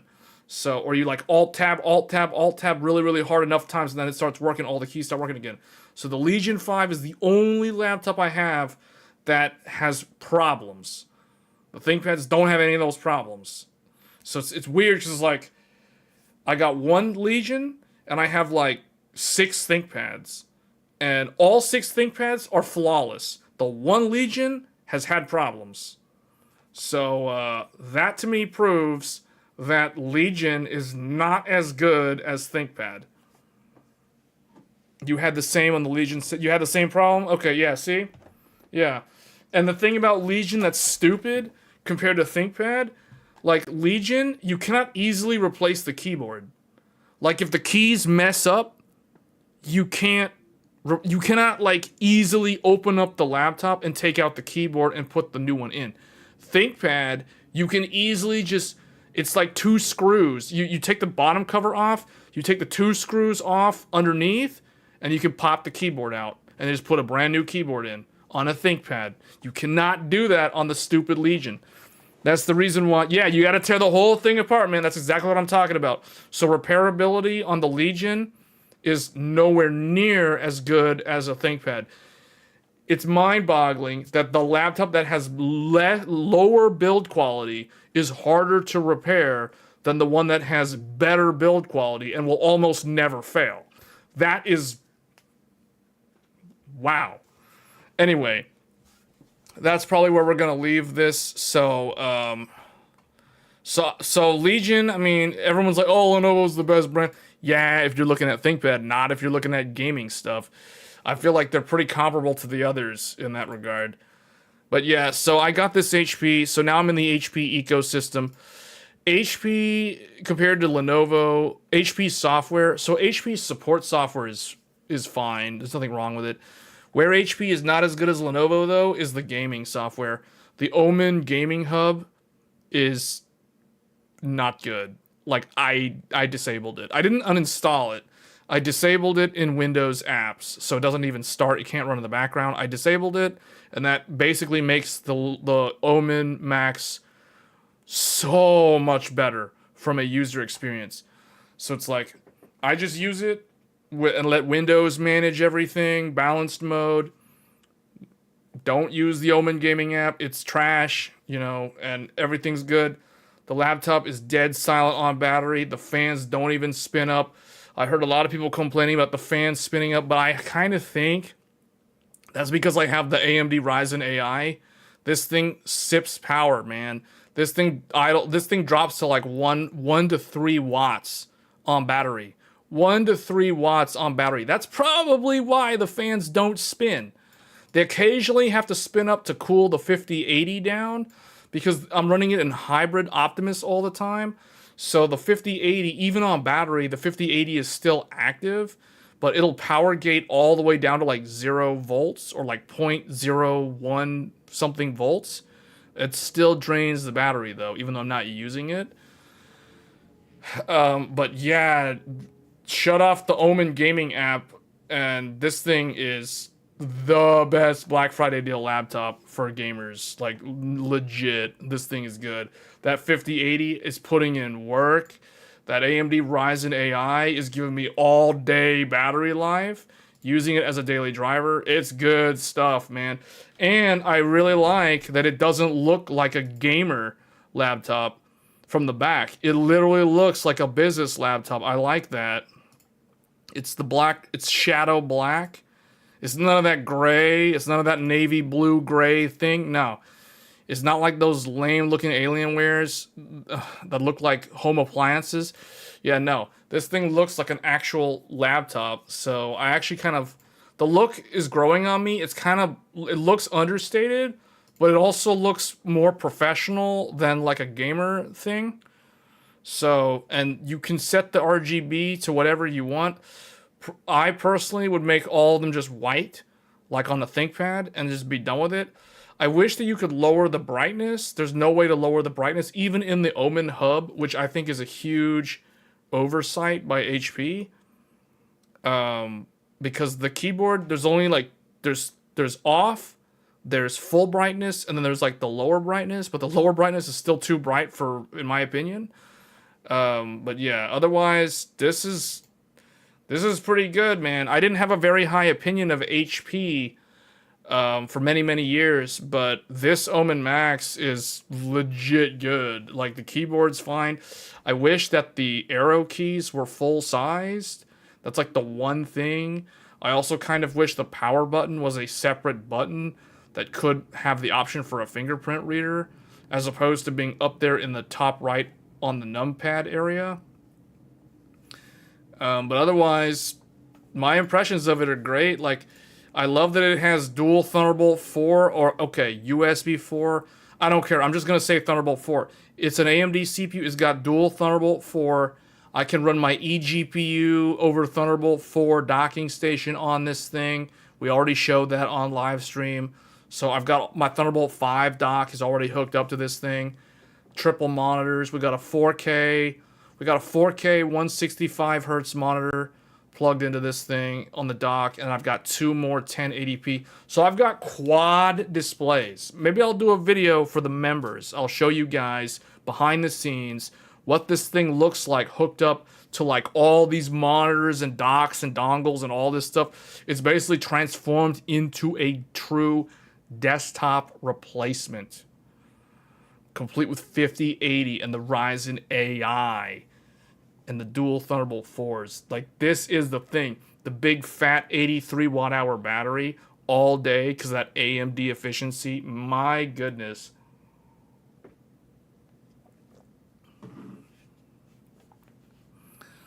You would get the HP Victus since you don't use USB 4 and never spend over 1K for a laptop. Oh, you mean the one, was that the one that had the AI? But see, man, you really don't think you need USB 4? I personally wouldn't buy a laptop that doesn't have USB 4. That is the reason why I was kind of annoyed at Lenovo, because Lenovo has done some stupid things with the Legion brand in particular, which I am not happy with. Because when I was thinking of getting a gaming laptop, the first thing I did was start looking at Legion, because my previous gaming laptop was a Legion. So and I have a bunch of ThinkPads, which means I can literally use my ThinkPad AC adapters to charge my Legion laptop, unless they change the form factor, which I don't think they did. At least I hope they didn't. Yeah, it looks like it's got the same plug type as a ThinkPad. Dude, I've got like 12 ThinkPad chargers. I mean, if I lose my Legion charger, I'll just pick up one of the other ones. It's like that was the one thing that annoyed me about switching to HP, because when I had my HP, I was like, man, I'm probably gonna have to order a second charger off of Amazon or something as a backup, because like for Lenovo, I've literally got Lenovo chargers in like every single room. So anywhere I go, I can charge my laptop. I've got a charger under the desk right here. I've got another charger over there on the other side of the room. I've got a charger in the room where Threadripper is. I've got like another charger in the area where I film all my unboxing videos. I mean, I've got Lenovo. The point is, I've got Lenovo, and these are not USB-C chargers. I'm talking about legit Lenovo, like, 170 watt chargers. I've got like one in every single room. So that's the reason why when I was like, okay, I'm going to get a Legion, because that means I'm already in the Lenovo ecosystem. I've got chargers all over the building to charge my new Lenovo Legion. I don't even have to use the one that comes in the box with this thing. You know what I'm saying? Like, that's how many chargers I have. So when I went to HP, I was like, oh man, now I've got like one charger. And it's like, I want to put that charger where the docking station is. And now I need another charger for traveling with it. So ideally, I think I need like 3 chargers. So I might have to order like 2 additional chargers for this laptop. That's if I just give up on like, but anyway, but see, that's why the battery life is important to me. Because if I'm going to be walking around using the laptop throughout the day, I only got one charger, and I don't like to move the charger. So, you know what I'm saying? Like, and I was amazed, this Ryzen AI 9, this thing's got really good battery life. So, despite it being a big, heavy gaming laptop, this thing is like 5.5 pounds, for those curious. So that's pretty heavy. 5.5 pounds is heavy for a laptop. It's not too heavy. It's not like one of those dumb 7-pound, 18-inch laptops, those gamer laptops. But it is right. It's kind of like at the limit of what I would like in terms of weight for a laptop. Yeah. So I mean, my ThinkPads, most of that stuff is like, I don't use a lot of those old ones. But the one that I use is obviously the P16S. And I figured what'll end up happening is this is going to end up not really traveling anywhere. It's going to turn into like a desktop replacement, and it'll always stay near the charger. It's not going to be plugged in all the time, because that's how you kill your battery. So for those that don't know, once you charge up to 100%, you need to unplug your charger and let that thing run on battery from like 100 down to like 20%, 30%, and then charge it back up. You do that a few times, you're going to extend the battery life of your laptop by years and years and years. I'll use myself as an example. I have a ThinkPad T400 from the year 2010. I have a 15-year-old ThinkPad. The battery still works. It still has like 80% of the entire original capacity of the battery. So in 15 years, my oldest ThinkPad has lost like 15 to 20% of its total battery capacity. No sign of swelling, no sign of issues with the battery. Still works after 15 years. So I think I know what I'm doing when it comes to managing lithium-ion batteries. So the trick is never leave it plugged in 24/7. And also, especially when it's brand new, you need to let it go down a couple of times. Never let it go all the way. Never let it drain all the way to 0. That is like the key thing. Never, ever, ever let the battery drain all the way to 0%. That's how you damage the maximum capacity of your battery very quickly.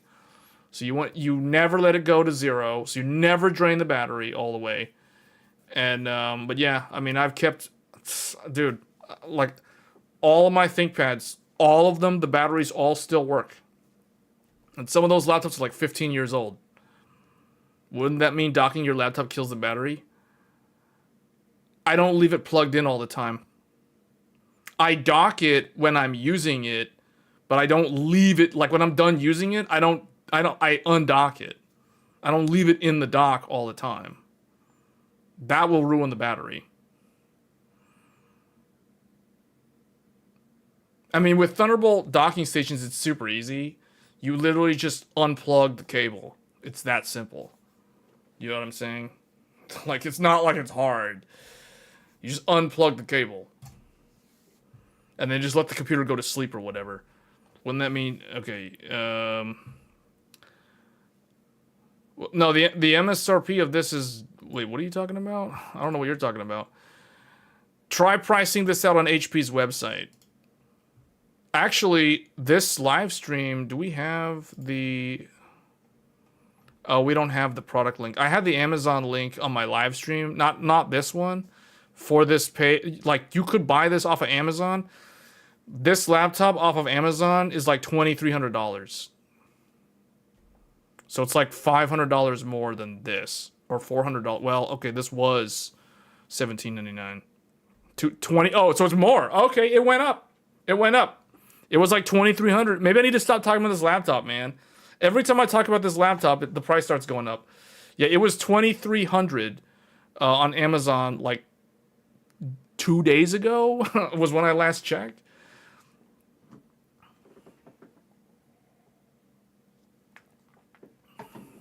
So yeah, this is the deal, guys. That's what I'm saying. Like, this is the deal. Like, if you want to buy it on Amazon, you're gonna overpay by a lot. So this is kind of like, this is for those who live near a Micro Center and are looking for a really, really good gaming laptop on a really good deal. This is a Black Friday deal. That's what they look like. Every time you talk about the battery life being good, it goes up. Because this is like one of those rare gaming laptops. Like this one and that rare Acer. I can guarantee you guys, this thing has good battery life. This Acer has good battery life. Because this has got Lunar Lake in here, man. Lunar Lake, but here's the thing. I didn't even talk about this. The Ryzen AI 9 can give Lunar Lake a run for its money in terms of battery efficiency. That's how insanely good Strix Point is. Like, this thing can scale down to compete with Lunar Lake in terms of battery life. Lunar Lake is ultimately going to beat it out because Lunar Lake can scale way more down. But it's like if you have, it's like imagine Goku and Vegeta having a power level lowering contest. How low can you go? How low can you lower your power level? Goku could like get his power level down to like, I don't know, like 5,000. But Vegeta can like lower it all the way down to like 2,000. You know what I'm saying? Like Lunar Lake can just scale way down. And Goku, like, aka Ryzen, is trying to go way down and get to a certain point, but it just can't go that low. But man, the potential on this thing. AMD's, anything with Strix in the name that is made by AMD is amazing. Strix Point and Strix Halo. Enough said. Like, those two things, man. Like, for real. But yeah, this is like the one Intel laptop that will have insanely good... The one gaming Intel gaming laptop that has insanely good battery life for a gaming laptop. Because it's got Lunar Lake. That is super cool. It's gimmicky, but it's cool. I like that. The Intel model...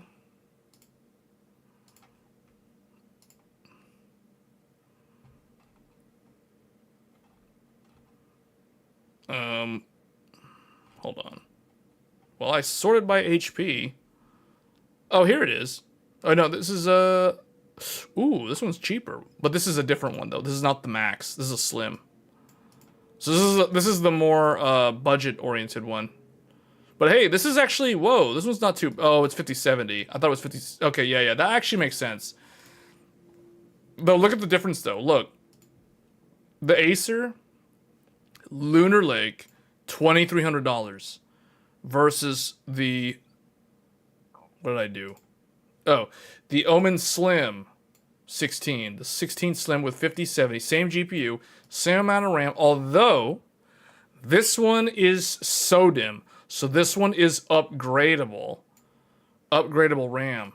1 terabyte SSD. I like how HP puts League of Legends to indicate to the average gamer that this is like this laptop is good for playing League of Legends, but apparently the what did I do? Well, why do I have all the close out of this? Like, we have way too many of these things open. Need to close out a bunch of these. Like, what did I do with that? Oh, like Valorant, really? Like, it's like, okay, if you want to, HP's marketing team is like, what's an appropriate game to market the HP Slim? And they're like, League of Legends. Okay, League of Legends. If you play League of Legends, get an Omen 16 Slim. But if you play Valorant, get a Max. Like, what? What? They have one with the Intel. Should be right above. Wait, Micro Center has one?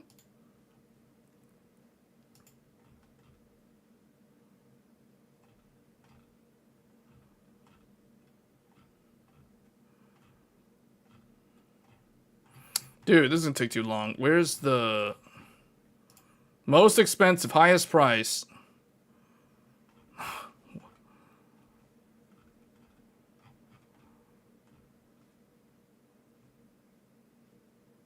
Hey, wait. This is a Lunar Lake. Lunar Lake. You said right around 1,500? Here's one. Well, isn't it this one? This is the one that I keep finding. This one, okay, what does this come with? Does this come with the, does this have Thunderbolt? It better have Thunderbolt 4, man. Where's that Thunderbolt? What? Where's the, what are they doing? What is HP doing? Or is Micro Center like failing so hard on how they...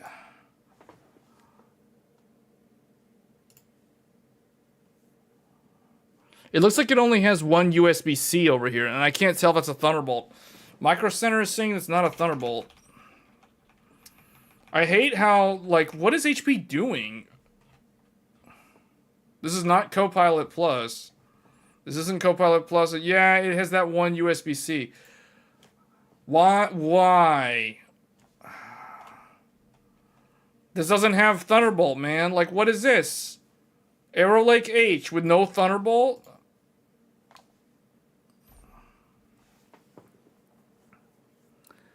Oh, HP?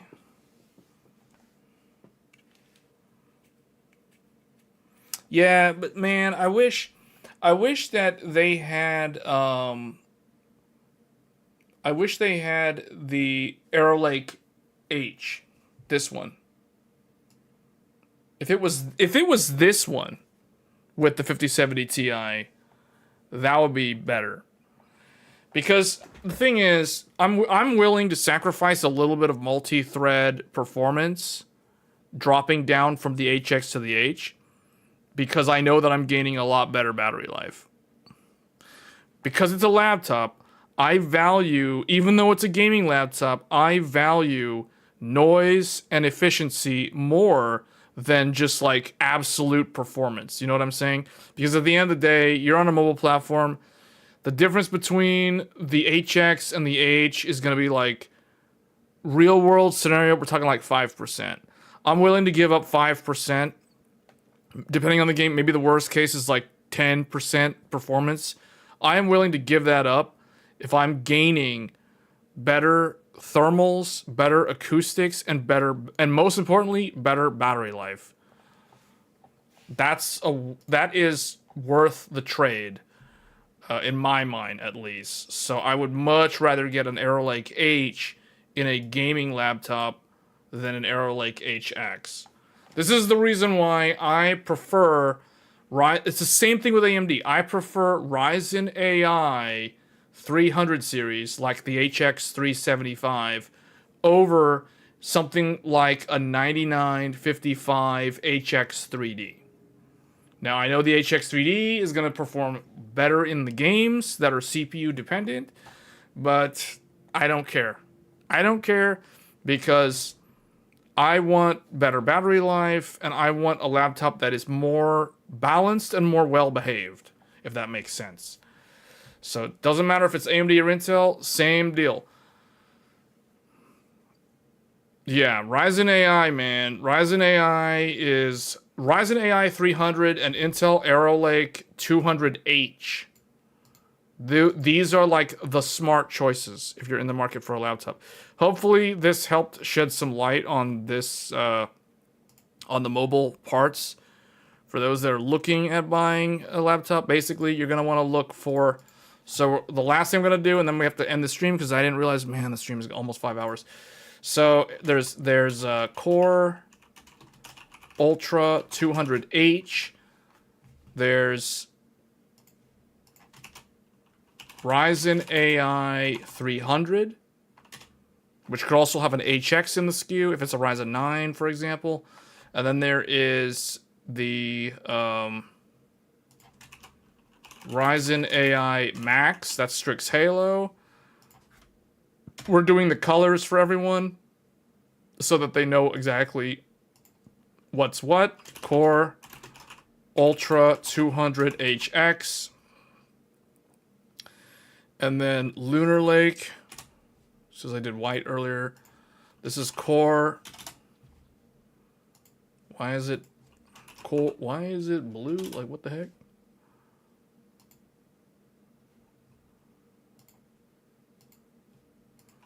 Why is it like not what the heck? Well, Core, whatever. Core Ultra 200V.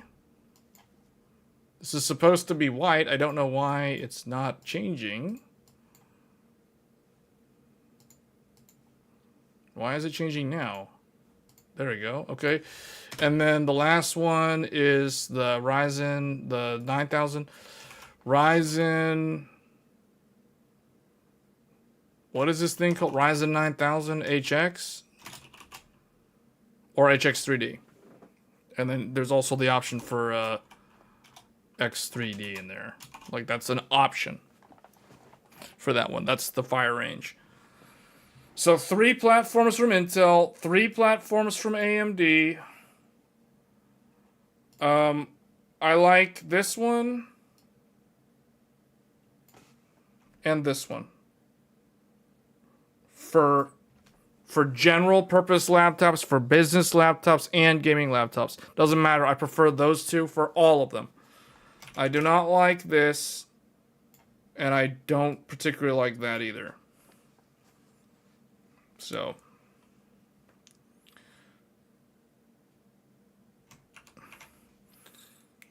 well, if you find a good deal, and if you know you can make use of that laptop in some way to justify the purchase, then that's why you should consider it.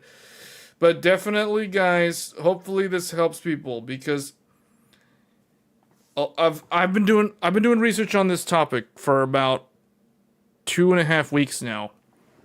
2.5 weeks I've been researching tons of platforms, mobile platforms, laptops, from various different review sites, review channels, reading things what people are talking about, particular laptops on Reddit, and the things that I keep, the general trends are, no one talks about Lunar Lake. No one really talks about Arrow Lake H for some weird reason, and I think that's because all the manufacturers have built all these giant, like, enormous gamer laptops with the HX in it, which is very disappointing, because so many of the complaints have been about thermals and just straight up like issues with the HX platform.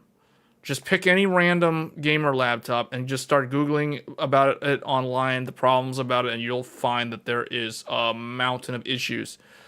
And then when I looked at the AMD stuff, no one in the gaming community is talking about Strix Halo. Like occasionally people will bring it up when people start asking about like integrated graphics, but there's really no reason to even talk about it, to be honest, because there's no gaming laptops with this.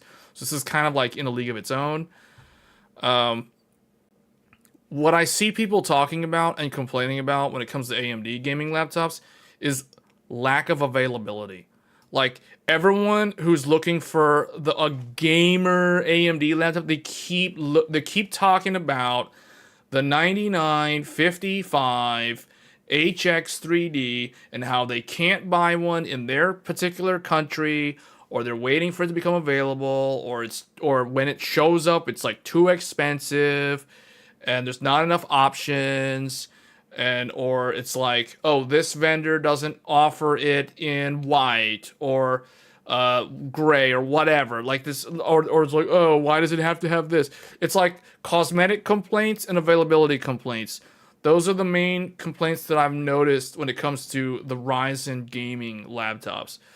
So, but like, there are good options with Ryzen AI 300, just like there are good. There's not a lot, but there's good options for these two platforms, and I think these are the two best platforms for gaming laptops.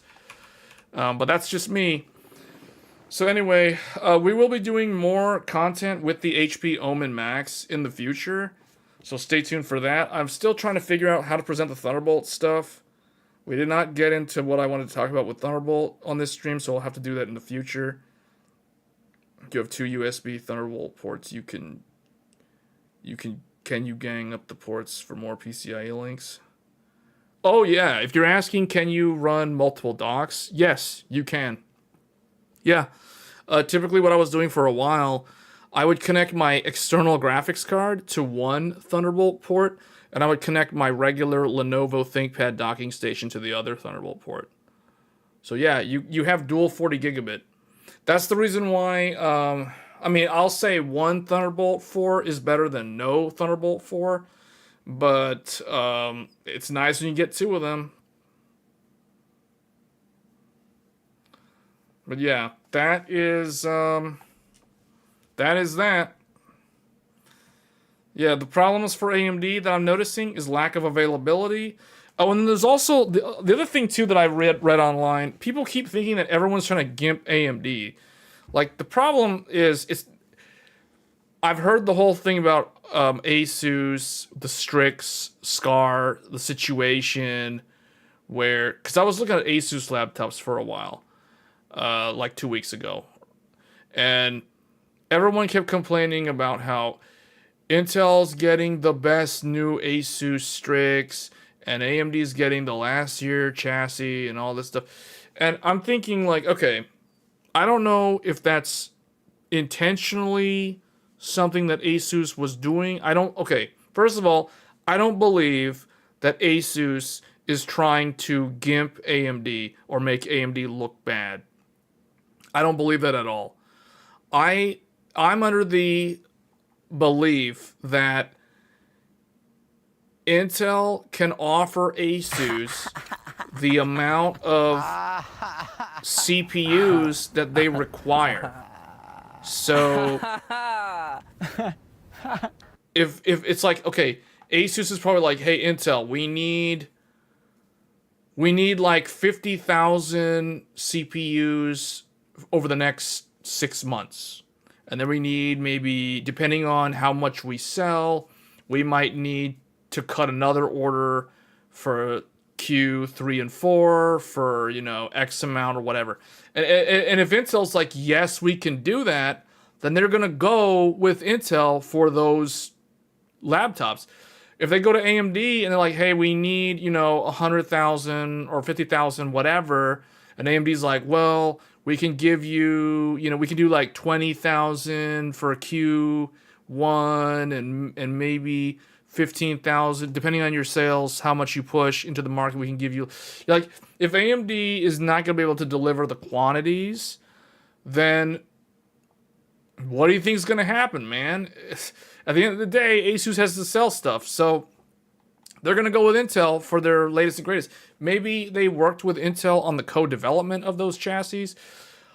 I would not be surprised, though, if it's more like a timed exclusive deal where Intel gets first dibs on the new Asus chassis for the gamer laptop, and then it, like fast forward to April next year, or maybe CES in January, and it's like, oh, Asus announces the new Strix with the 9955 HX3D and everything's good. Maybe so, I wouldn't be surprised if that happens next year. Like if they just refresh the AMD Strix lineup and just put all of the AMD stuff in the new chassis, that's pretty much guaranteed to happen next year. It's just Intel has the volume availability.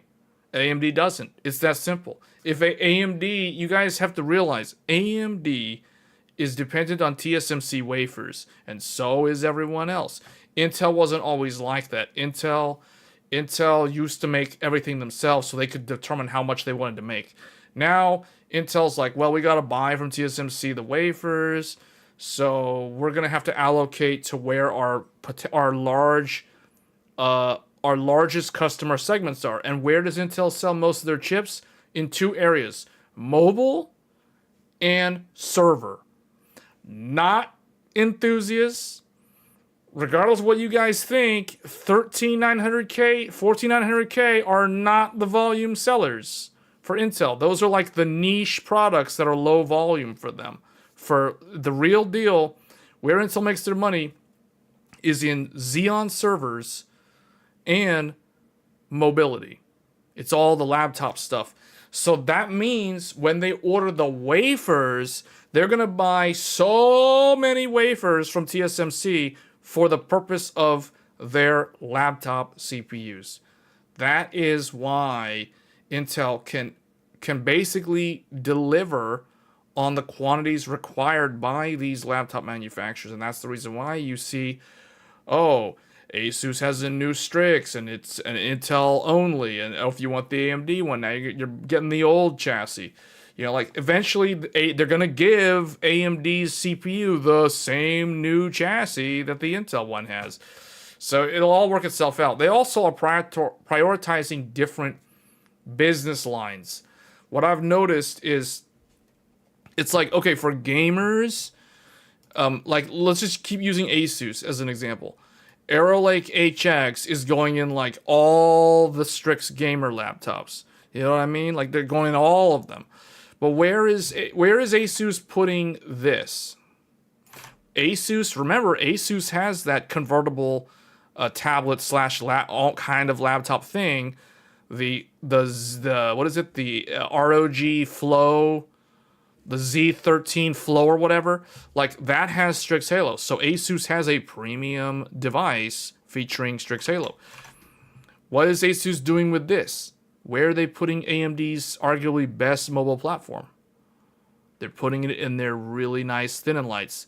They're putting them in Zephyrus. They are putting Intel in Zephyrus 2 now, but they're putting them in the ProArts. They're putting them in the creator laptops, the sleek things that the people who actually know about laptops actually would use themselves. You know what I'm saying? So it's not like they're not getting AMD parts in really nice laptops. The ProArt 16 from Asus is one of the nicest looking laptops that they offer. Like if I was gonna buy, I'm gonna tell you guys right now, like I thought about buying that ProArt laptop from Asus many times since a year ago. And I kept preventing myself from doing it. I was like, nah, I'm not going to buy it. I'm not going to buy it. I kept wanting to buy it. And then when they announced 5090, when they announced this one, the one that we were looking at on their website, where is it? When they announced this, $4,000, 5090 laptop GPU with the Strix Point, because these are AMD exclusive. Everyone's like, oh, they're favoring Intel. That's not true at all. Those people have no idea what they're talking about. Because it's like, you might as well say they're favoring AMD. Because like, what is this? Where's my Intel ProArt? Why can't I get an Intel ProArt, huh? Where's my 275H? How come I can't get a 285H with that 5090 in the sleek ProArt? Why, what's going on? Why is it AMD only? Why is it AMD only, huh? Oh, because it's AI? It's AI? Huh? How come I can't get a 120 watt tandem OLED? What? 120 watt hertz refresh, 1600 nits HDR peak, 100% DCI-P3 gamut VESA certified. Like, you know what I'm saying? Like, this is like the best Asus laptop, guys. This is the nicest Asus laptop, hands down. Like, legit, for real. Man, how do I get to their actual... Like, can I look at their... Where's the... How do you go to the thing? Like, why is this like this? This isn't even... Okay, no. Where is their... Like, how do I get to the website for the actual... Anyway, the point is... They're putting the chips from AMD and Intel in certain products. And it all balances out. So... as far as I'm concerned, no one's favoring anybody. So all this talk about Intel's paying off companies to like not use AMD. That was something that Intel did a long time ago, and they got caught with that. They got caught with their hands in the cookie jar. They got sued for that. That was a long time ago though. Like they don't, as far as I know, they don't do that anymore. So I don't believe that Intel's trying to sabotage AMD. I think the main problem for AMD is what I just said earlier. They don't have enough chips that they're allocating to consumer market. They're too busy chasing AI. Well, they're not super busy chasing AI the way NVIDIA is, but they are busy chasing AI. And they're too busy prioritizing the data center market, the server market, because that's what sells. That's what gets them the revenue. So they've got great silicon. Arguably, I think AMD's silicon is actually better than Intel's right now. Strix Point is amazing. It can scale down to match Lunar Lake, and it can scale up to fight Arrow Lake, HX even. And then they've got their what I consider the lazy, like low effort stuff that they do, like Fire Range, for example. Like this stuff. People are not gonna like me saying this. People who want to get an X3D laptop, but this is literally low effort, guys. Man, this is like minimum effort. This is like AMD knows that they can transform it to a Super Saiyan 3, and Intel can't. So they're just gonna be like, okay, Intel did all this work. Intel did all this engineering work and built all this fancy chipset, everything, all this stuff, all these lanes. You can offer Thunderbolt 5, all this stuff. It's like they did all the like math and everything. It's like all this stuff. It's like, hold up. Push the X3D button. Activate X3D. All this stuff just kind of like loses. You know what I'm saying? Like, that's what I mean. Low effort. Just transform into a Super Saiyan 3. All of a sudden, Vegeta can't compete with you. Like, what happened? You know what I'm saying? Like, but it's low effort. They didn't really do anything. So it's like all they did was just copy paste a desktop thing and just throw it in the laptop and just, okay, done. Work's done. Let's go play Monster Hunter now. So that's what they did. But it's like, that's why you don't see any compelling designs with this thing. Like, that's why people are complaining. They're like, Asus is putting the last gen Strix chassis with the X3D, yet they give Intel the latest and greatest design and chassis and all this stuff. What's going on? Asus is favoring Intel. What is this? Oh yeah, Asus is favoring AMD on the ProArt line. What now? And ProArt is arguably more desirable than those random Strix things. You know what I'm saying? So it's like, I don't know about that. So, anyway, the point is, there's none of this like Intel is trying to like ruin AMD or whatever. Like that's nonsense. Both of them are really good. If you're in the market for a new laptop this holiday season, regardless of whether it's a gaming laptop, a professional laptop, creator laptop, whatever, thin and light, now you have the knowledge. Now you guys know what are the options from both AMD and Intel, and now you just have to decide, do your research and pick one. Pick a laptop brand, watch the reviews, read the reviews. I've made my choice. Strix Point with plus 5080. Best deal, man. Under $2,000. I think that's the best deal.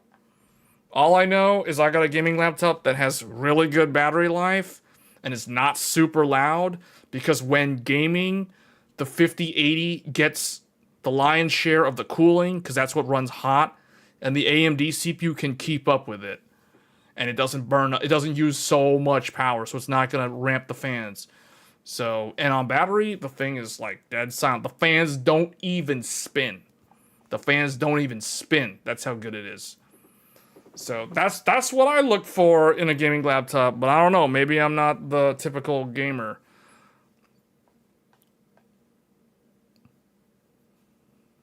Last time Intel tried low effort, well, we have now. Intel may have the volume, but does the market want Intel though? Based off of my research, I think you do have a point though. Tech Keeper is making a pretty good point, because when I was doing a lot of research for this subject, a lot of people on Reddit were like disappointed because they couldn't get an X3D laptop, because either it wasn't available in their country, or was constantly out of stock, or was on back order, or it was delayed, or whatever. I mean, that was the biggest thing that I noticed. And I started looking at HX, because I almost got an HX, and then I'm so glad I didn't get one, because I found so many people complaining about HX overheating at like 100 degrees Celsius, 105 degrees Celsius. There were all these screenshots of hardware info on Reddit just circling around. All these people with screenshots of their 275 HX running at like 105 degrees Celsius while playing, like they weren't even they were playing like one guy was playing Battlefield 6, another guy was playing CS2. Like, I mean, these aren't even like CS2. Like, how is that gonna overheat you? Like, that's okay. I don't know what they did, but for real, like, come on, man. Like, that was the biggest thing that was concerning to me. I was like, man, those laptops shouldn't be running that hot. But then I realized, well, it is technically kind of a desktop CPU. So I was wondering if the AMD one would have the same problem. But you can never buy one, so I guess it doesn't really matter. All I know is you don't have thermal problems and overheating problems with AI Max or AI 300, Ryzen AI, man. This one, and I'm pretty sure Arrow Lake H is fine for gaming. But for some reason, all the gaming laptops are going with that Arrow Lake HX. They're going with the big fat Intel CPU that uses that guzzles all the power and runs really, really hot.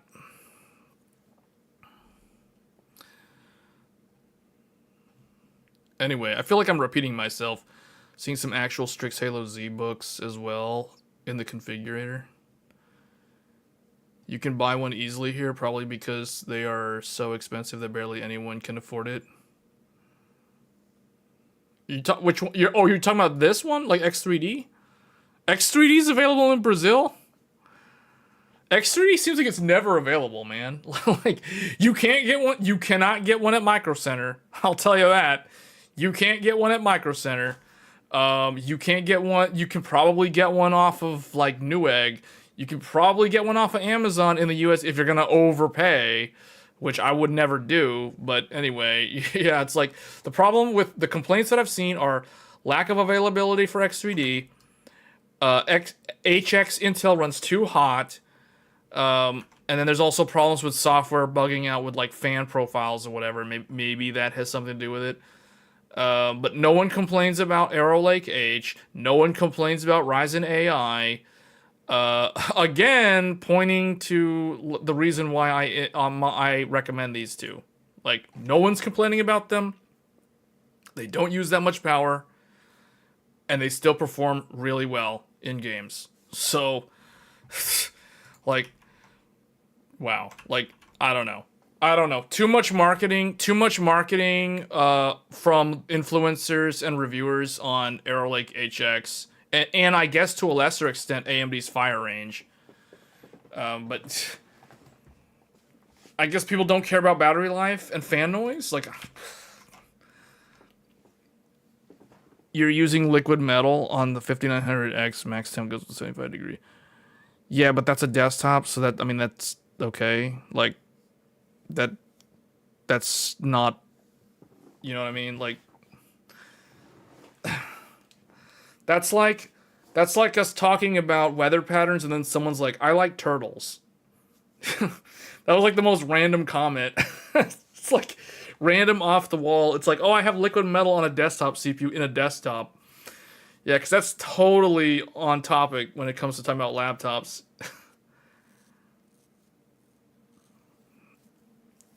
Anyway, guys, I've talked for way over 5 hours. So we're way over. So that's gonna be the Black Friday laptop shopping recommendation special. So now you guys know what I would recommend if I was gonna buy a laptop. And if you're looking to get one, so the reason why I'm emphasizing this is because of the memory prices. It is expected to see RAM prices continue to go up for the rest of this year, which is going to affect the holiday season. Now, what that means is that after the Black Friday and the Cyber Monday deals, I don't know what's going to happen to the price of electronics that have memory in them, like laptops, for example. And what I've heard is the price of GPUs could start getting affected as well.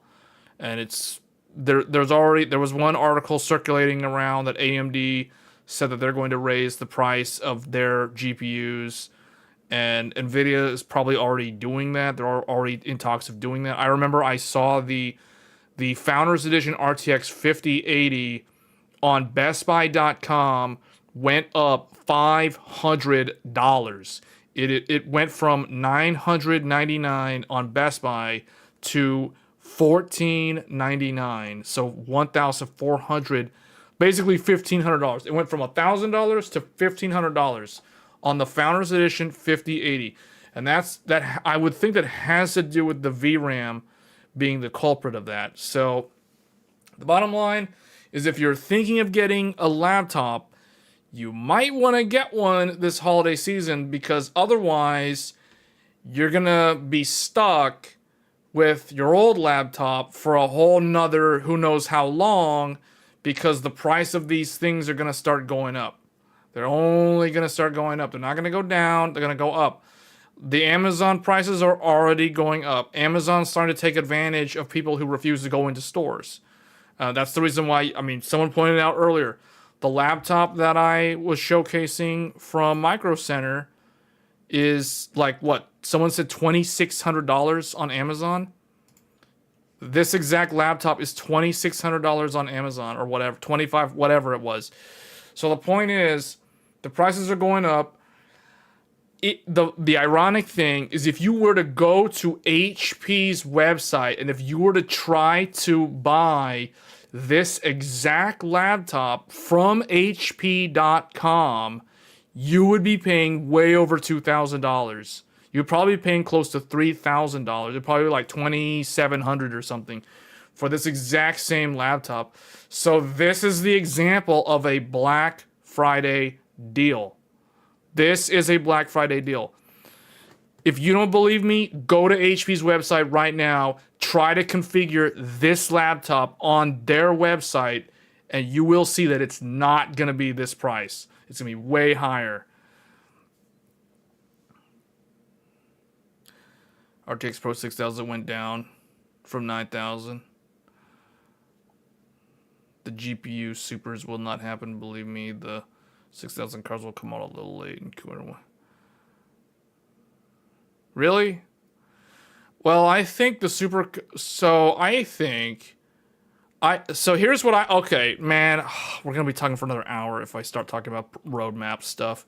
But everyone seems to like when I talk about roadmap. So real quick, we're going to talk about the roadmap for next year. For those that are not going to buy anything, they're going to save up. So here's what's going to happen next year. Man, I really don't want to delete any of this stuff. I like those diagrams, but I'm going to have to delete this Copilot Plus stuff real quick to make some room. Okay, real quick, roadmaps. Here we go. This is the last thing, and then I have to end the stream. 2026, what's going to happen? RTX Super. Summer. Wait, okay, hold on. Yeah. Summer, or I guess Q3. Q3, RTX 50 Super. It's coming in Q3. There you go. Now you know. Okay. There will be no new NVIDIA 60 series next year. None. Nada. Nothing. So if you're waiting for a 50, or if you're waiting for a 6090, you're going to be waiting for the next 18 months. So, well, let's talk about AMD real quick. So AMD, Q4, Zen 6, and UDN, or what are they called? Whatever the new, what 7900 XTX successor is coming late next year. Q4. So this time next year, brand new CPUs from AMD, brand new GPUs from AMD, or I'm just going to say RDNA5. I don't know what it is going to be called, but we're just going to say RDNA5. So if you want a brand new GPU, the fastest GPU on the planet next year is going to be an AMD GPU. But it's going to be coming around like 13 months from now. 13 months from now for a GPU that's faster than the 5090, but it's going to be a Radeon GPU. All right, Zen 6 also Q4 of next year.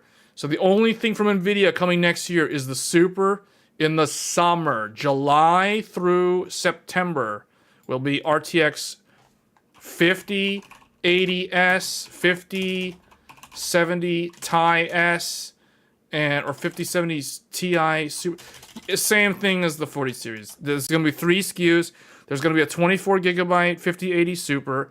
There might be a 24 gigabyte 5070 Ti Super. If they wanted to do that. I don't think they will, though. I think it's going to be 16. And then they're going to do the 5070 Super. That's all they're going to do.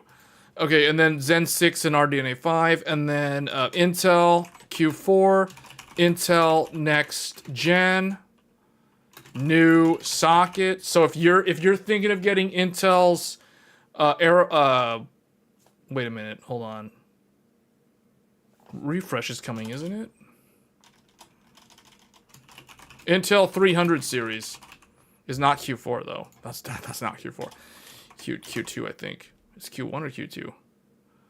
Q1 or Q2. I don't know which one. I'm just gonna say Q2. Intel 300 series. The earliest this will ever hit is going to be Q1. This is going to be Arrow Lake refresh on LGA 1851. So this way, Intel can get away with saying, hey, we had 2 generations on Z890. When in reality, it was 1 generation. Just copy paste. So, okay. Because the real new Intel is going to be on a brand new socket, which will require you to buy a brand new motherboard. It will not work with Z890. Guaranteed it will not work. 100% it will not work. All right, 2027. How much teraflops AIM bring to the $1,000 GPU? Because it's not going to be $1,000, dude. It's going to be more. AMD's flagship, this thing is going to be like minimum $1,500 or more. It might be like a $1,600 GPU. So anyway, okay, it's not going to be $1,000. I can tell you that. Okay, the weaker one will be $1,000. So the one that's like not the flagship will be $1,000. Or somewhere around there, like 1,200 or something. Okay, so 2027, the following year. Okay, the thing that everyone's wanting me to say. Q2, RTX 60 series, Q2, May 2027 is my new tentative date for when the RTX 6090 will show up May 2027. Sometime in Q2. That means April through June of 2027 is the launch window for the next generation of NVIDIA graphics cards. Q2 2027. So if you want a 6090, you're going to be waiting a long time. Okay. So, what else? Q4. PlayStation 6. Is that how they say PlayStation? Or is it just PlayStation 6? PlayStation 6 will be November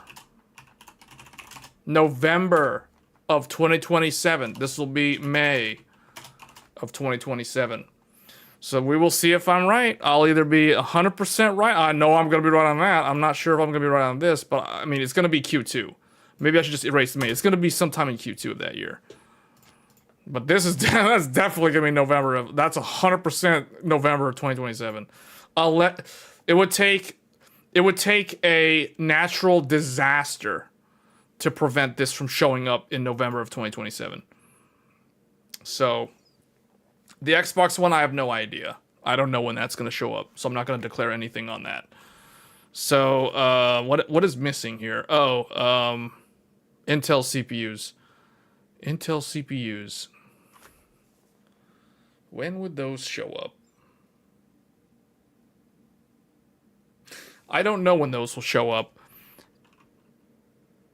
It's very hard for me to predict the new Intel CPU, like the real Intel CPU. It's either going to be Q4 like Zen 6, or it might actually be in Q1 or Q2. It might align with RTX 60. I'm not sure. Intel might align it with RTX 60. Right now it's looking like Intel next gen is going to be sometime in the first half. We'll say first half of 2027 will be Intel next gen. I'm guessing somewhere. I mean, this makes sense to me. Since they're pushing that refresh to next year, they're doing that as a bargaining chip to get more time from their shareholders. Mobile platforms. Mobile platforms. Oh yeah, mobile platforms.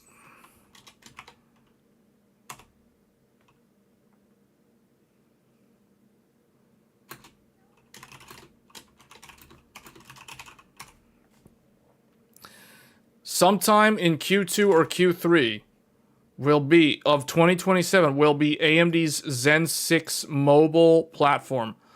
That means Gorgon Point is not next gen. Gorgon Point is 2026, but that's literally just this copy paste.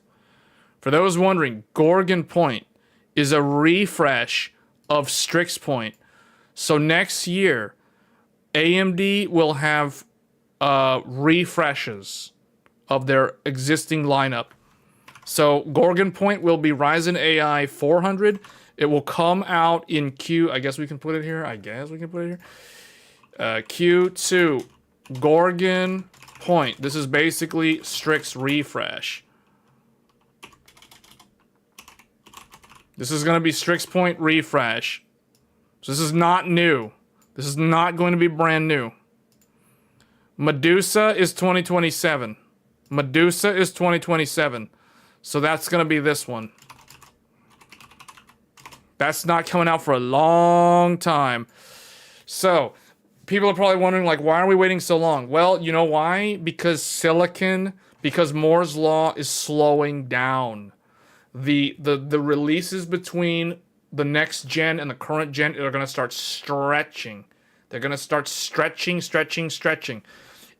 NVIDIA is on track to realign with their old launch window from 10 years ago.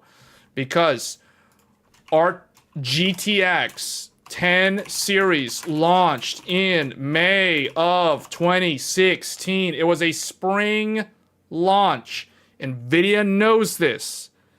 NVIDIA knows this. So they can realign the 60 series to a Q2 launch, just like they did with the GTX 1080 and the GTX 1070. See, people are probably like, how does he know this? How is he figuring this out without anyone telling him?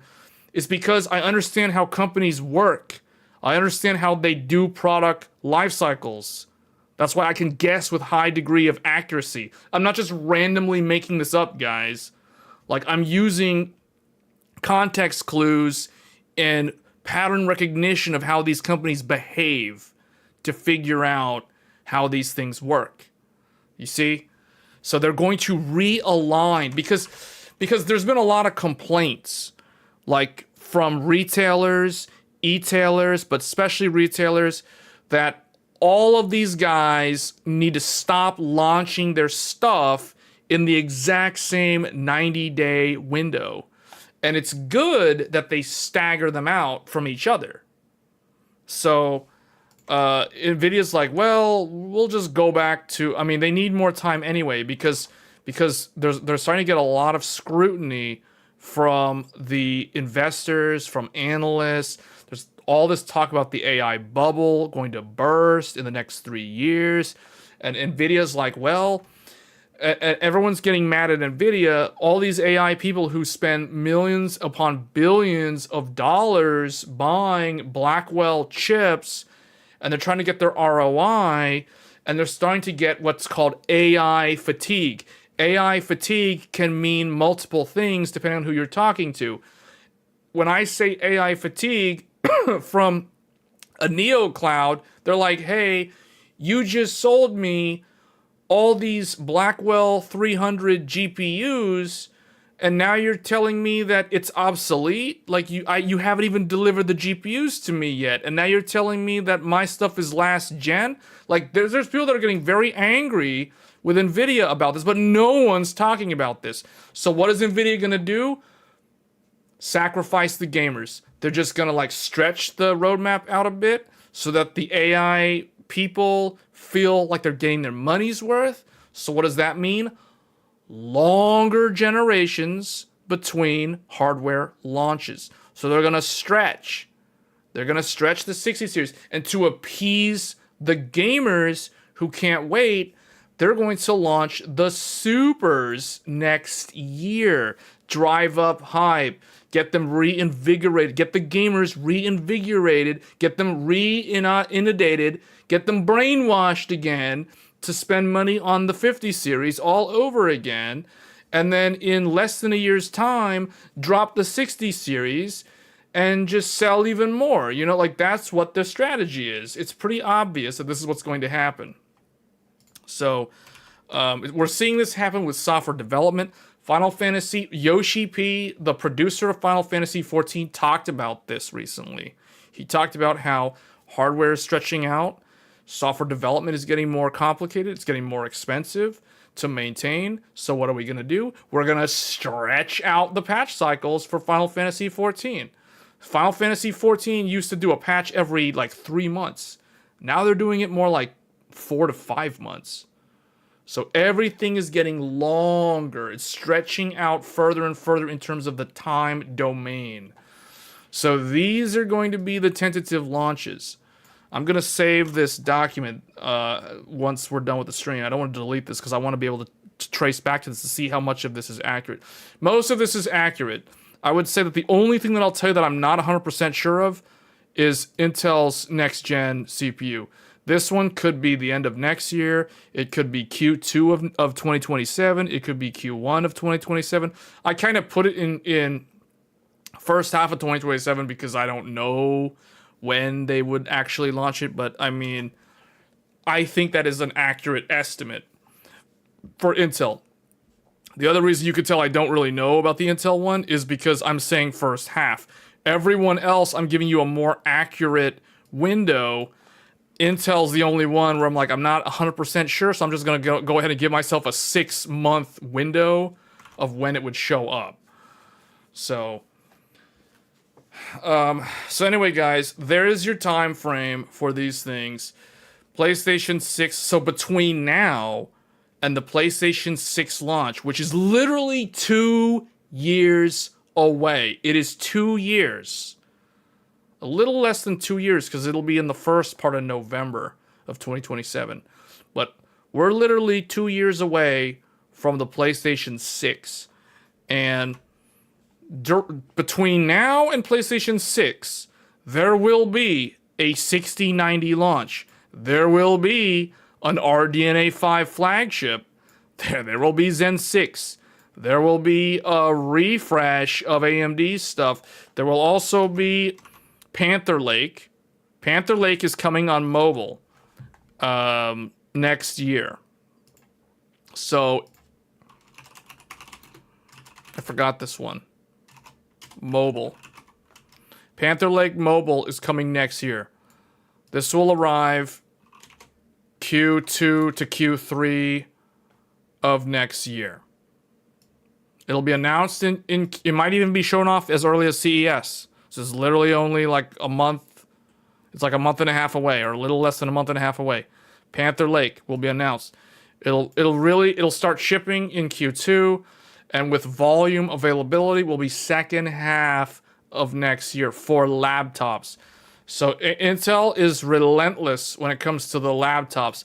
Desktop, they're not quite sure what's going on. Remember, guys, this is not 2027. This is 2026.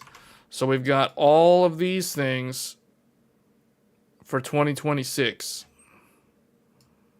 There's the roadmap. Next year and the year after. There you go. NVIDIA's realigning. NVIDIA's realigning. Sometime between now and PS6, there'll be a GTA launch. GTA 6 will launch between now and the PlayStation 6 launch.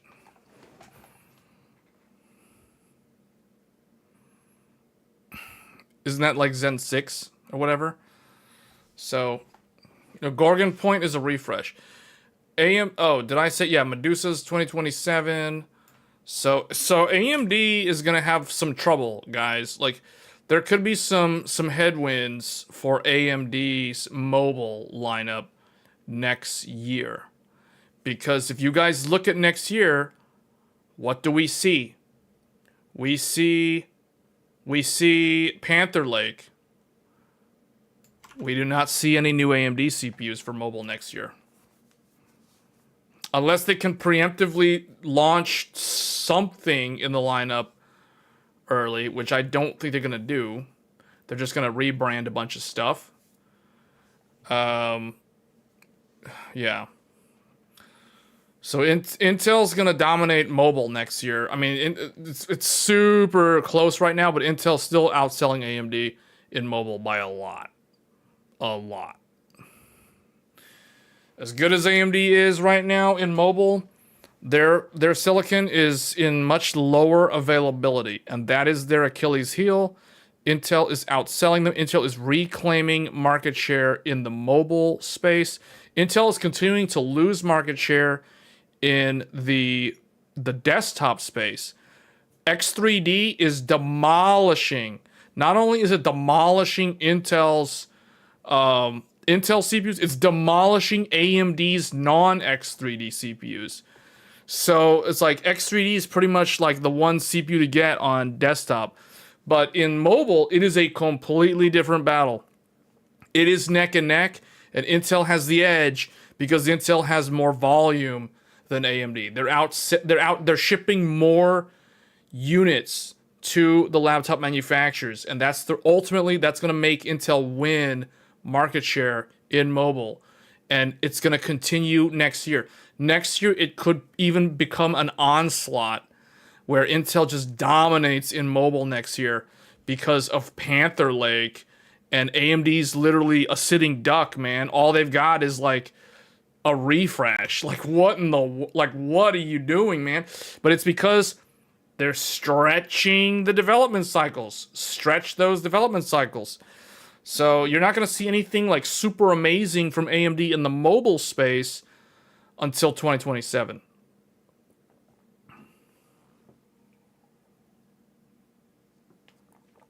So we'll see.